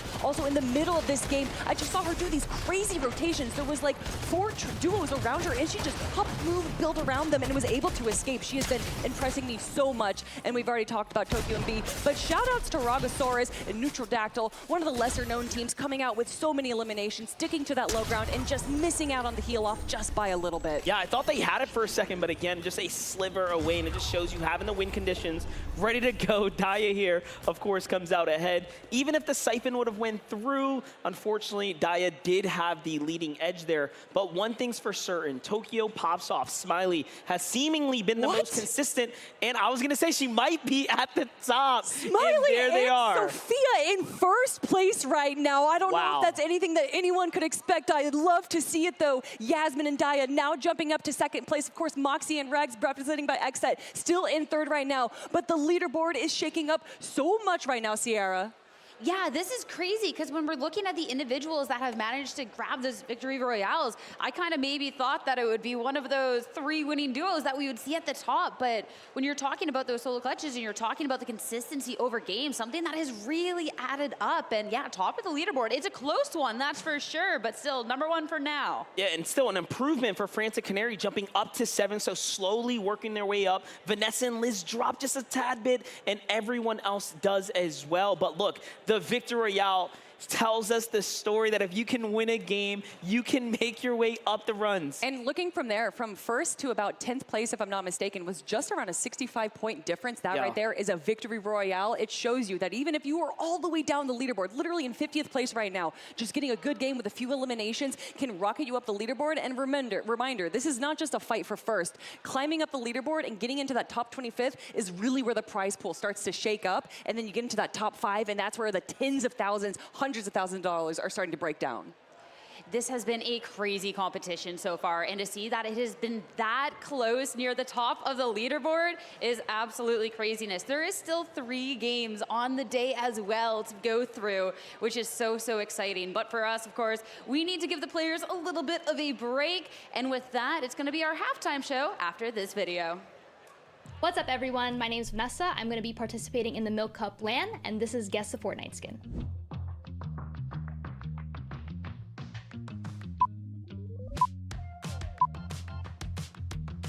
Peely, that's Peely. That's what that skin is.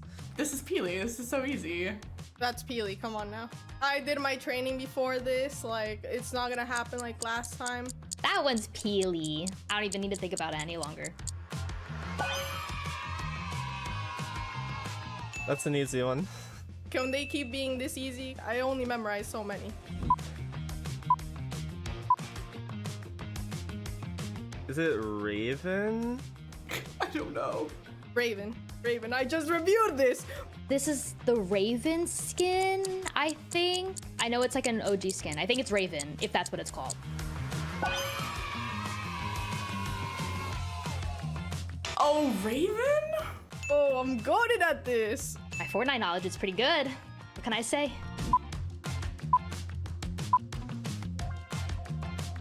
That's Lynx. Oh no, I don't know these names. Lynx. Everybody wears Lynx. But this one's 100% Lynx.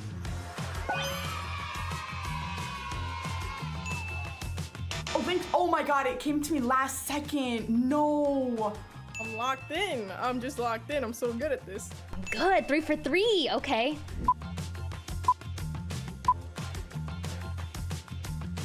I'm fairly sure that's Renegade Raider. Oh, is this Renegade Raider? Renegade Raider. Come on, Renegade. Oh, I think this is Renegade Raider. Locking that one in. The OG.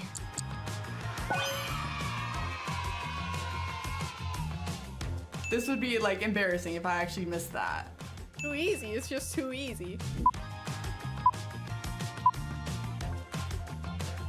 That's Omega from season 4. Oh wait, no, season 10. Season 10, the robot guy. He's the robot guy. I don't know what his name is though. What is this, bro? Oh my god, I just jinxed myself. What is that? I don't know. Robot man. Oh, I think this one's Omega.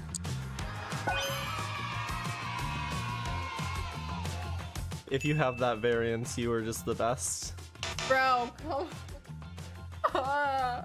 Nice. I like that we're sticking in the chapter 1 territory. It might have come out after I stopped, like whenever I was taking a break. The Moo Man. The Milkman? Oh, this is like the Jonesy cow skin.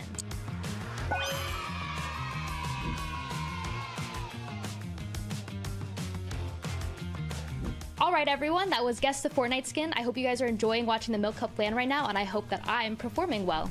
Stay tuned.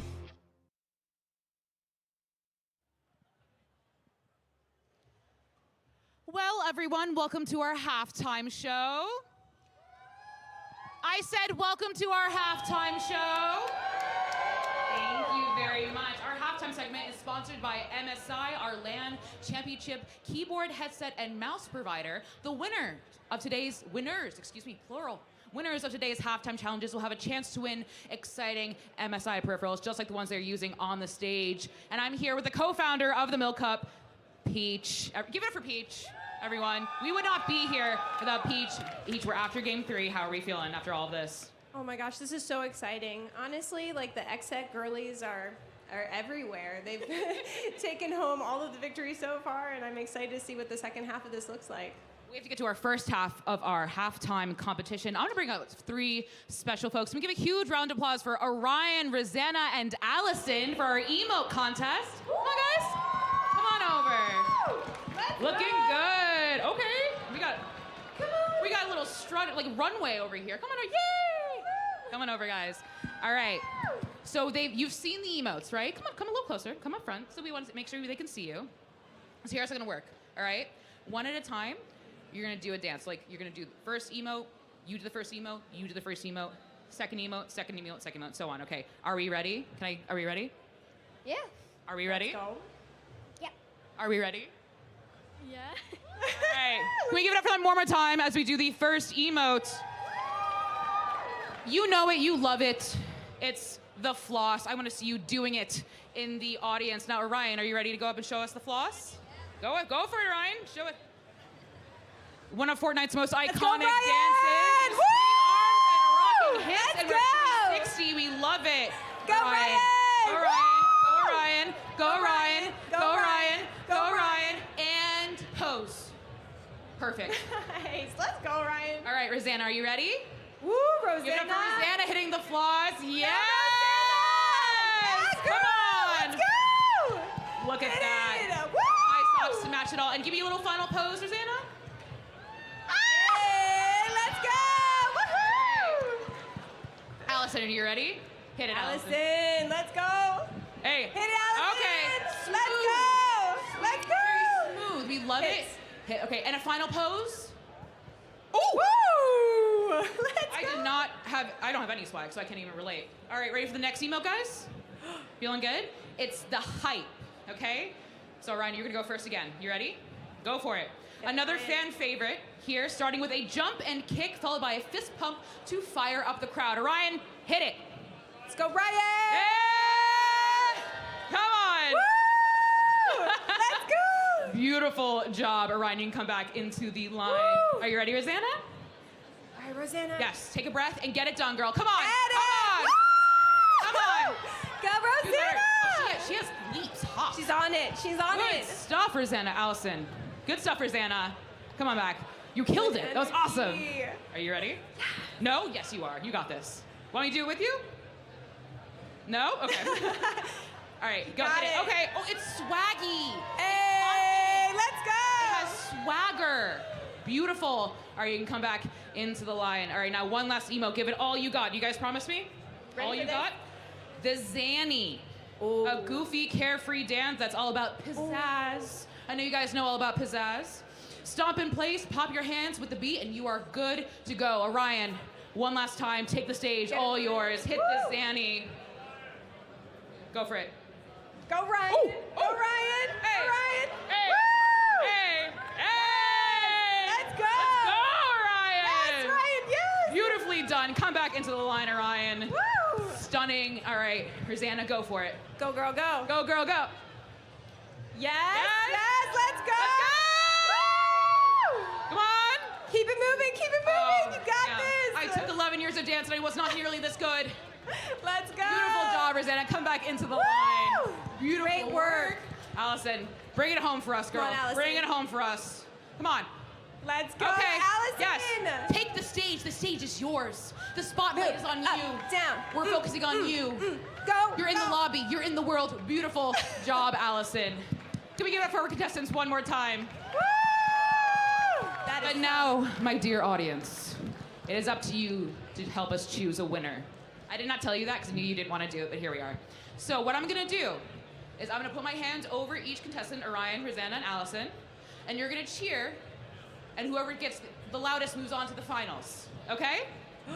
Can we say yes, Liz, when we understand that? Yes, Liz. Thank you. All right, can I hear some cheers for Orion? Can I hear cheers for Rosanna? And can I hear cheers for Allison? Okay, Peach, you're our official judge and jury. Who is making it to the finals out of these beautiful dancers we have on stage? I can't pick all three? Unfortunately, no. You Okay, do I pick tried. one. I tried. You tried. I think I heard the loudest cheering. For Rosanna? Rosanna. All right, congratulations, Rosanna.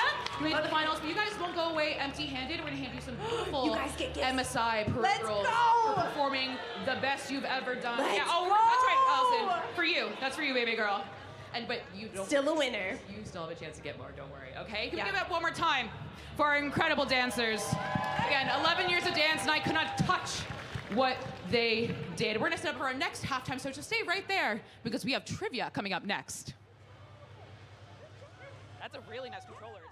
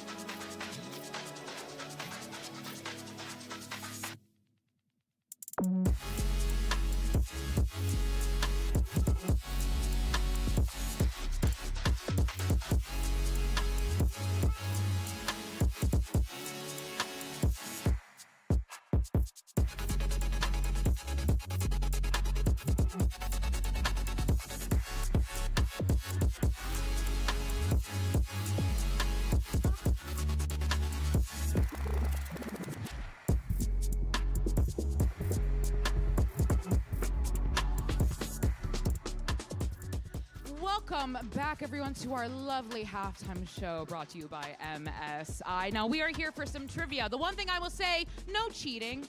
Competitive integrity is important in everything we do here at the Milk Cup, and that includes in the audience. Don't help our lovely contestants, Keg, Fuscond, and Mayfu, to answer the questions I'm about to ask them. You can think about the answers, think very hard, but do not answer them. Contestants, are we ready? Born ready. Okay. Born ready. This is an easy one, I would hope. What year was Fortnite officially released? Write your answers down on the whiteboard. I'm not gonna look. Give them their privacy. Take their time. Do you guys know this one? Do you guys if you know this one? Okay. We'll work on it. Look like they know this. All right, I'm gonna come over to you guys. Keg, what's your answer? It's the right answer, you said. 1967, a great year. A great year, but I don't even know what happened that year, but I can't say that was when Fortnite was released. What about you? Can we open it around? 2017, and I see, you want to turn your board around? 2017 as well, that is the correct answer. Woo! Here I graduated high school. I just aged myself in front of everyone here. All right, second question. Take your time, erase the boards, let's think. This is about the Milk Cup. We're all here to celebrate the Milk Cup. Who were the 3 players on the winning trio of the first ever Milk Cup LAN? I know this one. Crowd, do you know this one? I know this one because I have the answer in front of me, but also I know it because I know it. But I know we have some of their fans in the audience and loved ones. We give them a little bit of time because it was a trio. We're doing duos this year. You know, trios take a little bit more time. I'm gonna start with... Yeah, there was 3 of them. There's 3 of them. Are we ready to go? I'm gonna start with you, Keg, again. Again! All right. What do you... Oh, I mean... It's the right answer? I think You think it's the right answer? What is it? What you turn around? Fortnite question mark. Got the game right. It was there at the first ever Milk Cup LAN. You can't be wrong, but I do not think those were the 3 players on the winning trio. But good try, Keg. Good try. Can I go to you next? Hopefully it's okay. That is correct. Regs, Moxie, and Daya. And do we have an answer over here? 6-7. I'm a nice woman, I'll let that go. All right, we're gonna erase the boards, wipe it clean. We're gonna talk about icons in the skin line, where we spend our V-Bucks. Who was the first female icon introduced to the Fortnite icon skin line? I think I know this one too. I remember when I subscribed to her back in my day. Back in my day. I think I cried a little bit when she got it. Because it's first female, it's a huge deal. I'm gonna give you a little bit more. Think of a little more, think hard, and I'm going to go to you first. Oh, you're almost there? No, Okay. but good guess. Rainbow Raz. Okay, what's your answer? Lufu. Pokimane 6-7. Oh. The answer is Loser Fruit on June 22nd, 2020. Okay. And you know what? Let's keep it going. What was the first vehicle ever added to Fortnite? Oh. Vehicle is, there's a broad definition here. Let's be very honest. Very broad definition of vehicle. So something that moves? Something that moves. Which technically is a person, but a person's not a vehicle. Yeah. But it is something that moves and that you can, I've seen many people have many a time in this. Oh, with so clips. many clips. When it was added, I actually did not stop seeing clips. I'm gonna go to you first again, Keg. What do you? Cow with milk, winky face. I love the gumption. I love the focus. Unfortunately, I don't think you can ride cows in Fortnite yet. Give it, Epic, take your time. We'll wait for it. And go to you next. It was the shopping cart. Well played. And what was your answer? Shopping cart. Great work, everyone. All right. Do you guys know that? Now everyone's, okay, I see one and then everyone's like, no. All right. Which rare Fortnite spray features a carton of milk with a distressed face on it? Which rare Fortnite spray features a carton of milk with a distressed face on it? Do you know this one, Peach? No. And I have the answer, so I do. Does anyone in the audience know it?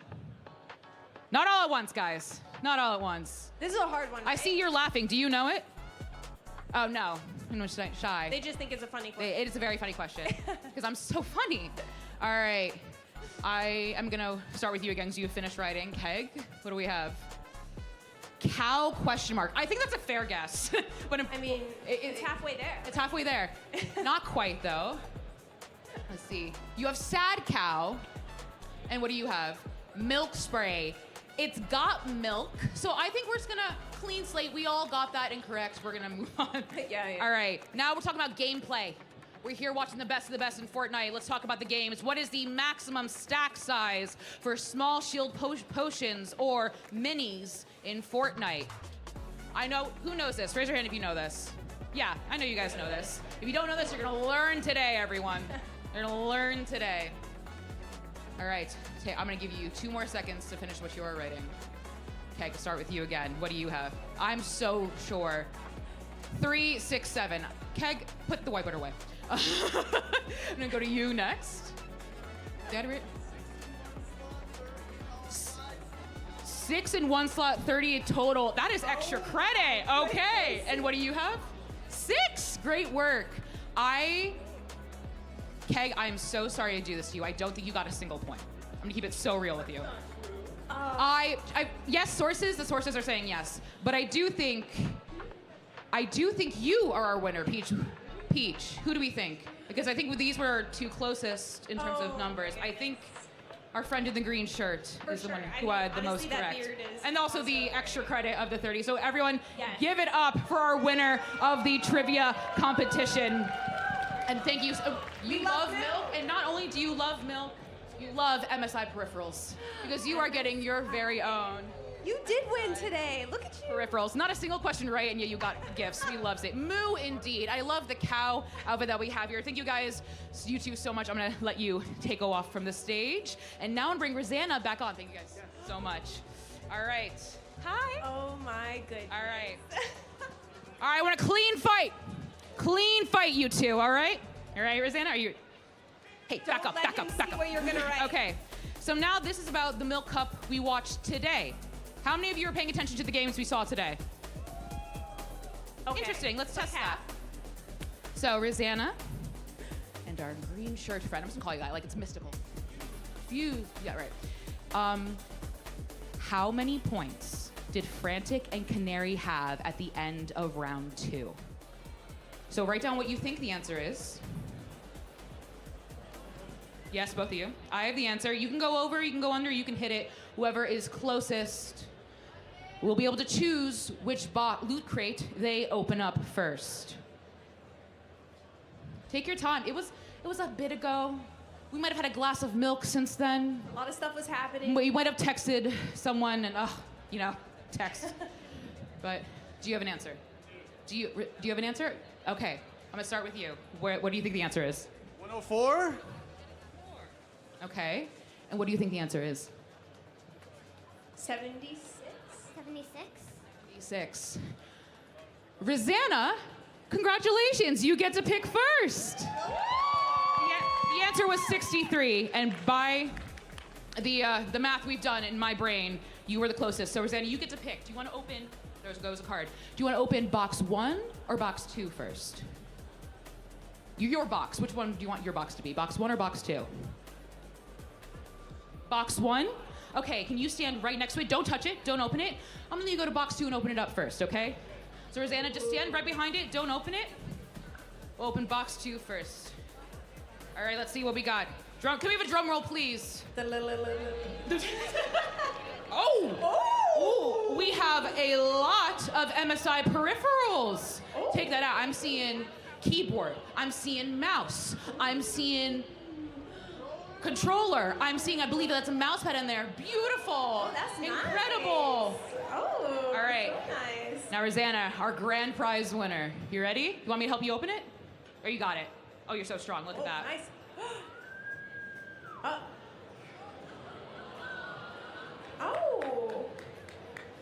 Peach, I don't think that's right. No, I don't think that's right either. Did you? I think that's mine. Did you? Oh, is it back there? Yes. Rosanna, I think we have one more thing for you. Just one more thing, okay? Because you did so well.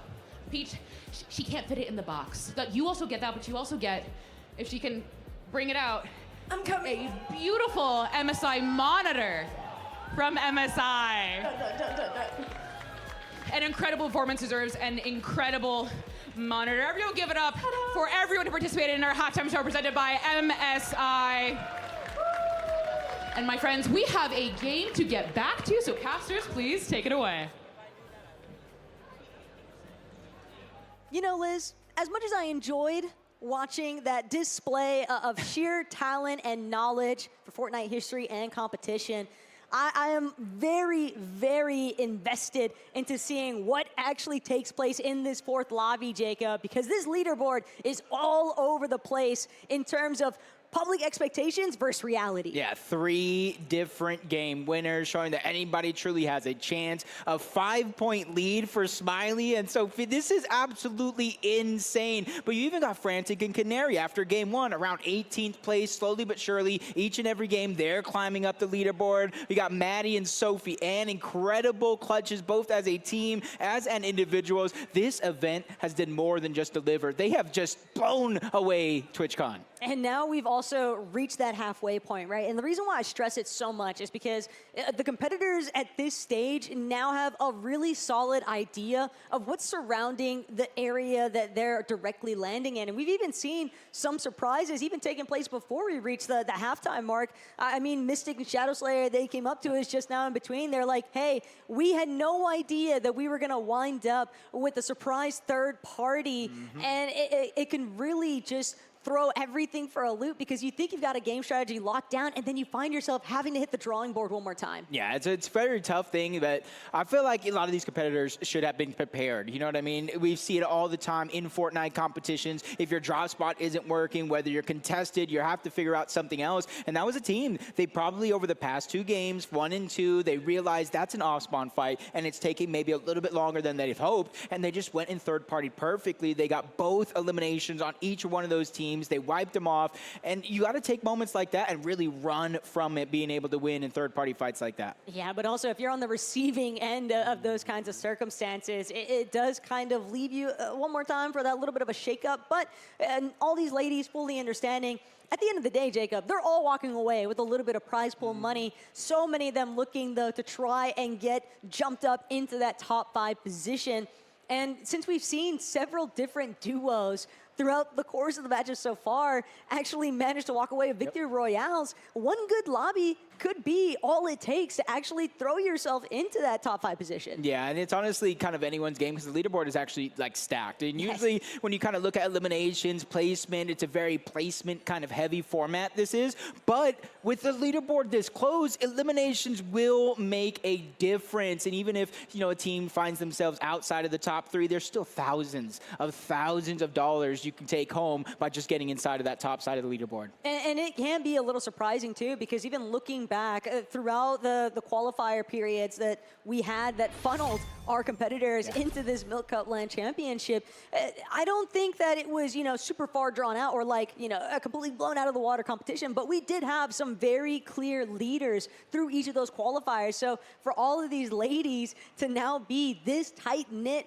amongst each other, that is, I think, one of the best indicators of just how everybody has kind of just leveled up throughout the year. And that's what this is all about. You're going to need Milk wanted the Milk Cup to be that shining point for these ladies to take over. Yeah, and I like that too, because you talked about kind of, you know, the big 3. The community would think about those teams, Moxie, Regs, Frantic Canary, Anita, Nina, and Vader. But this on an even playing field here goes to show it is truly anybody's chance to take that first place spot and get your name added to that amazing Milk Cup trophy and take home both of those medals. Well, whether or not we're going to see somebody choose to rewrite the narrative, because, again, Jacob, we're looking at Sophia and Smiley leading the charge in first place, but it is only a 5-point gap, but they have not fallen underneath that top 5 threshold for all 3 matches so far here today. Daya and Yaz also looking to try and rein in. Daya, she's got a championship title to try and defend with a completely different teammate. Yeah, and that's something that's not necessarily easy. You got to rebuild the chemistry. You got to rebuild everything going from one teammate to the next. And it's even harder because you know as well as I do, every season the Fortnite meta is changing, especially with the Fortnite Myers additions coming into the mix. The loot pool took another bit of a turn. Asana and Silver Lab, they are looking for one. Emperor, they're down below, but they're just hovering over, using the water. Hopefully you're going to try to use this to get across and try to get that extra peek of the angle. But Emperor's hiding inside of the water. It might not be easy to see, but I was wrong. Quickly gets spotted out. Little Bill's left. Emperor's just trying to hide and buy time, but with no teammate coming to the rescue, it does look like it's going to be a tough situation. Breaks into the box, breaks the shields, and Sana finishes off Emperor and her duo. Emperor nearly turned that one around. Still a little bit of a delay there for Sana and Silverlab, but they are just so far southwest from everybody else. They might have drawn a little bit of attention from those teams that are still kind of hovering around Shogun's Solitude, but when you are playing from these fringe map positions, finding those early eliminations does make a huge difference. Because right now, Silver trying to keep a tab on Edith, but this is a dangerous position when you've got 2 players honed in on you. Spot him out. Looking like they're going on a little bit of a chase here. It's possible points. Placement, which is so important. Especially, this is the second half of the day. A lot of these teams got to see where they're at on the leaderboard, what is the point differential, and kind of formulate a little bit of a strategy from one game to the next to figure out how they're going to pick up the pace. First door to base, just as contested as you've seen the spot, honestly, right down below where Fistic and Shadow Slayer have been fighting almost all day long. So it almost seems like every one of our good POIs, except for a few, are all contested. And Nisui trying to get a couple of tags in onto Kells, but she'll immediately throw up a couple cones overhead, try and cut off that line of sight. But the moment that you are scouted out, and with that capture flag having already been taken over, Mata and Nis, they're just taking their sweet time here. They know that Kells is a little bit more locked down. She's kind of stuck on that northern edge of First Order. And they can hold down this direction for as long as they want to, but Spinor and Cat Attacks getting a little bit risky here. It's like box fight taking place. Yeah, trying to play aggressive on the Blurina all the way north side of the map. Blur with a nice cone edit, able to save a couple seconds, but goes down to the 2v1. They continue to press forward. They're not even necessarily worried about the knock, or at least not at this point in time. They get the back wall, and they get the second elimination as well. Even with Spinor going down, it's going to take them no time at all to get right back on up. That was a great wraparound, too, from Cat. She just let Spinor take the brunt of that aggression. And, hey, it doesn't matter if I get knocked. As long as you were there to clutch the revive for me, that's all I need. But a good shout to Blurina. They've been trying to make the most with that exchange. It's just unfortunate. That's how the cookie crumbles sometimes, and they're not the only ones that seem to be on the receiving end of some aggression early on. Nia and Mani currently duking things out, but just gonna choose to sit and buy a little bit more time inside of the lower layer. They don't necessarily have a whole lot of builds to split between them. And on top of that, you can see Nia, the inventory, the ammo, 7 shots left in the shotgun, 33, about 1 clip left in the Fury. So they know timing is of the essence. If they're going to fight this, they have to end it quick before they put themselves in a terrible situation. Manny just trying to take a couple of shots. The bait switches in. Nia gets a knock onto one. That's Michaela boxing in. They're just trying to continue to push forward, but they're just not peeking at the bad time. Both of them, it's just 1 shot away from going down. That means Nia's going to clean up the elimination, get the siphon for the HP, but there's no extra shields in the inventory. And for Nia, only 3 extra shotgun shells. And that's where things are really going to get tough here for Lulu. Even with Mani being about half HP, same case scenario for Nia, they've still got the advantage. Just 1 more body that they can actually try and break through, and Lulu knows best. She'd rather try and make an effort for that reboot card. And Nia, Mani, they're gonna watch that one kind of fizzle out of their control. They don't really have a means to try and give chase just yet. Yeah, hopefully she was able to grab the reboot card before disengaging out with that launch pad, able to cover distance. So hopefully if the reboot card is there, we'll see the duo back together yet again. Simone and Alexis rotating south all the way from the north, and kind of looking at this side of the map, just the mini map alone, we finally got a different zone. For the first 3 games, we were going north, we were going east. This time around, it looks like we're heading south for the winner. And we'll get a chance to kind of spectate how these ladies manage to adjust to those instances, because Simone and Alexis, they seem like they're still a little bit interested in just trying to head north to try and see what they can scavenge the leftovers. Even with all these pre-existing builds surrounding them, they don't really seem all that bothered by it. And Simone, Alexis, maybe they're hoping that they can try and cut off the team that's even further north from where they're currently based at, but they might have to do a little bit of a time sink here. Yeah, jumping on board Vanessa and Liz. Coming into this game, Taco, they were about 6th place, 131 points, and they're so close to continuing this tempo and moving inside of the top 5, just shy about 10 points down, which means if any of those teams inside of the top 5 go down early, Vanessa and Liz could overtake them in the standing, especially with how well they have been playing all day long. Some solo clutch performances, team clutches coming out. Their chemistry is unmatched. I could be mistaken here, but every time we've panned over Vanessa and Liz, I've heard a couple cheers in the audience there, so clear support. But Smiley, Sophia, this is absolute catastrophe. I don't want to call it a caster's curse just yet, but Melanie and Scare have completely shut down our leading duo in this 4th lobby. That is a huge blow for Smiley and Sophia and everyone else that's already hovering that top 5 of the leaderboard, just lighting up right now the moment that they peak that elimination feed. Yeah, Yaz, Daya, Moxie, Reg, 2nd and 3rd place right below. Probably saw that one in the feed, and they're smiling. This is our chance to not only take control, but take the lead. Bot lane, Noelic, we know how aggressive they have been so far in the early game, trying to get that Storm Surge accumulated quickly, so that way they have their freedom to rotate later on in the game. But those third parties still playing a role in these games. As soon as they peak, get a little bit too comfortable, putting pressure down, they get tagged up just a little bit, forced to kind of rethink the situation and build a full base for this fight. Noella continue to try to play for a little bit of piece control. Does look like she's having to force out of position, but only momentary as Liz looks to get a little bit more aggressive. They continue to climb up on top of the mountain, but the third-party shots yet again disrupting both of these teams. Hey, that's some nice space control, though, from Noah, just completely shutting down all of those efforts by Liz and Dolo to try and break through towards the high ground, and now it's going to be a little bit of a swapsies here. So Noah drops down, bot lane going to continue to hold on to height. They're just trying to see if they can cut off angles right now from Liz and Dolo. But knowing that those ladies are kind of just stuck on the low ground, it's a game of chicken here to see who's going to be the first to try and punch through. But Botley and Noah Lake, they seem to be in the driver's seat for right now. Yeah, but timing is of the essence. We already know the zone is pulling south, so more and more teams from the north will eventually rotate in that direction. So even though they might think they have the freedom of timing now, you almost got another thing coming, especially with the third party already there. Malinka, Ema, just trying to pressure down from above, building full boxes to try to negate any attempt from the third party. First cone, now they're going for the floor. Both of them are able to grab that one. They're just taking piece by piece by piece and just kind of pushing Mel's and Blissey around. Mel's and Blissey, they're doing a great job at still trying to stay together. Hip by hip is your best effort at turning things around. Should they get a little bit dicey here, but Malinka and Emma, they don't seem convinced that they have enough of an advantage to just outright try and key Mel's and Blissey. In fact, they might even have other intentions entirely, Jacob, to just leave. We're seeing the Flowberry Fizz have to be expended, and we know how precious that is for making rotations.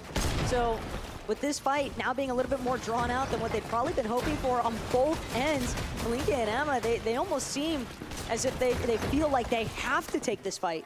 Yeah, and you already see that team towards the west on the mountain. Another team creeping in from Pumpkin Pass. And you see why they're full boxed up. Man, Mel's with a big shot, taking down the shields of Malinka.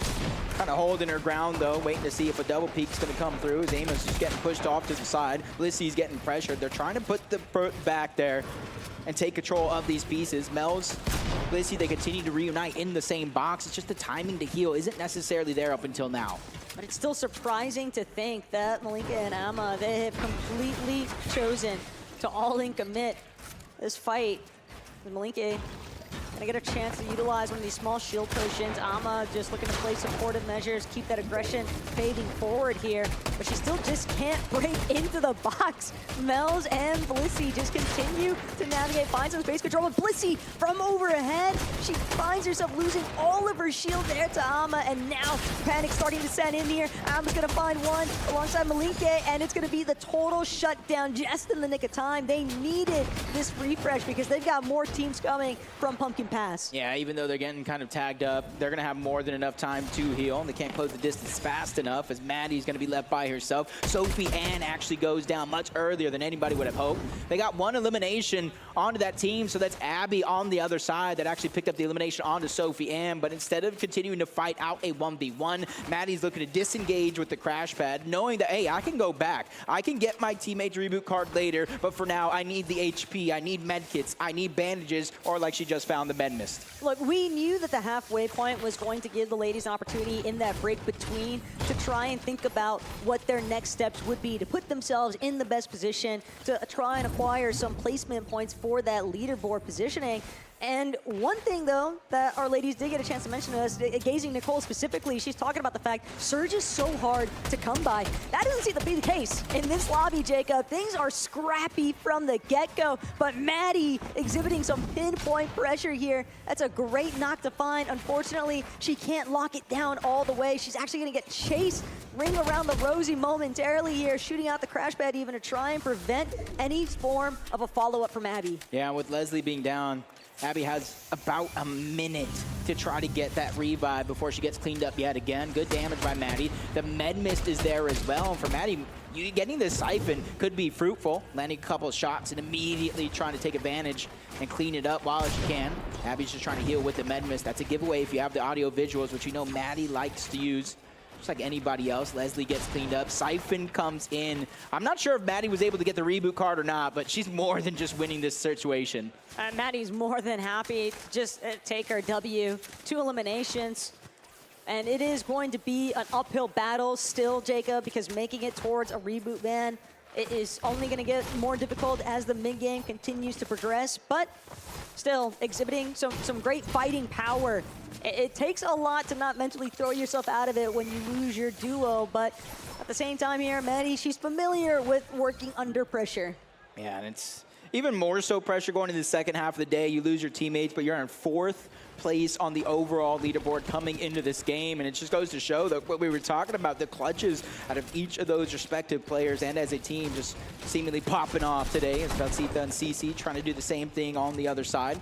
All the way on the western edge, you can see that's where the edge of the zone is. So we do got a southern zone all the way this time around, but it continues to pull towards the east. Couple more zones to know where it's actually going to go overall, but for CC and Valsita, they're just playing careful. They're waiting for Sana and Silverlab to make a mistake, over peak, maybe even start to rotate out, and that's where they're going to try to strike. Well, the other thing I'm curious about, though, is that with the way that the zone is starting to close in onto Dreamy Domain, there's so many trees surrounding this forest line, and that can provide a lot of natural coverage. We've seen so many of our ladies here today kind of struggling to preserve their build count, but when you've got natural coverage from the map itself, what better way to kind of set up a little bit of alert play or just like some kind of sneak attack strategy? Valsita and CC, this is almost like the calm before the storm. They look like they're ready to spring into action. Just looking off into the distance, she saw Kay and Madi just kind of crash pad their way on top of a whole nother team, whether they expected to fight or not. That awareness is big because just another tag, 30 more damage out of the Storm Surge leaderboard. So even though they're right next to a team, kind of hunkered down, they both know each other is there. But since they're at the edge of zone, they don't have to rotate. They don't want to take the risk, and that's exactly what Nicole was talking about. This has got to be so awkward, though, when you just know that you've got a team breathing down your neck. They don't have crash pads either. At least CC doesn't have any to her name. I don't believe Valsita has any either. And a great pump. Not exactly primo fighting power, but CC is a crazy fighter nonetheless. So I could still see her making something out of nothing, but it is going to be very difficult. Madi and Kay, though, a little bit caught out by Scars, but it's going to be Madi who gets the first strike in. That's a really nice elimination onto Scars, and that's going to be the forced disengage. But poor Ada, she doesn't have the chance. She knows that she's going to get completely ran down here by Madi and Kay. Yeah, you see she's able to kind of disengage for now, but the crash pad has been found by Madi. She sees the builds up above and knows maybe not exactly where she's at, but a general direction altogether. And you hear the shots coming out from Kay just trying to pressure on over towards these builds. But you see where they're at right now, Taco, the little forest, the spiral. Just like the Dreamy Domain, there's a lot of hiding possibility over at that split POI side of the map. Looks over, but sees her crouching. Oh no, the Flowberry Fizz crash pad gives her enough elevation to see her trying to sneak. Now it's a 2v1. Madi's pressuring onto one side, Kay's pressuring on the other. They get the piece control, and they get the shots to land. They clean up a whole team and drop them out of the lobby. It was just way too steep of a health disadvantage there for Ada. A great effort to try and stay hidden there. Unfortunately, that Fizz crash pad just gives you so much of that eagle-eye view that there was practically nothing she could do to actually escape the clutches there of Kay and Madi. But that is a big swing for Kay and Madi, and now they have to work their way back towards that southern edge of the zone, Jacob. They might have spent a little bit longer than what they would have preferred chasing down that last elimination, but they've got a good material count. They've got pretty solid loadouts, especially with those 3 med kits on Kay. They could even opt for some late rotations here and play that early storm kick damage to their favor. Yeah, especially with the zone pulling south early. Most of the teams are going to be on the north side overall, but Bella's going to go down, and Nut's going to follow as well. That's going to be a huge elimination from Leslie and Abby. Remember, Leslie was cleaned up not once, but 2 different times. Abby doing a good job, not only staying alive, but continuously again and again and again, getting her teammate back into the game, saying, no woman left behind. You're coming with me across the finish line if I got to put you on my back. This is terrifying, though, and Abby immediately, she didn't actually manage to make it out of render view. Even with their attempt off the Fizz launch pad, it still just wasn't enough. Sadly, she loses Leslie on the rotate. They were trying to make it deep into zone, but the moment that you're scouted off in the skies, everyone knows it's open season, and so the lobby has claimed Abby's duo, Leslie, one more time. But Regs and Moxie.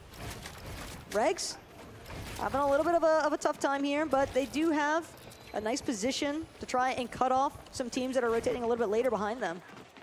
Just a reminder, if you guys saw the beginning of this game, or maybe you didn't, Smiley and Sophia were in first place, 165 points. Unfortunately, they went down off spawn. So as we look at Moxie and Regs, they started this game in third place, 159 points, 6 points shy of first place. Again, I talk about how close and stacked this leaderboard actually is, and it's any small moment that could really change the tides. As Malinke just dropped down to a solo, the med mist is there in the inventory, but we're down to a 2-tick. That puts a big timer onto Malinke's back here, because even with the zone pulling north, it's a max pull for Malinke.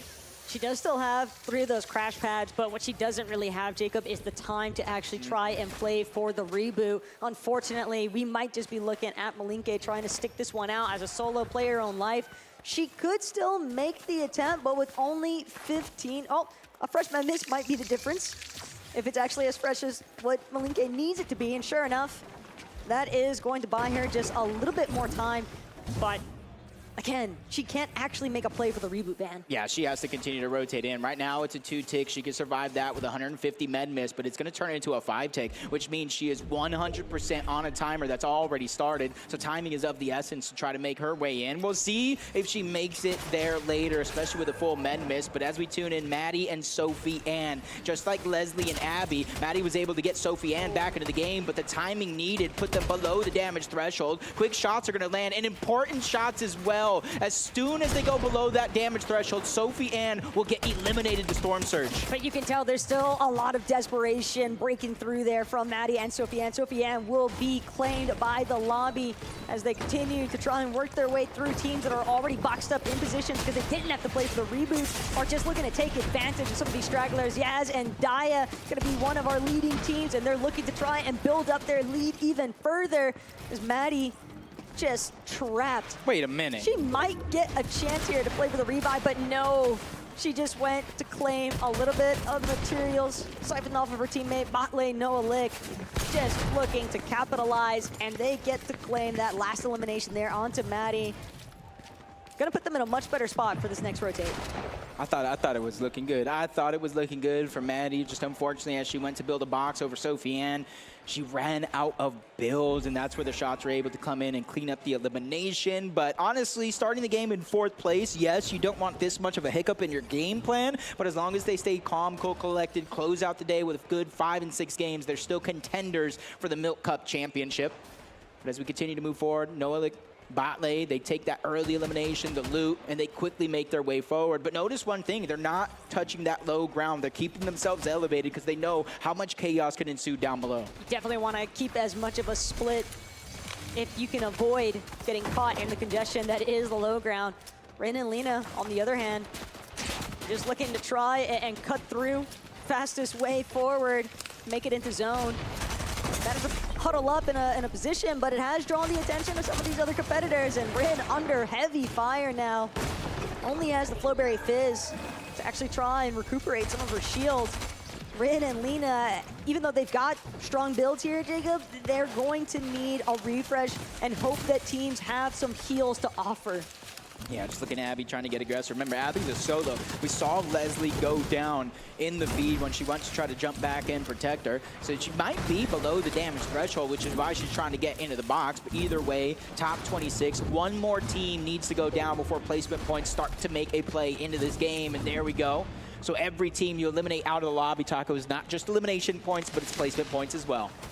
Hey, this is looking like a strong rotation up until the fact that they've run right past Regs and Moxie, and they're not the only ones. Vader just completely ripping through some of these players that were flying by. Lena might have a chance to actually revive Rin, but so much damage has already been done, Jacob. They were already running so low on their utility for heals, and now they're going to have to burn through so many just to put Rin into a healthier position for this next rotate. Yeah, luckily for them, though, the person who initially got the down was nowhere in sight. That was on the rotation. So for Lena and Rin, they're going to be back up into the game. We already saw the med kit, the minis being passed around, so shield and HP is not going to be too much of a worry as they instantly start to rotate toward the next zone as they go toe-to-toe with that team that initially got that amount of damage. It's Canary, Fran. Their resurgence after that game one has to be noted. 7th place to start this game, 121 points. They're starting to find their groove here, and better late than never. Hey, for Canary and Frantic, all they need is just one lights out performance, and that could be enough for them to really cut the gap between where they currently stand in the leaderboard and first place, especially since Smiley and Sophia were taking out so early on. But Canary, Frantic, never want to count your chicks before they hatch. They're going to look to try and play this one just calm, cool, collected. It's Frantic moving forward, trying to get that front side elevated position.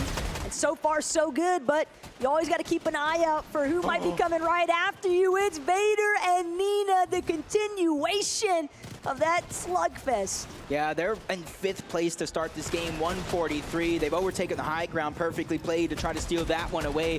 Frantic and Canary, I think, have no idea as that one happened. As neutral, still trying to go through as a solo. Good amount of fizz here for a solo, and decent amount of builds as well. Just needs to continue to try to find a way to go under the radar. But as she waterfalls down, quickly became a little bit of a focus from Lena. But that's the backside of the zone for the most part. Lena's going to have to go ahead and rotate toward that direction. But not only neutral has garnered focus, so many other teams are beginning to tag up Lena. They don't want to let her into the zone, and they're not going to let that be a possibility as Sonu cleans that one up. It's got to be so tempting, though, if you're in neutral position. You want to go for the body loop, but you know you don't have a survivor's chance if you push yourself too far out of position here. And she'll be forced to kind of commit to these low ground layers. She's trying to play the silent, slinky game here and hope that she can find an elimination just right next to her, just on the other end of her box even. CC just gonna break through and immediately get claimed by neutral, but that is a huge lifeline now for neutral. She's got more material to work with, but the builds, they run out so quickly when you're a solo. Yeah, especially when you're trying to full box and tarp up with full duos right behind you on this rotation. Vader and Nina, nobody's had a chance to look up, including Canary going down, so Fran's gonna be left by herself. Not sure exactly where she's at or if she got taken down altogether. Tokyo is going to be the one to get credit for that. But Nina and Vader, they not only have the high ground, they have the slap very exotic fizz. So they're going to be able to waterfall down. They have their heal off in the back pocket. They have the recipe for success. And all they need now is to try and close this one out. Even with the materials running low, everyone just kind of clambering over each other at Gordy's gate. Frantic will be shot down by Nina. They might be sisters outside a game, but there is no such thing as friendship on the battlefield here, Jacob. Nina and Vader, they want to bring this one home for themselves, be the first duo to strike with multiple victory royales on the day. K-Moore's K also stuck, just trying to claw their way through the low ground, but they've got nowhere left to run except into other teams. Yeah, and look at where the zone is actually moving over towards that mountain range. That's giving them another advantage to use. All they have to do is look down. Yaz, last one. Regs at the backside of the zone. Bunch of solos running around. She's trying to win this one with the heal off, but in a 1v2 situation, the zone is still moving. I'm not sure there's going to be enough because she has to leave this box eventually. The zone is cutting back. That's a little bit of a blessing, giving Regs some time to work with, but she's getting sprayed from up above. 50 left on the med miss, 30 HP, but she's given herself a little bit of a spot here to call home. This is still such a tough position to actually find yourself in. If Regs is able to turn this one, she would be absolutely insane for it, Jacob. She's still looking to try and tarp her way through on that front side low, but Nina, Vader, they're not looking to give up this victory royale. They've got it right in their sights. All they need is to find one sink shot onto Regs, who's still scrambling around in the low ground. They just can't seem to finalize on this elimination, but they know they've got so much in their favor. All it takes is one good shot and Regs is gonna finally fall. Second placement points still coming into effect here, but Nina and Vader, that's gonna be 2 victory royales on the day. They started this game 22 points down away from first place. We know the big victory royale is about 65 points plus those eliminations. I'm not gonna sing it too soon, but we might have a new first place team. But Moxie and Regs, yet again, another team in the hunt, making it to the top 2. This continues to stay interesting. And they are still just keeping it too close for comfort. No one can really feel all that confident about it being a runaway circumstance by any means. You're gonna have to stay consistent with your performances from this point forward because it's game 5 that's gonna be up next year, Jacob. The penultimate game before we close out the day. And there is just so much riding on the line here for these ladies. Yeah, and for Nina and Vader, you know, hey, came off a Game 4 win. You said multiple wins throughout the day. The first team to do it. They have found their groove. And what I noticed when they were fighting that 2v1 versus Regs, they gave her absolutely no chances. They didn't drop down and try to fight. So congratulations once more to them for winning game number 4. But we'll continue the rest of the Milk Cup Championship right after this break.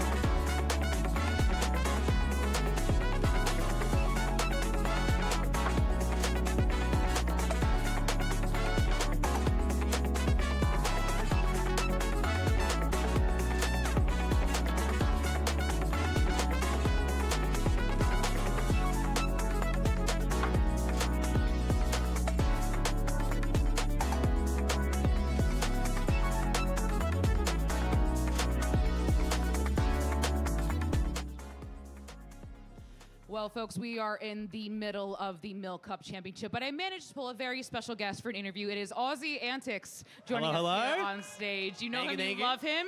Thank you so much for stopping your crocheting for a tiny bit to come speak to us on stage. And we were just talking, this is shaking out to be a very different final than we expected. Talk to me about your expectations for the event and what is happening right now on the stage with these women.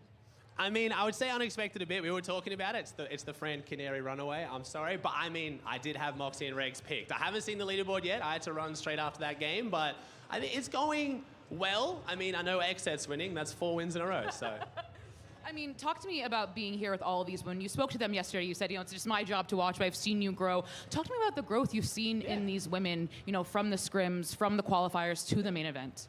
Yeah, I've been following the female Fortnite scene for about 5 years now, and it's developed so much. You can tell just from watching today how much the girls have been practicing and locked in. It's been extremely fun to watch. I did tell my stream I was going to shout out a few players when I came up here, and then they all had a pretty rough game 4. But still, I would say Smiley, I think, was a huge underrated performance. She's showing up big on the online tournaments. She's always super aggressive, but she's matching energy. Let's go, Smiley. Good stuff. See, there we go. That's the energy. See, yes, rough game 4. We're bouncing back as well. I do want to shout out Maddie as well. I know Maddie and Vanessa both been grinding the game for a super long time. Transit to IGL. There we go. We got some fans. They've been showing up really big. They've really locked in. And then obviously the favorites been getting a whole bunch of love. We have Moxie's team, Dyer. They've all been playing crazy. Multiple LAN performances now. So the girls are looking nuts. I mean, talk to me about being here also in TwitchCon. No, we're in San Diego. It is the 10th anniversary of TwitchCon. I believe 17 dog years. We're doing the math. I mean, everyone walking by here, people have been stopping, being like, hey, like, what is this? Like, what is this tournament? These rows have been filled with people. What does it mean to you as someone who has been watching this for, you know, scene for 5 years to see the growth of the scene, literally, physically, in person? Yeah, it's been awesome. I mean, when it's in person, you can see the actual support that comes out from the community. The stage looks amazing. Milk's put on some phenomenal production here. We've got the beautiful beautiful Milk Cup as well, which 2 people will be lifting at the end. It's been really cool to see. I came in yesterday to play around in the actual booth as well. It's been a really fun event. Yes, of course, if you're not here at TwitchCon, we do have more, like we have a Dairy Dash game. It is incredible. Well, thank you so much for joining us on stage. Get it for Aussie Antics. Thank you. I'll let you go back to your co-stream, sir, but I'm gonna send it over to our analyst desk to break down that incredible game. Thank you so much. It was awesome to hear all the words about how long that Aussie has been like following the scene, seeing the growth, and now to see where it's all come by. I don't know, that's really inspirational. I love it. Most definitely. I've seen Aussie for a long time. Obviously, you know, casted alongside him, watched his streaming career kind of take off, and he just continues to be the backbone of Fortnite competitive. He's a madman. There's no other way to put it. He's an absolute madman. Anytime that I'm like, oh, I want to catch up on some Fortnite content, oh, he's streaming. Oh, he's got a YouTube video up. Oh, he's streaming again. Oh, he's doing a watch part. Every single time. And he's totally right. Anytime that I've been doing preparation for either, you know, Radiance tournaments, any other female tournaments, he is constantly co-streaming them or giving them shout-outs. We love that support for all of our girls. And talking about support, we got to talk about the support that we saw during the games today. A lot of things shaking up a little bit. I saw Kat and Spinar getting some early eliminations, but if we're talking about early, I got to talk about Smiley going down early there. Our first place duo now probably going to be dropping down the leaderboard just a little bit, but that gave plenty of other duos opportunities to climb up the leaderboard, Monster. Yeah, unfortunately, Sophia fell first. Smiley tried her best, but just came up slightly short. Hey, look, this is just going to make the standings that much more closer. It's going to fuel them with that much more hunger as well. Maddie and F with an incredible early game clutch, gets her teammate back in it, fights her way to the end game, unfortunately falls just as the moving zones really start to pick up. Take a look at that shot right there.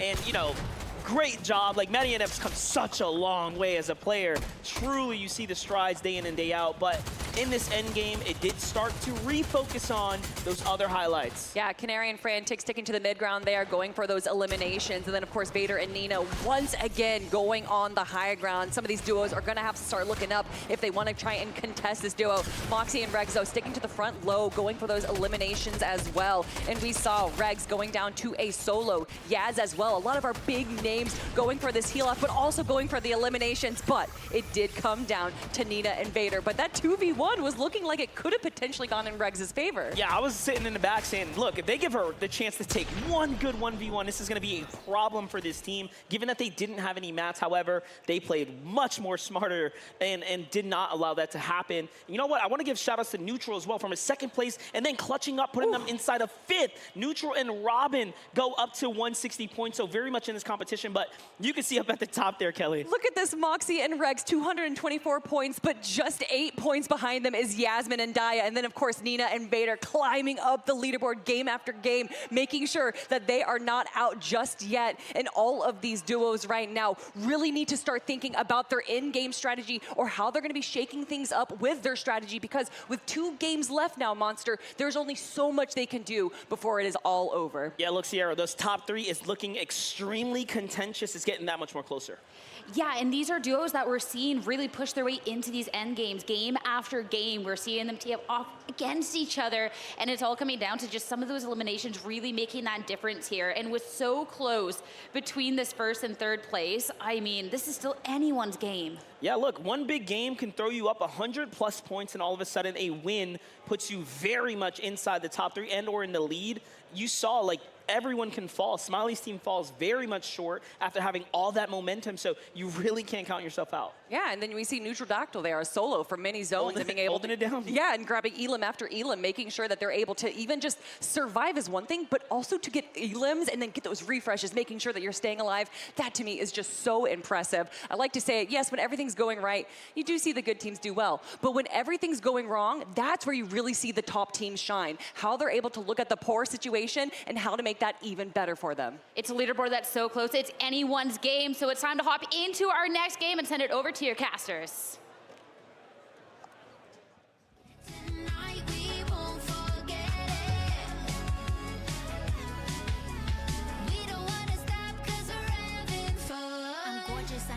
Show it slowly, they know I take over. Creme de la young, really just wanna have fun. Yes, I'm magnetic, they love me, touch me, they try, but I'm running everything in the city. Young and I'm dumb, but I'm pretty. See jaws dropping and heads bobbing, they better. We bottle popping and living it up together. Everybody tell me that they want this life forever. Put your hands up if you feel like treasure.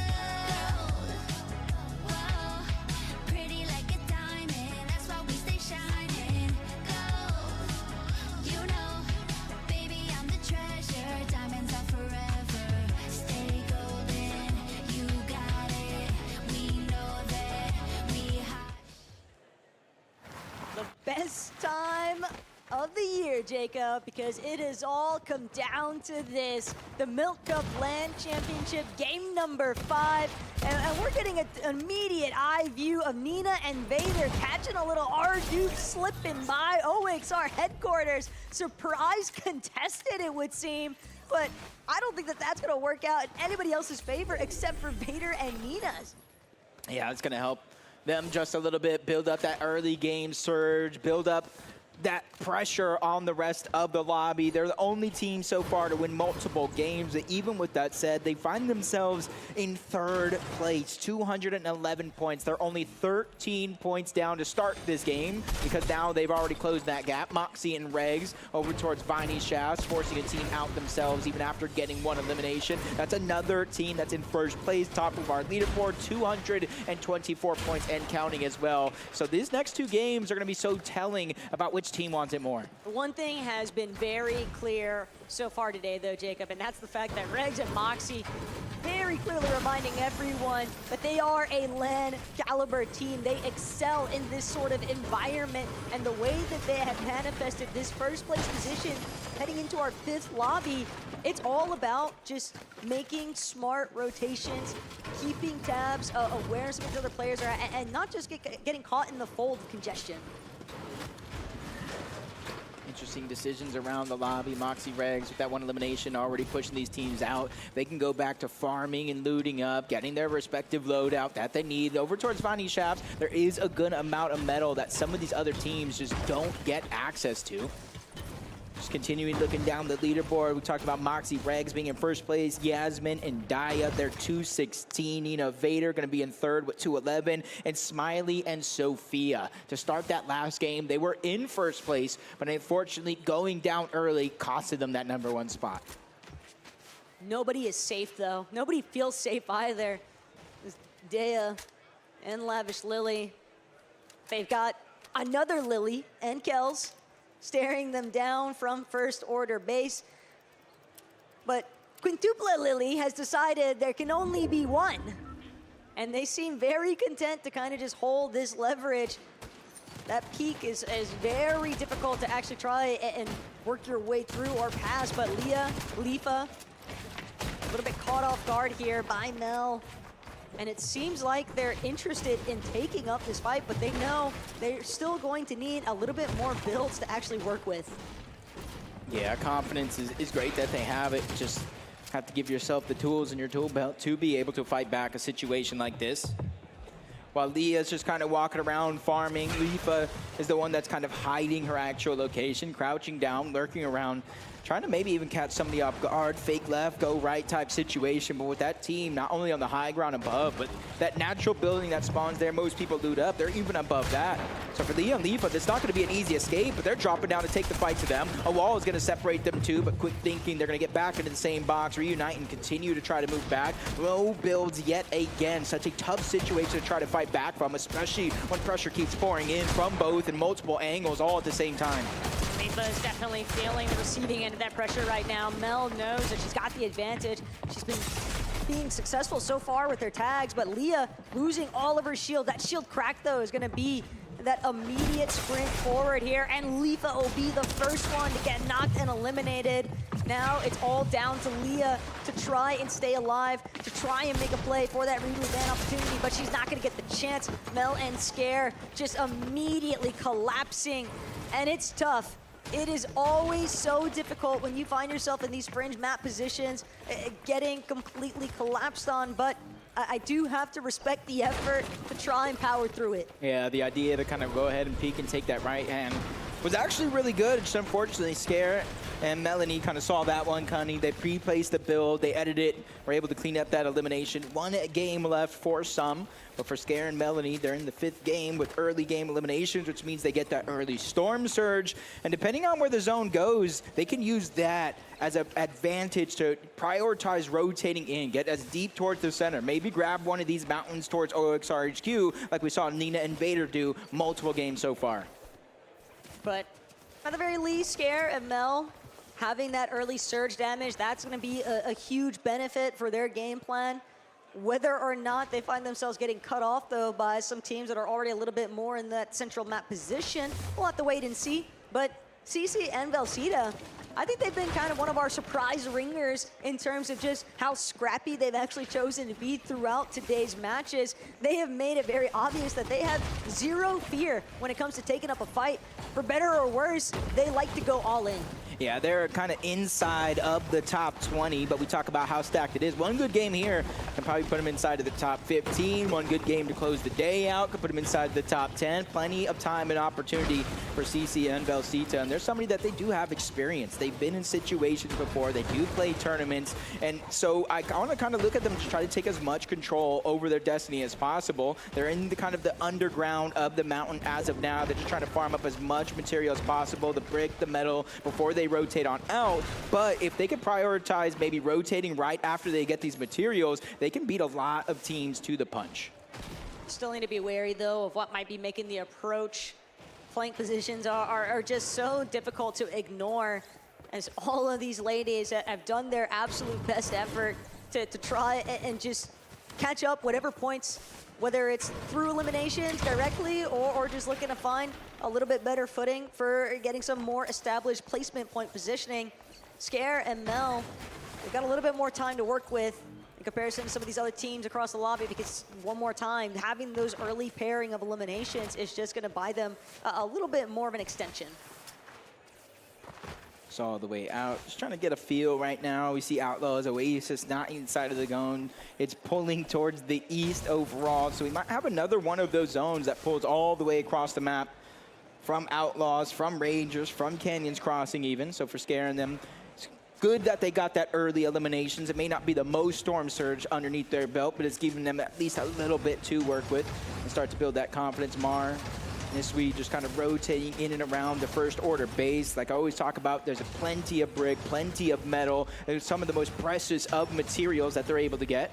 And now that they have heals, there's launch pads here that they can use. As long as they kind of rotate towards the eastern side, the slower side, I think they'll be okay. That's the thing, though, is that there was also plenty of other teams in that vicinity. So first order base, you know, maybe a little bit of a false sense of security taking place there, but Regs, Moxie, they are looking to try and pick up the pace here. They want to create as much of a separation as possible, and Mighty Shafts is kind of a very awkward spot because Frantic Canary, they're going to be the ones that Regs and Moxie are currently trying to cut off. But Frantic Canary, we saw them not at Canyon Crossing earlier on. This might have been the intent, was to try and take out one of the heavy hitters from this lobby to prevent them from actually building on their lead.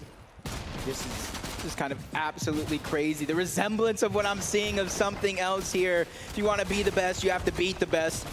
And with themselves only having 2 games left, with how well Moxie and Regs have been playing, they cannot just let them slide for free. They have to go for the eliminations, and Moxie just dropped down 20 HP, forced to heal. The pressure comes in from all angles. Fran just leading the charge. Canary there on the other side, gets tagged up yet again. Regs is gonna go down. The opportunity, the window has opened up for Fran and Canary to take the game back. All they have to do is figure out a way to get this final elimination onto Moxie. The med mist is going down, only 1 mini left. The max HP Taco is 125. Yeah, but Moxie's still gonna make them work for it, and look at those arrows approaching in the distance from Outlaw Oasis. Trouble on the horizon here. Moxie, she's not gonna go down without a fight. Frantic losing her shield means that she's gonna have to take a second to pause here, and now the third party has come through. Teams recognizing, hey, this elimination feed is being lit up with our leaderboard first place contender, but Canary and Frantic, they are going to force Smiley and Sophia to reconsider. They still have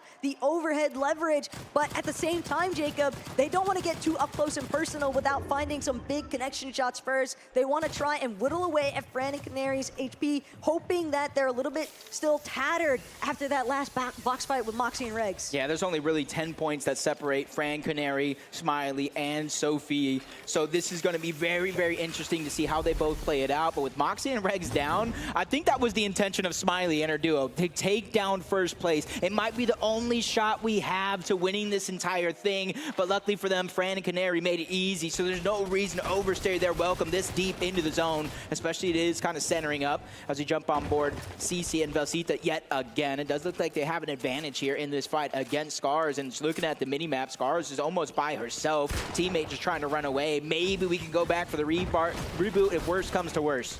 Poor Scars, though. She was on life alert to begin with, and now Velcita is going to be the final dagger. CC and Velcita finding that elimination onto Scars. It's going to put Mel into a very tough position, but we'll see whether or not she's able to try and recover something here as Yves, Bao, shifting the direction back over towards Dreamy Domain. And you can expect that Yves and Bao, they still want their piece of the pie all the same as everyone else, Jacob. It is all about that final rat race towards the top 5 of the leaderboard. And Yves and Bao, they know that they're going to need a big performance to truly have that takeover finish. Finding early eliminations, that could be the separation course, but still got to be careful with where you peek at. If you overstay it, there's still opportunity for it to get turned against you. Yeah, just those third parties, but I did see in the feed Smiley getting an elimination onto one. Sophia box to box with the other, and they just steamroll through Taco yet again. Another player going down.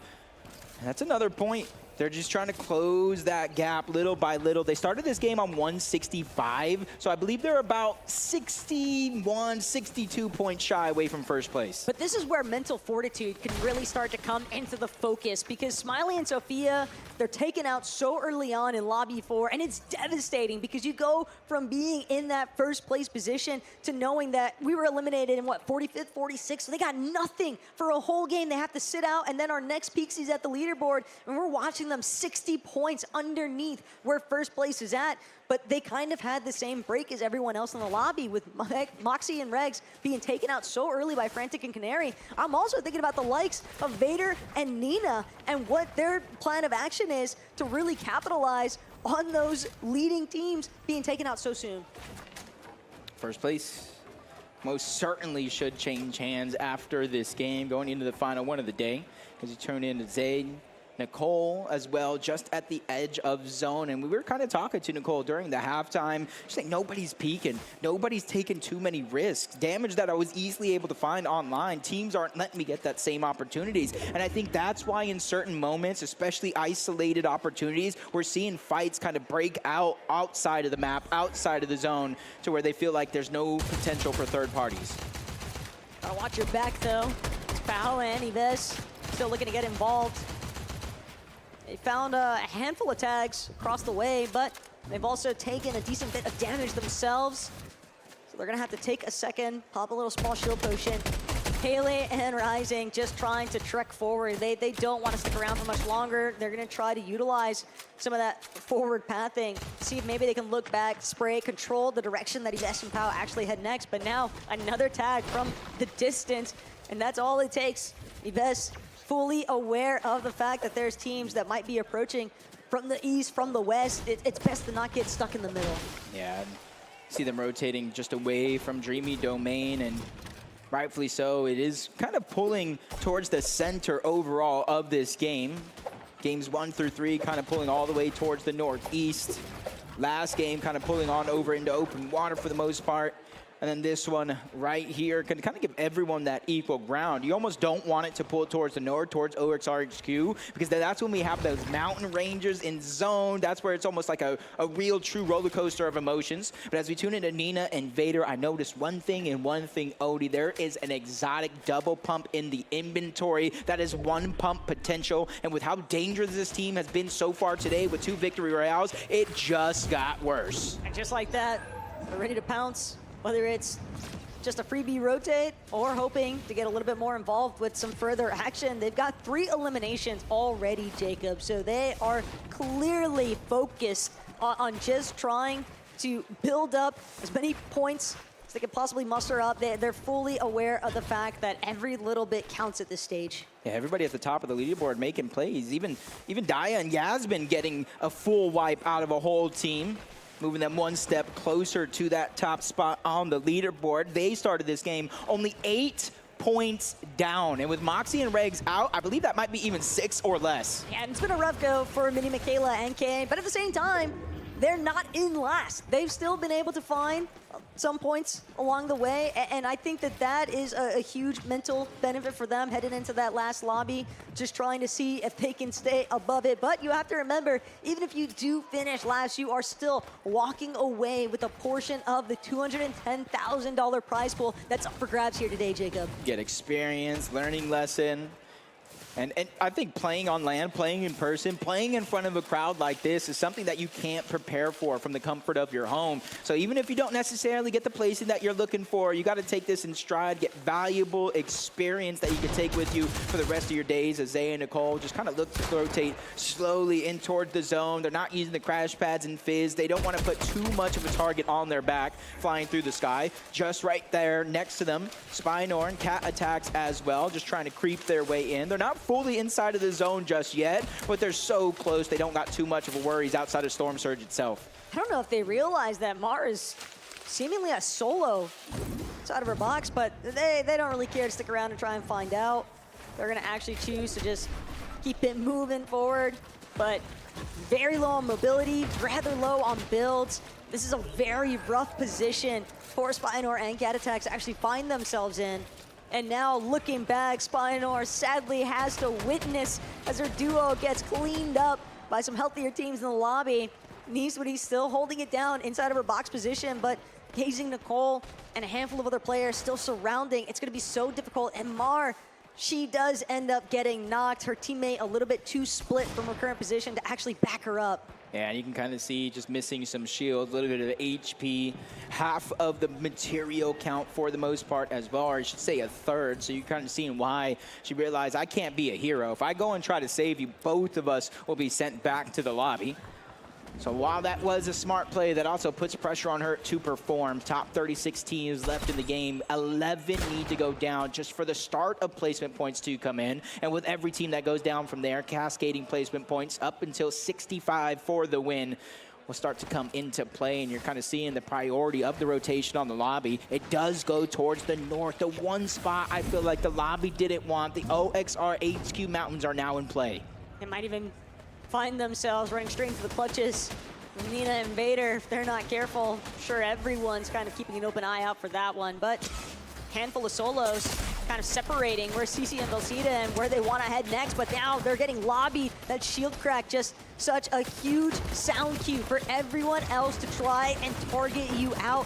And this is so rough now for CC and Velcita, because where they were originally trying to bypass all of this congestion, now they find themselves smack dab in the center of it. Yeah, just a little bit separated there. I got a little worried for what was going down. A lot of teams starting to focus, but it all kind of slowed down, giving CC a second shot at life here. Leslie gets lost outside of the zone. Kitsu Natch trying to get some damage, but somebody breaks into the box. Panda is there trying to win this one. Good shot. That's going to be the first, but can she follow up with a good amount of damage? Because we know Kitsu Nat's going to go down. Cannot be the hero to save the day, but Panda is continuing to fight for her own life. She got splashes, good amount of builds. She just needs the dust to settle. But everybody, multiple teams, all looking in this direction, and Panda's gonna go down. It's like sharks in the water. The moment that the bait has been set, everyone just seemingly collapses at the same exact moment. But Pao and Yves, they're gonna claim all of those leftover goodies, and it's gonna buy them a little bit more time to actually try and deliberate for how they wanna make their next rotation, because we've got teams already trying to holster up towards that high ground. Crocs and Sweet, they don't realize just yet that is until Maddie sends some lovely shots their way, but they don't have any shield, Jacob. This is an outright key instance for Maddie and Sofiane, and they want to claim these elimination points. Yeah, just try to fight while you can, especially with the zone pushing everybody in. A lot of these other teams that would be a potential third-party threat likely going to have to rotate in, but it does look like they're going to be able to get out safely, so Maddie and Sofiane have to continue moving forward. But honestly, I like what this team is doing almost every step of their journey. They're just trying to make sure that if they lose or go down, at least they tried. And that's what's keeping them at the top of the leaderboard, because more times than not, they're actually winning these fights. They're winning these situations, and even when they're not, they're clutching up as solos. I'd say they were pretty successful on that white line straight through towards the next edge of zone as well. It's incredible that they didn't eat more tags along the way, but that just goes to show how much of the effort and fixation right now for everybody is just trying to make it into zone. They're not looking to get caught up and caught outside that outskirt, because the moment that you are the straggler it's pinpointed, everybody just seems to be sending shots and lobbying that solo or duo, whatever it might be. But Maddie and Sofiane, 5 eliminations, Jacob. It's been very active for these ladies. Yeah, and they started this game in 8th place, right? And to see how stacked the lobby is and the leaderboard overall, they were about 8 points away from a top 5. And with 5 eliminations so far, already getting placement points, depending on if those teams are still alive in front of them on that leaderboard, they can easily enter into the top 5 and be a contender to win if they just continue to have a good game here. But you've seen a third of the builds, 2 empty item slots, only 2 minis. This is not good. And Vader, relatively center zone right now, compared to where some of these other ladies are located, but with the zone pulling out and away, that's gonna be the sign for Nina and Vader to get a move on. But Lena, Rin, so many teams kind of sliding by. Everyone sort of like, it's almost like a pick your poison moment, because you never want to be the team that rotates too early and get lobbied that way, but you also don't want to be the team that rotates last. Yeah, timing, it has to be almost perfect in lobbies just like this. It's Maddie and Sofiane doing just that, boxing up the metal as soon as they get there. Daya and Yaz forced down below, but continue to trade shots against Liz and Dolo, and it looks like they're winning the exchange for now. Dolo's going to go down, but that's Lavish Lily who steals away the potential elimination. But for Yaz and Daya, there's still loot. There's still much more to grab as they get that elimination there onto Liz, splitting it all, but most of the loot going to them. And they might get more than just the one here. Daya and Yaz still trying to force their way into the conversation of being our top place team on the leaderboard, heading into that 6th and final lobby of the day here at the 2025 Milk Cup LAN Championship. And this is where it's so easy, Jacob, I think, for the nerves to start trying to break through yet again, because you think, all right, we got the first lobby out of the way, we got the second lobby out of the way, I'm starting to find a little bit more of my groove, but then you see how close the points actually get, and it's so hard not to overthink it. I really have to commend so many of these ladies for being able to keep their wits about them. Yeah, depending on if anybody below them got enough points, including Nina and Vader, this might be our new first place team as of now, not even the game being over. As of now, that point differential already outside of the window due to placement, due to the eliminations, and you're seeing they're staying all the way down below. They're just going over towards their side, waiting for it to open up, so that way they can get priority position in front of all these other teams that might be a little late to rotate. HP, not a worry for Yaz. You see them 3 med kits in the inventory. The only thing that has my eyes glued is the material count. And they're just trying to commit towards this front side low take. They know that they're going to have some teams sort of trailing behind them, but whether or not they're going to be able to find the eliminations, the knocks, that is what's going to be the real swing of the low ground, give them a little bit more material to work with. But Canary and Frantic, they have been absolutely devastating this lobby. 8 eliminations, Jacob. Might be one of the leading elimination counts on the day, and they see a team go down right in front of them. But Daya, Yaz, they're trying to do everything in their power to keep this one rolling. Daya knows she needs to heal up. She can't actually play for the revive just yet, especially not with the zone closing in on her. She can tank a little bit of Storm here, but she's not going to want to stick around for too long. No, not at all. Michaela's there on the other side. Daya actually had to go for the med kit. Had no other choice, but goes down. 2nd place out of the game and about 14th place. So now we have 1st place out, 2nd place down, and now it's open opportunities. Michaela gets another elimination on Decay. Siphon and so many materials with med down below. This could be our chance to float into the top 10. And she is so content to just keep playing her heals, because she knows that with the way that this lobby is rolling through each other, she might be able to acquire even more placement points, just letting the lobby take care of itself. But Canary, Frantic, backside of zone, they know they need to work their way around, but they recognize there's another team directly next to them, boxed up, and they are so low on their material count, they're not gonna have any other choice but to fight. But it seems like the fight is more than welcome. They embrace it with open arms here, trying to shoot out height, still clearly trying to take the aggressive path. Yeah, they went straight at height right now, but Fran drops down though a little bit too early, did not assess the situation, leaving Canary by herself. 1 build left, scrambles to the front, finds a little bit of the Siphon mats, but not all, but continues to deep in. 3 builds left. She does have 120 on the med miss. Top 5 situation and the only solo in the game. But if there's anyone you'd want to see left standing to play it out as a solo, Canary is definitely going to be one of the first names that comes to mind. Is still a little bit more on the tactical side of things, just going to play out the med Medmiss fully and hope that there is a team that's in a much more scuffed position than her, but the zone pull back is going to be huge here for Canary. She actually has a slight positional advantage. She just doesn't have any builds to work with. Maybe she could steal this body away from B, who just found that elimination knock onto Lena, but B, Tokyo, they're chasing this one down outright. 8 elims for themselves too, and now headed straight for the high ground. Yeah, and they haven't even spotted that solo. Just kind of gifting points over just for staying alive. Top 3 situation, Nina and Vader, that's the only other duo down below. They're looking for a 3-peat in terms of game wins here, but they gotta go against Tokyo and B. They already went against Canary. She's gonna fall. 2v2 situation. B has more than enough to win a heal off if it does come down to it. Can she outlast at least 30 seconds? And the zone is now moving up the side of that mountain. A blessing for B and Tokyo. Out comes Vader. Out comes Nina. A big shot onto Tokyo and B. They have a half health tree. Tokyo goes down. Nina's scrambling. It's going to be all up to Vader, but they pop the splashes. I think a miracle has just been gifted to Nina and Vader. But you have to remember, B still had so many heals left to work with, and there's not as many here for Nina and Vader. I don't know if they realize that B has a total arsenal when it comes to heals entirely. Tokyo and B, they're looking to strike back. Vader is going to fall. The Medmiss is all the difference here for Nina, but B is still going. Storm Sickness might actually be the root of issues here for B now, but Nina, she's entirely out of heals. B's still going. Nina panicking, trying to see if she can find this final player, but she can't do it. Tokyo and B are gonna bring this one home. Well deserved from Tokyo and B, all the way from 9th place on the leaderboard to a victory royale, just changing and shaking things up yet again. Taco, every single game except for one team has had a different winner. Almost every single game we've had a different first place team, and now with only one game left, I think it continues. And you have to remember, Tokyo and B were not that far away from striking in that top section of the leaderboard. Love seeing that little pop off there by Tokyo at the end too. She fully trusted in her duo B to clutch this one up and heal off.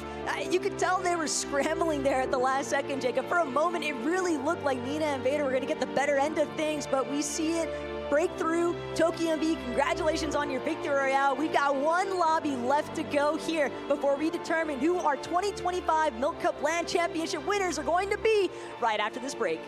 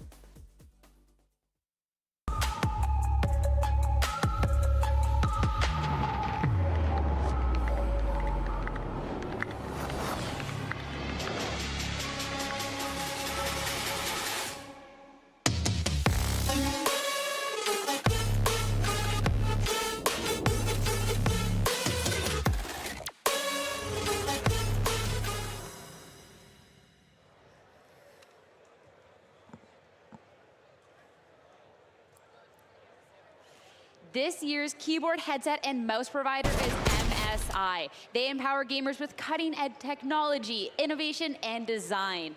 Thank you, MSI, for helping make the Milk Cup the best possible experience for our competitors. And of course, thank you to our competitors for making this the best possible experience for us, the audience, because that Game 5, Kelly, had everything we could want and more. We were literally screaming. We have this little VIP room in the back of the Milk Lounge, and the entire lounge was screaming and freaking out there. I don't think any of us could have expected that having it go down to a heel-off of that caliber, where it's literally just a split-second difference, Monster. I loved it. If it's going to go down to a heel-off, that's the kind that I want. Oh, there's nothing that's, like seeing a fight start off in a good 2v2, right? So it was a clean clash between the two teams at the end.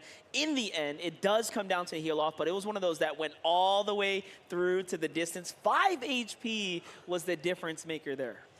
I still cannot believe that in the chase at the end, too, and realizing time was coming to a close, and for that to be how the victory round determined in game number 5. But big congratulations to Tokyo and B. I mean, we've talked about how this tournament is anyone's game, and really being able to prove that. Yeah, 100%, especially having Moxie and Regs there go down a little bit early, of course, is definitely going to be shaking things up a little bit in the leaderboard. More importantly, though, for me, was Frantic and Canary coming out strong, grabbing so many eliminations, Monster, really showing us the Canary and Fran that we know and love. Yeah, just look, this is their biggest game, 2 tournament, 11 eliminations, ends up kind of cutting short because they make the decision to jump to low ground. This was their game to win, but one mistake puts you out of position, and hey, at the end of the day, a top 3 still is nothing to overlook at. So this is going to surely put them in the conversation, but look at the highlight from Vader and Nina's perspective, playing the low ground just spectacularly. They were out of gas, basically, but they cast the refresh on Canary. No, and it's really smart, Nina and Vader. We've seen them now several times have the high ground, and this is one of the first games where we really see them dominate the low ground, and that's due to the fact that they just didn't have the right material, and I love those little adjustments that we see from them. So Nina and Vader kind of aware that this isn't our game to go for high ground, instead going for the low ground, and it did almost work out for them. Second place, though, you know that's going to shoot them up the leaderboard. They were in 3rd place before, and now they are currently our 1st place team right now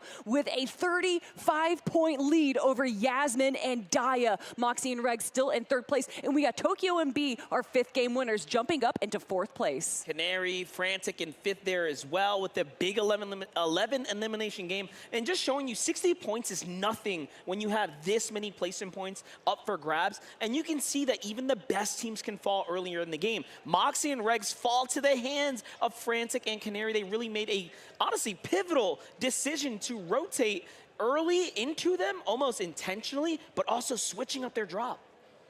This has just been an intense competition through and through. The women have just showed up. The competition has been so fierce, and with only 1 game left, it can still be anyone's game. The leaderboard has been incredibly tight. The matches have been unlike anything other, and it's time to get started with our final match of the day. Coming up soon with your casters.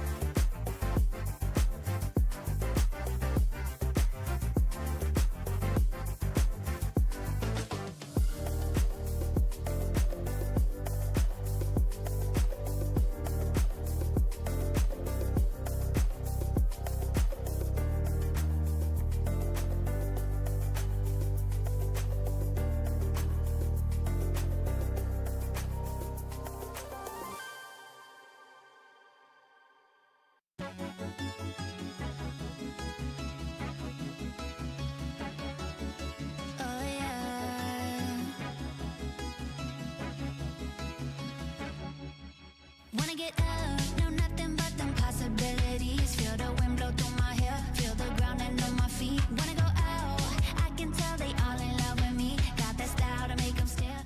How's it going, Fortnite family? The final lobby is just around the corner here. Soon, Jacob, we are going to crown the 2025 Milk Cup LAN Championship winners. And if there's one thing that's been made very evident here on the day, it's that when it comes to a LAN environment, all of these heavy hitter teams, they're all in the same kind of playing field, and the competition has been closer than ever before. Yeah, we got teams taking matters into their own hands. During that last game, Fran and Canary didn't even land at the normal drop spot of Canyon's Crossing. I don't even know where they landed, but we know what their game plan was. Take down first place, Moxie and Regs. Even though they did end up going down, Frantic and Canary placing well, there's still a different point gap going down that leaderboard. But I was looking and doing the math. If that happens again, first place goes down, it's still anyone's game if they pull off a win. And that's exactly why there's got to be so much tension riding on this last battle bus drop-off, because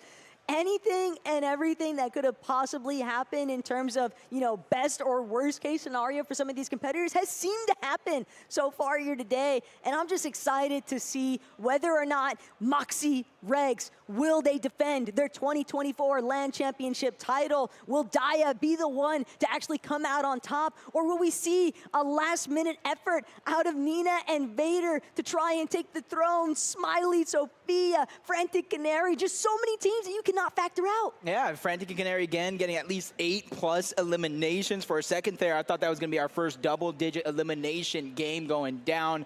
But to me, it just goes to show, like, all of these teams in contention of that first place spot are willing to put it all on the line. Risk versus reward. They realize, hey, yes, we can go ahead, sit and just wait and see how dust settles and collect whatever prize money comes our way, or we can fight for first place and take home the lion's share of that prize pool. I do think one of my favorite fun facts on the day, though, is that every single one of our teams that has taken a Victory Royale in these 5 lobbies so far has been a team that's won a match throughout the qualifiers that took place earlier in this year. And Tokyo and B, I just love that they are still showing such a commanding presence. There was a moment, Jacob, where we weren't even certain what was actually going to take place with that duo, but B pulling through, Tokyo now standing tall next to her. It has been an awesome moment just to kind of witness everyone's journey. Yeah, and it just kind of wonders because a lot of these ladies have played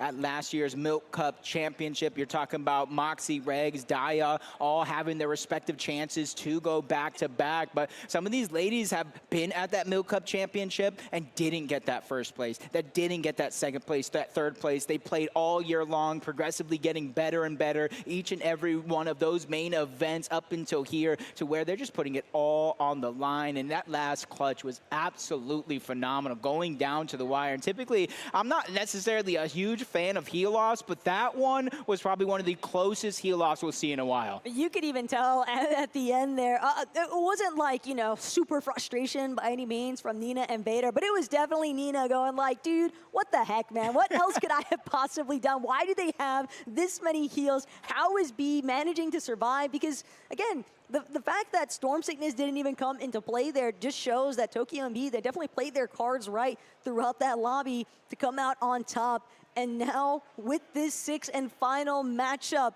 soon to be underway, Jacob, I love that we're seeing all these camera shots panning over our competitors' faces because everyone just looks so locked in. Yeah, you got Maddie and Sophie Ann there for a moment. That's another team. Again, the main event won. They barely qualified for this event here. Barely on the line to call it a buzzer beater, whatever. The next event, they got better. They placed higher on the leaderboard. The next event, they got better. They placed higher on the leaderboard. And so far here, again, that trend is looking like it's going to continue. And it's honestly, I think both of them deserve all the bit of credit. They both had their solo clutch performances. They both had big moments as a full duo. And so to me, I wouldn't necessarily be surprised if for some way or another they end up going against first place, taking them down in a close fight as well, pushing them one step closer to the top spot. I think any one of these teams in the top 10 could pull off a victory here. I think the hardest part for us, though, and that the entire talent team has really talked about, we wish everybody could win. And in a way, I think everybody is a winner because the confidence that you kind of see all of these ladies kind of walking away with, the experience of having this LAN opportunity and just knowing what Gonna Need Milk and Radiant have essentially tag team for, it is so awesome to see all of these girls and the way that they have progressed, their skills have developed, but really just the camaraderie, sensibility between these teams. I am very, very excited for their futures, and I hope to see more of them trying to participate in some of the FNCS Opens and whatnot. We see so many of the ladies being involved inside of creative matches with the overall community. It is just an awesome sight to behold. Yeah, and honestly, even got Faxity, shout out to him, because he's given them a playing field to play those Zone Wars fights against the best and the best in Fortnite. Fortnite in general. So, I mean, he deserves a little bit of credit for a good portion of these ladies today performing as well as they do, because what a better warm-up against playing against some of the best fighters the game has to offer. And he was the one that had that little exhibition preview, Vader versus Frantic, and Vader was confident. She didn't even really want to talk a lot of her trash. She's like, I'm just going to let my gameplay do the talking. Well, guess what? After 5 games, that was a lot of talk to sit in first place. Hey, Nina and Vader have definitely been letting their gameplay do all of the speaking for them. This time around, it's just putting it all on the line. As B in Tokyo over at Supernova Academy. I like what B's doing here, but she has to be careful. She's trying to contest that flag because there's a lot of loot that drops out, a lot of heals, and then if your own could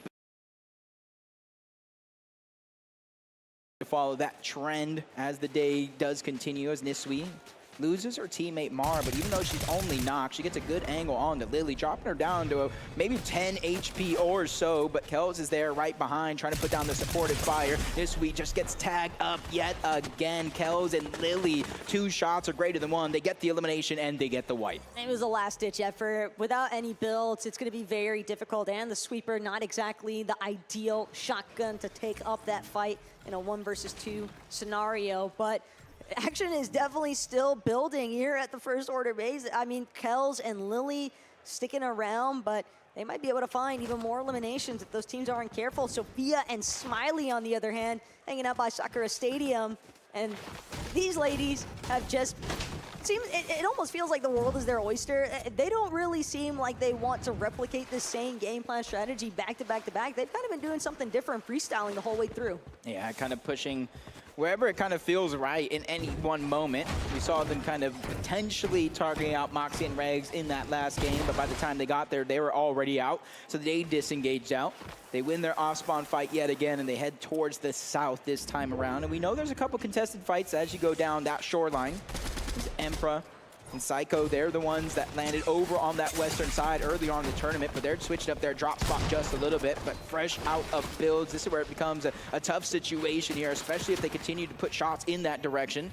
There's a lot on the line of Emperor right now. How much materials do you have to keep yourselves in a good spot? And that's why Psycho and Emperor were trying to be so quick about collapsing the team that's already along the shoreline here. But with Velcita and Cece now looking to close in, it seems like they have full interest in just taking the immediate box fight up against Psycho and Emperor, but there is still a chance for a push back.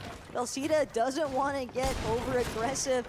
They know what kind of punishment possibly await, but there's also a chance for a strong connection shot, and Cece just looking to see if she can find a separate angle to give her teammate that advantage, and she gets it directly behind Emperor and Psycho. They didn't have their back tarp actually closed off, and Cece just fully punishing the pair of them alongside Velcita. That is a tough break, but a huge shout out to Emperor and Psycho for qualifying here in the first place. There's still gonna be participants toward that prize pool as well, and it's just incredible to know that they managed to make their way back out to this LAN after last year's appearance. Yeah, just unfortunately enough, we kind of saw moments before we switch on over to CC and Velcita how low on materials they were. It almost makes me think they didn't necessarily mean to leave the back tarp open. It's just something that happens when you run out of materials. Sophia and Smiley picking up another elimination. I did see that one in the feed. Hey, if you got to close the gap, the best way to do it is through eliminations, even in a placement-heavy format.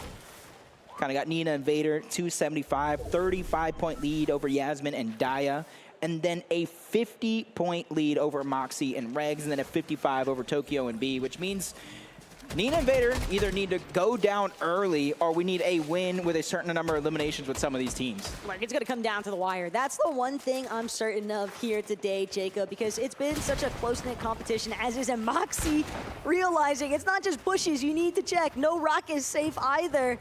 As Moxie, Regs, they're going to be forced to come to a little bit of a halt here.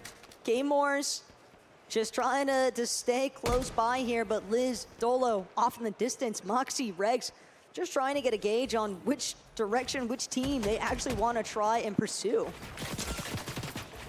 Yeah, Moxie and Regs, I think they're looking for opportunities to jump on anyone's teams, but with third parties coming in, landing some shots. K-More's trying to hide in the bush, but the blind shots from Moxie are going to connect, giving a giveaway of the position. Regs is going to go in with the bait and switch, get the elimination, their second one of the game so far, and replenishing all that lost loot that they used to get here. Still a little bit awkward, though, for Regs and Moxie in their current positioning, and they know they don't want to be sat out in the open for much longer. They'd rather try and rotate out some better positioning here as Kay and Mari managed to find good elimination onto Ada. She did her best to put up a defensive attempt, but unfortunately, she's just not going to be able to hold on against the pressure that was applied by Mari and Kay. But it's one thing to find elimination or even a pair of them, Jacob. It's another entirely to know what to do with it next. Yeah, especially can already see, even with that elimination, still an empty item slot. And then they have the choice here.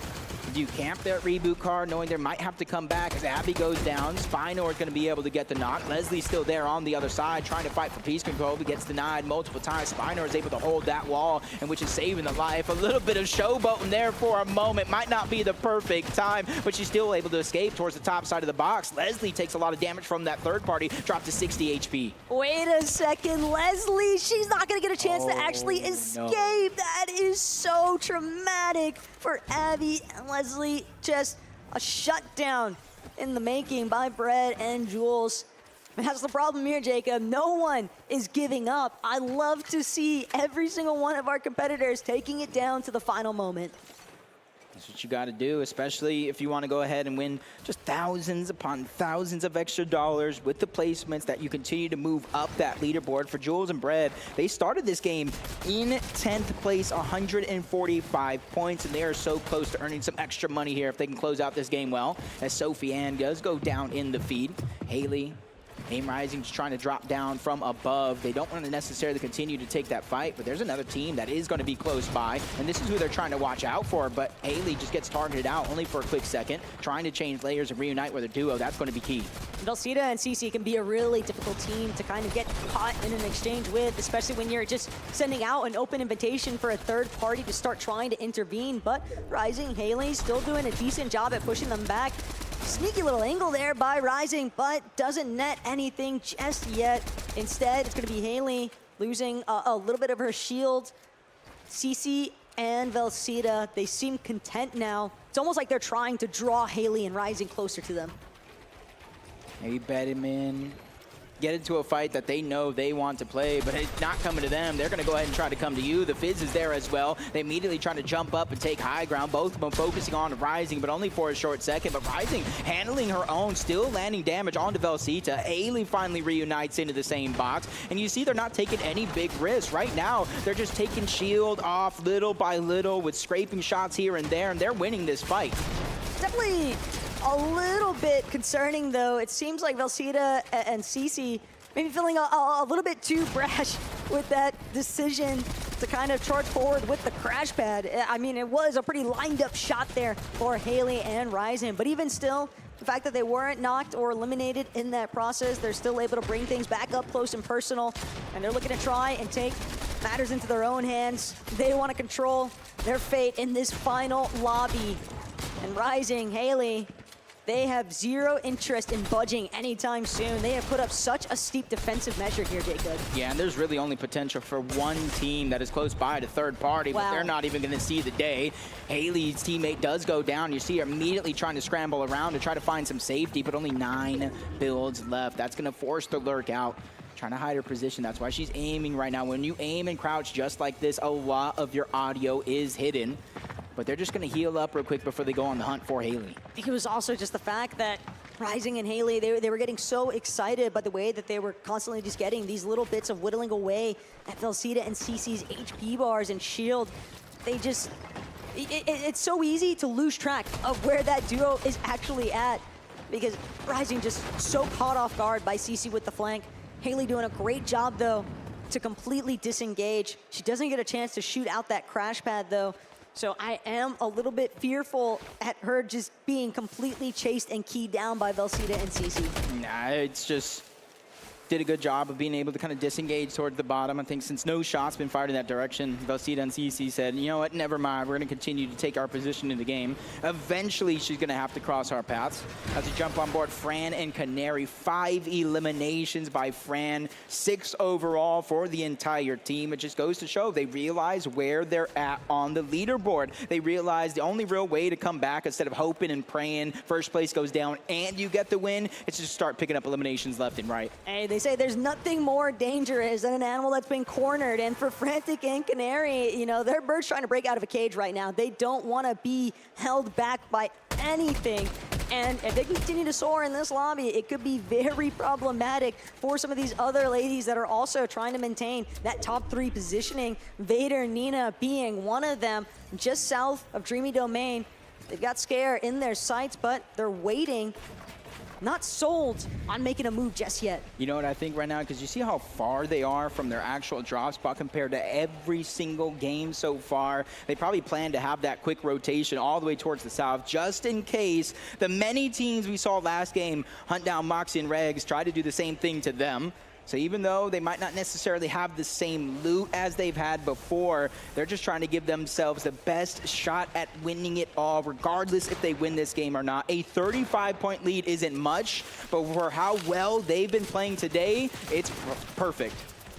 But we are seeing a lot of our leading teams with relatively strong loadouts, Jacob. And that's one of the most exciting aspects, because we know they've all got ample opportunity to kind of take these affairs into their own hands, control their own destiny. It's Moxie, Regs, they've scouted out Bao and Yves just above them on the peak of the mountain span, but they're also trying to be cautious. They don't want to overexpose themselves because they're fully aware of the fact that there's got to be other teams looking to try and overtake height. Not only height, but a couple teams down the bottom side of that mountain. As Fran and Canary end up in a whole nother fight against Ava, who's just stopped in her tracks, gone down, leaving her teammate by herself with just a sliver of HP. And I think they know that she's weak as Chloe goes down. Canary cleans that one up. Back-to-back eliminations for her. That's their 8th one of the game so far, Taco. We're not even halfway through this game. Like, I know for a fact that everybody has taken note of what is lighting up in that elimination feed. And when you see Frantic and Canary back to back to back to back over and over again, it does start to play a little bit of mind games, because you almost begin to wonder, do I go for just purely placement for my leaderboard positioning, or do I try to find some extra eliminations? Because if it comes down to it, if Canary and Frantic are inside of that top 3, but they've got double-digit eliminations, that might be just enough to cut through the gap. Yeah, and kind of speaking of that, with their 8 eliminations here, they started this game in 5th place on 217 points. Well, guess what? They just passed Tokyo and B in 4th place, who are on 220 points. They're still about 50-plus points away from that first place spot, especially with our top team still alive in the lobby. But Fran and Canary are truly giving themselves a shot. They want it so bad. Frantic and Canary have also had just so much of the public pressure on their heads, because they are such prominent figures, not even just for the women's competitive scene, but in the overall Fortnite community. And it is very impressive to see how they've managed to kind of toggle with all of that taking place around them. They're still just staying true to their own identity as players. They know that they are more than capable of finding back-to-back elimination sequences. They just need to keep stringing them together. I feel like, hey, if we're going to win this game, if we're going to lose this game, it's going to be our own accord, no matter what anybody else has to say. And that's the type of mindset that you really have to admire, especially in a tournament with over $200,000 up for grabs. Daya, Yaz, they're going over towards this bunker, but this one's not going to open, even though somebody already has it. 5th zone, you can kind of tell when gliding in from the initial bus that if it has chains on it, just like you've seen here, it's not going to open. If you find the only vault without chains, that's how you know it's going to open.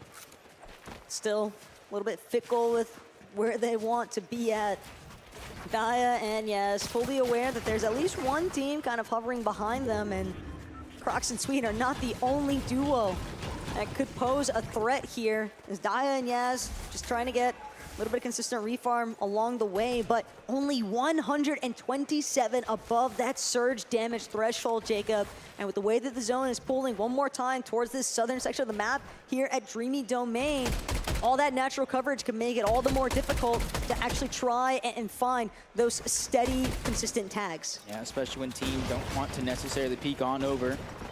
199 above for Scare and Melanie as well. They do have CC and her teammates separated just a little bit. They could pick one and then try to push, try to take a 2v1 while they can. I think that's exactly what they're looking for. They've heard or the audio visuals of CC's healing. They may not know exactly which box she is in, but they know she's separated as of now. CC continuing to try to play for those shots through the cover. Maybe land one onto Scare just like that, weaken her just a little bit, whittle her down, and that's where maybe even on the other side, Velcita, you see her putting pressure from a whole another angle. And right now, it's all about whether or not Mel and Scare can kind of keep a good grasp of the walls that surround them, what walls they've also taken for their own. Mel just trying to not stay exposed. Even the slightest crack could be all it takes for a shield crack, and at that point, you just know that Velcita and CC are going to try to key into the box. Yeah, you get the shields crack in a moment like this, that's a green light to go, but with the zone pulling away over towards the south yet again, you see a third team rolling up. Not sure if they're lurking or just trying to go on by, but they hear the shields crack, they get the same signal. Velcita 1 HP, Melanie with 45, they get the trade off, but neither one of them getting the result that they were looking for. And it might just be disastrous because Moxie and Regs, they've been lurking, waiting to get involved in the action. Mel and Scare, they're in the worst position, just completely sandwiched. Even if they try to bail out, they might still be susceptible to Moxie and Regs lighting them up along the way. But no, Mel, Scare, it seems they caught a glimpse of where Moxie and Regs are actually at. So Moxie's just gonna build overhead. She's trying to cone them off and prevent them from actually escaping off the crash pad. Rather still, Moxie, Regs, they might even choose to just recycle the crash pad that was just used by Velcita and CC. Yeah, smart play right there. They were lurking as the just in case, watching the feed, listening to the noise. If anybody went down, they would have crashed onto that fight. But since they saw the team disengage, they saw another duo there, they just went to recycle. Ebeth down below by herself. Moxie and Reg's going to be the receiving end of some of that damage. They don't have the information of the solo being nearby, so they're immediately just trying to beeline it in towards the zone. They're over 800 damage above the threshold. They have the loadouts that they're looking for, barring some shields here and there, but this is going to put them in a good spot compared to most of the teams that are stacked on the north. Moxie and Regs are content to kind of just stick it out inside of spiral shoots, and for Ebeth, it's going to be very complicated to actually work her way up the cliff face. She's got to hope that Moxie and Regs get a little bit more distracted by Jade and some of the other contenders in the nearby area, but Regs, she's got all three of their eliminations currently. And you don't want to hit the autopilot section here, Jacob. It becomes very easy to start daydreaming about what it'd be like to replicate that championship moment that Regs and Moxie got to experience just last year. But they know they've got to see things through. They want to take home the trophy yet again. Yeah, like both of these instances where they're lurking on towards the team, the zone pulls far away, and they immediately abandon the plan, realizing getting to zone is more important than elimination here and there. As B in Tokyo, they're hearing a lot of the noise go back and forth from the bottom of that structure all the way towards the top.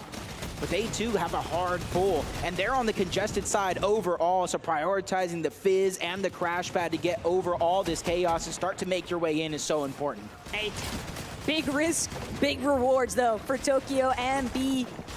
That fizz crash pad maneuver has put them straight towards the next front side of zone, and now they're just trying to claim as much space as they can muster up. Tokyo doing a great job of kind of just tarping things out.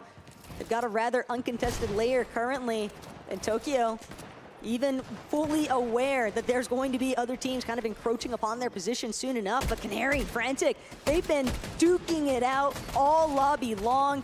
12 eliminations here, Jacob. They're ready to go out with a bang. Yep, 2,500 above the damage threshold. They can hide in a cone and not play for the rest of the game, and they won't take a single tick from here on out, trying to go ahead and control their own destiny. This is exactly how you do it. Fran taking pressure from underneath, Canary from up above. They're forced to drop back down in their box, which isn't too much trouble, but you see they expended a lot of brick to put themselves into this position and try to be as safe as possible. But they've still got relatively healthy bill counts, and I think that that is what's really going to help separate themselves from the rest of the lobby. Frantic even having to play a little bit more of that supportive measure as Canary continues to just peek back towards the back tarp, trying to maintain a good closure so that they don't find themselves getting caught off guard by any singular player or team But Frantic, Canary, they know they're gonna have to get a move on soon enough. Taco, zone 6, max pull. Zone 7, max pull. Zone 8, max pull yet again.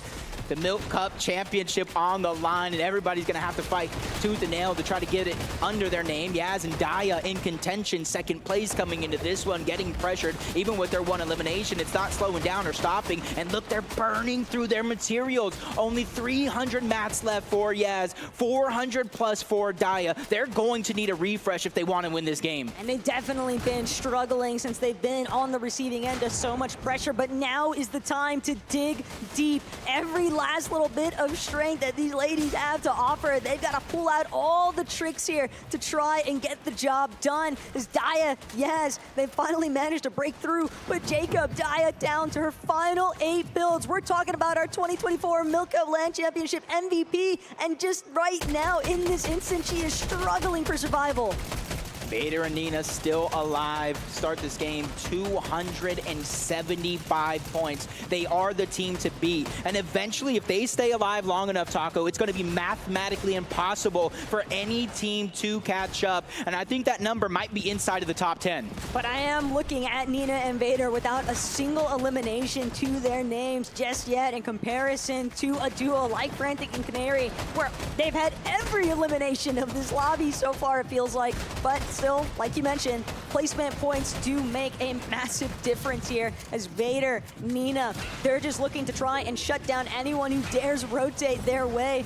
But another max pull is going to send these ladies packing as they're all trying to make sure they stay ahead of the pack. And this time around, we are going towards the north. Different terrains there as Fran takes a monster shot, drop down to just 47 HP. Luckily for her, reunites in an instant along with Canary. 14 eliminations so far for these two. They finally have picked up the pace, but we ask ourselves the question, is it too little, too late? Only time will tell. With 14 teams still left alive, 26 players. There's 2 solos even running around. How bad do you really want it? And for Frantic and Canary, all they have intentions for is just taking over that front side low position. They're gonna stay 1 layer above, but they're looking back. They're trying to apply a little bit of steady pressure towards the teams that are looking to close in behind them. Straight up on the high ground, though, it's gonna be Rogo and Neutral still looking to see what they can gather in terms of placement points for that leaderboard positioning. And here in the final hour, Vader, Nina still managing to remain relatively unseen, and it's all front side low. That seems to be the final effort. I think that's 17 or something for Canary and Fran yet again. Nina and Vader are not even in the line of sight for Fran and Canary. If they want to win this tournament, they have to take down Nina. They have to take down Vader, because right now it looks like it's smooth sailing as Daya and Yaz have just gone down. Second place is out of this game. Rogo gets chopped down, Neutral as well. High ground is somebody else's as they continue to try to build back up. It's Fran, it's Canary. They're trying to fly high like an eagle.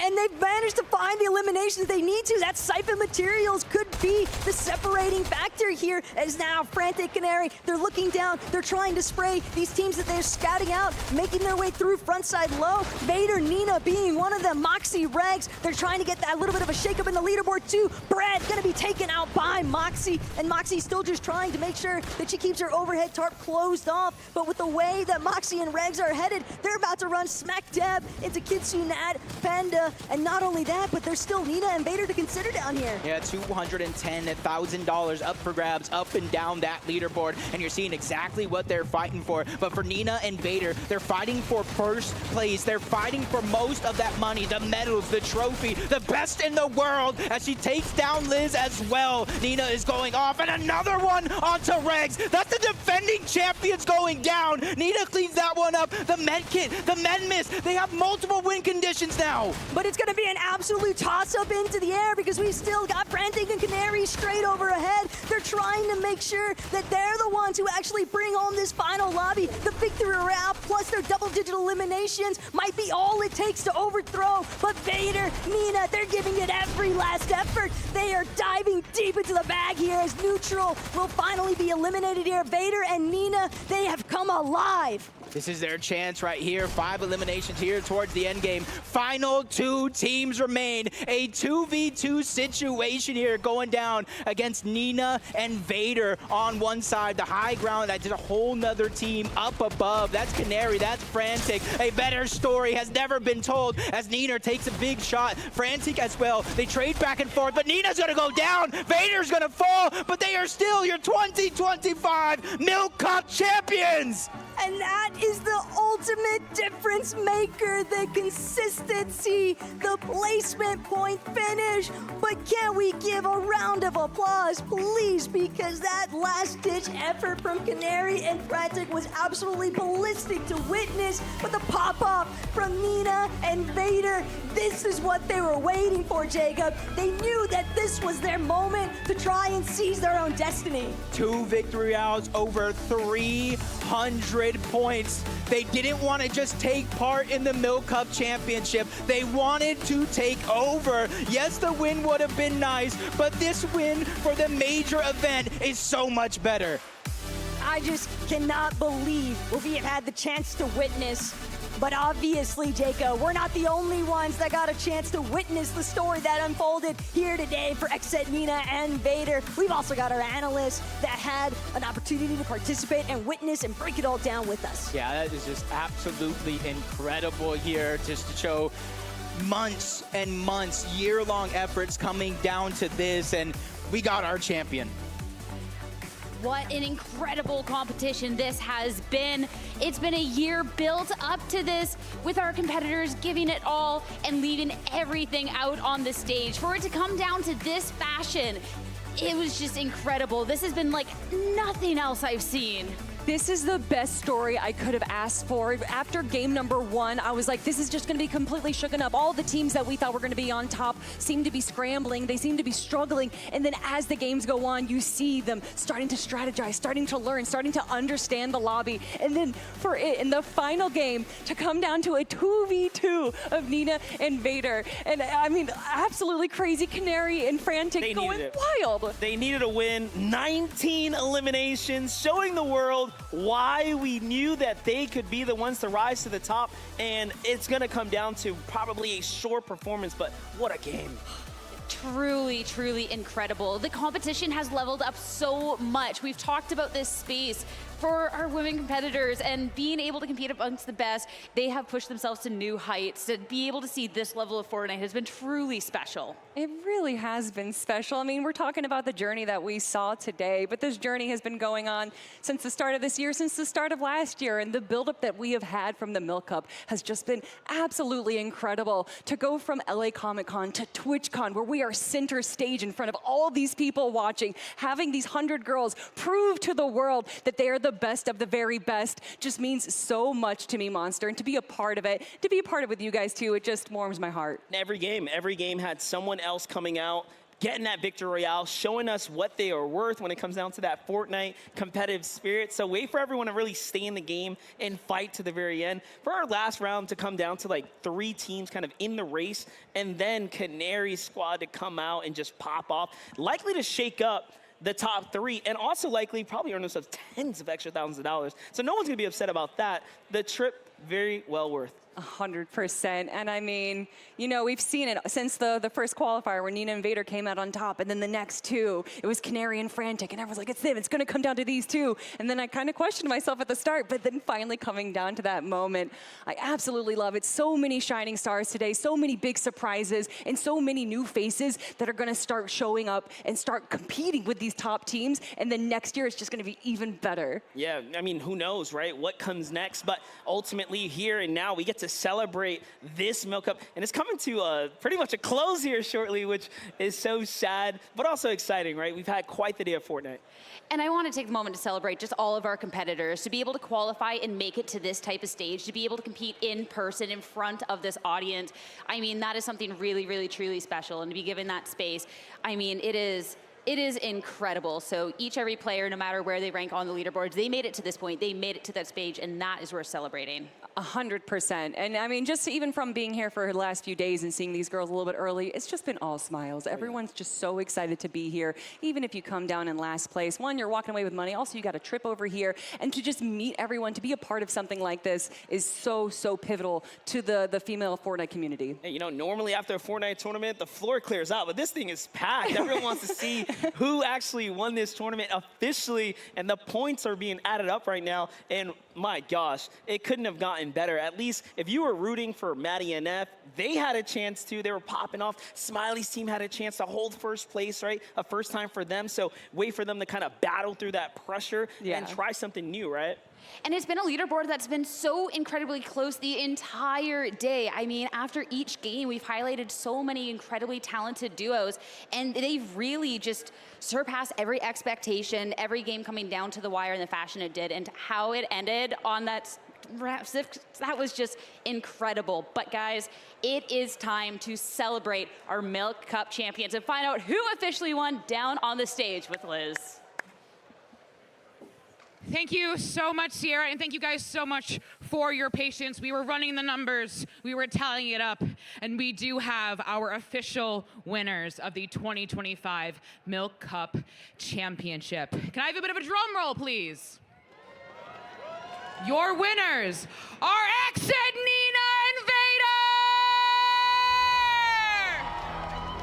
Vader! Congratulations, guys. Go and raise that trophy. One more time for Exit, Nina, and Vader!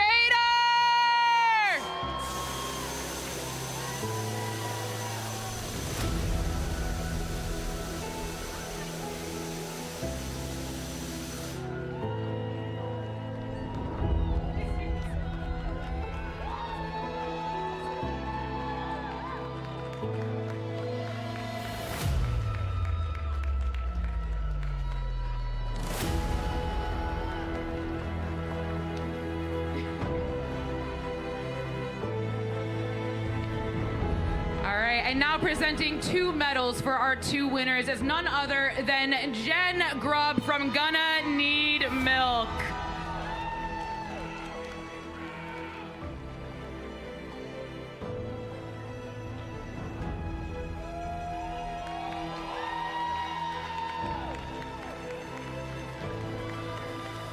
And nothing is complete without some milk hydration. Ready to go. Cheers!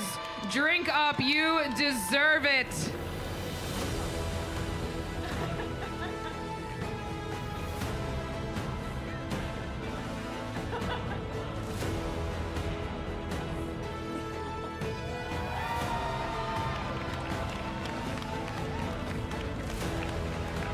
Congratulations, you two. I'm gonna go up to get a quick word with our winners of the Milk Cup. I mean, coming to you first, this has been such a long time coming, it feels like, right? I saw your face, you knew you had it, you just need to wait for the confirmation. Talk to me, what does it feel like to look at all of these people who now recognize you as one of the Milk Cup champions? I mean, it's just surreal. Like, I don't even know how to describe the emotions I'm feeling right now. I'm just so happy. We played so well. Like, I don't, it's like, it's such a, like, I'm just so crazy. Like, it's crazy. It's hard to believe it's real. I'm gonna move over to this side now. Excuse me, pardon me, excuse me. And not to get in your spotlight, Miss Winner. But, I mean, talk to me about, like, what was the feeling this morning when you woke up? You're like, were we gonna win? Were we gonna do well? What was, and compare that to now, when you're sitting here, again, sitting at all these people, these cameras, all these people cheering for you. I heard your name many times. That you are the Milk Cup champion.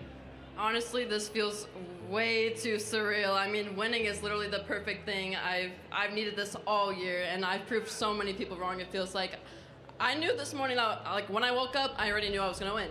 Nobody believed in me, but I knew I was gonna win. The confidence was there, and here we are. From the two of you, what do you think was the key that helped you guys win today? Because you guys put on such a spectacular performance all day today. What was the kind of the magic moment, the magic milk moment, if you will? I think most importantly, good vibes, good mental. You know, we told ourselves this morning, like, okay, no matter what, we have to have good vibes, good mental. And then we did. Even though we had a rough start, it was perfectly fine after. You know, second, first, second. It's pretty good. And in your opinion, what do you think was kind of like the magic milk moment? I think it's definitely teammates, like having a good teammate. Like Nina's just the best ever, and our vibes together, like our duo chem is just on point, and that's really the most important thing. I mean, Vader was talking about just kind of like not knowing what this feeling was and how to describe it. Can you give me any words how to describe how it felt to hold that trophy up, to wear this medal presented by Gun and Need Milk? And again, like you said, you said people didn't believe in you. People didn't expect this to happen. How does it feel now to be standing on this pink stage, again, the Milk Cup champion? I mean, again, it just feels very surreal. I've dreamt about this day since maybe like 10, when I started playing video games. I've watched esports, I've watched like all Valorant, League, all of that, and this is a huge dream come true. I'm just so happy right now. And Vader, one last question for you. Coming into something like the Milk Cup Championship, a place for women, you know, made by women, for women, what does it mean to be here now, standing here as the winner of a place like this that is about the presence of women in esports? I think that it really shows that you could be yourself, like be your true self, be who you are, unapologetic about it, and that there are spaces for everybody, and that no one should ever give up. Guys, give it up one more time for your Milk Cup champions, Xset Nina and Vader!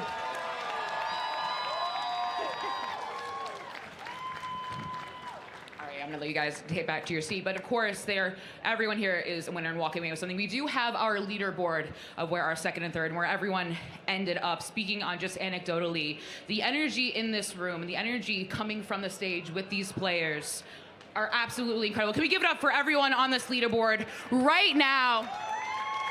Second, Frantic and Canary. Third, Xset Moxie and Xset Regs. I mean, truly some incredible Fortnite play today, no matter what. We were watching in the back, kind of just in awe of what these young women are able to do. I know you guys were screaming, you were cheering at the last game, on the edge of your seat, seeing who's going to raise that trophy. And I know that is something that the girls appreciate. As you guys being here, I know we backstage on behalf of, you know, everyone here at the Milk Cup appreciate you guys being here, because you are what helps make the Milk Cup so special. You know, we can have these risers here, right? And that's a great experience. But what is better than seeing smiling faces cheering for them, you know, cringing when something goes wrong, right? All the highs and lows of esports that you perform with and you watch as a fan, it is nothing without you. So thank you guys so much for being here for that as well. Well, we're not done. I know that sounded like a goodbye, but relax, we're chilling. Thank you for the whistle back there. But we have an MVP award to give out. So I'm going to bring up Taco to give up that MVP award. Taco!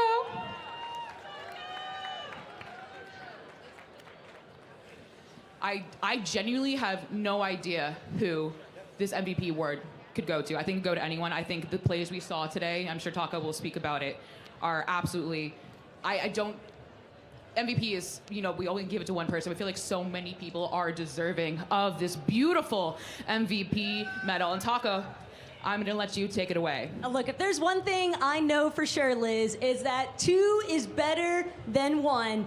And Xset, you'll be happy to know that Xset Nina is gonna be our 2025 Milk Cup LAN Championship MVP. You got another one to put around. The crown belongs to you now.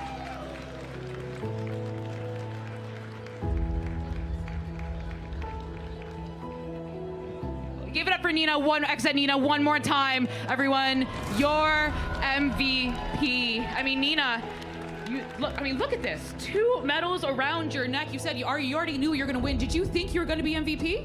No, honestly, no. I honestly did not. How does it feel now that you're MVP? Fantastic. Even better. You deserve it. You deserve it. Everyone give for Nina one more time. Incredible performance from you. Congratulations, but I'll take my departure. The spotlight is all you. Goodbye. I mean, what do you think? You're someone who, you said you've been playing games since you were 10 years old, correct? Talk to me about, like, what is the practice like? How do you train your mechanics? Because I'm someone who loves good mechanics, and your mechanics are incredible, Nina. I'm not trying to I'm not like blowing smoke or anything. Like, you are absolutely incredible at the game you play. Talk to me, how did you get to this point? I mean, honestly, I think I've been playing Fortnite about like 6-7 years, actually, but I literally just play the game every day. You know, I love the game so much. I just go into creative, warm up, all that. I literally love the game. That's just how my mechanics got good, to be honest, and playing against good players as well. Now that you're here as the MVP, where do you go from here? Like, do your mechanics get better? Like, as the MVP, what do you have to get better at if you're already the most valuable player? Is there anything, or you're like, nah, I'm chilling? I mean, honestly, hopefully to make it in FNCS one day. That's one of my huge goals in life, I think, in my career. I just need to go up to that now. We don't stop.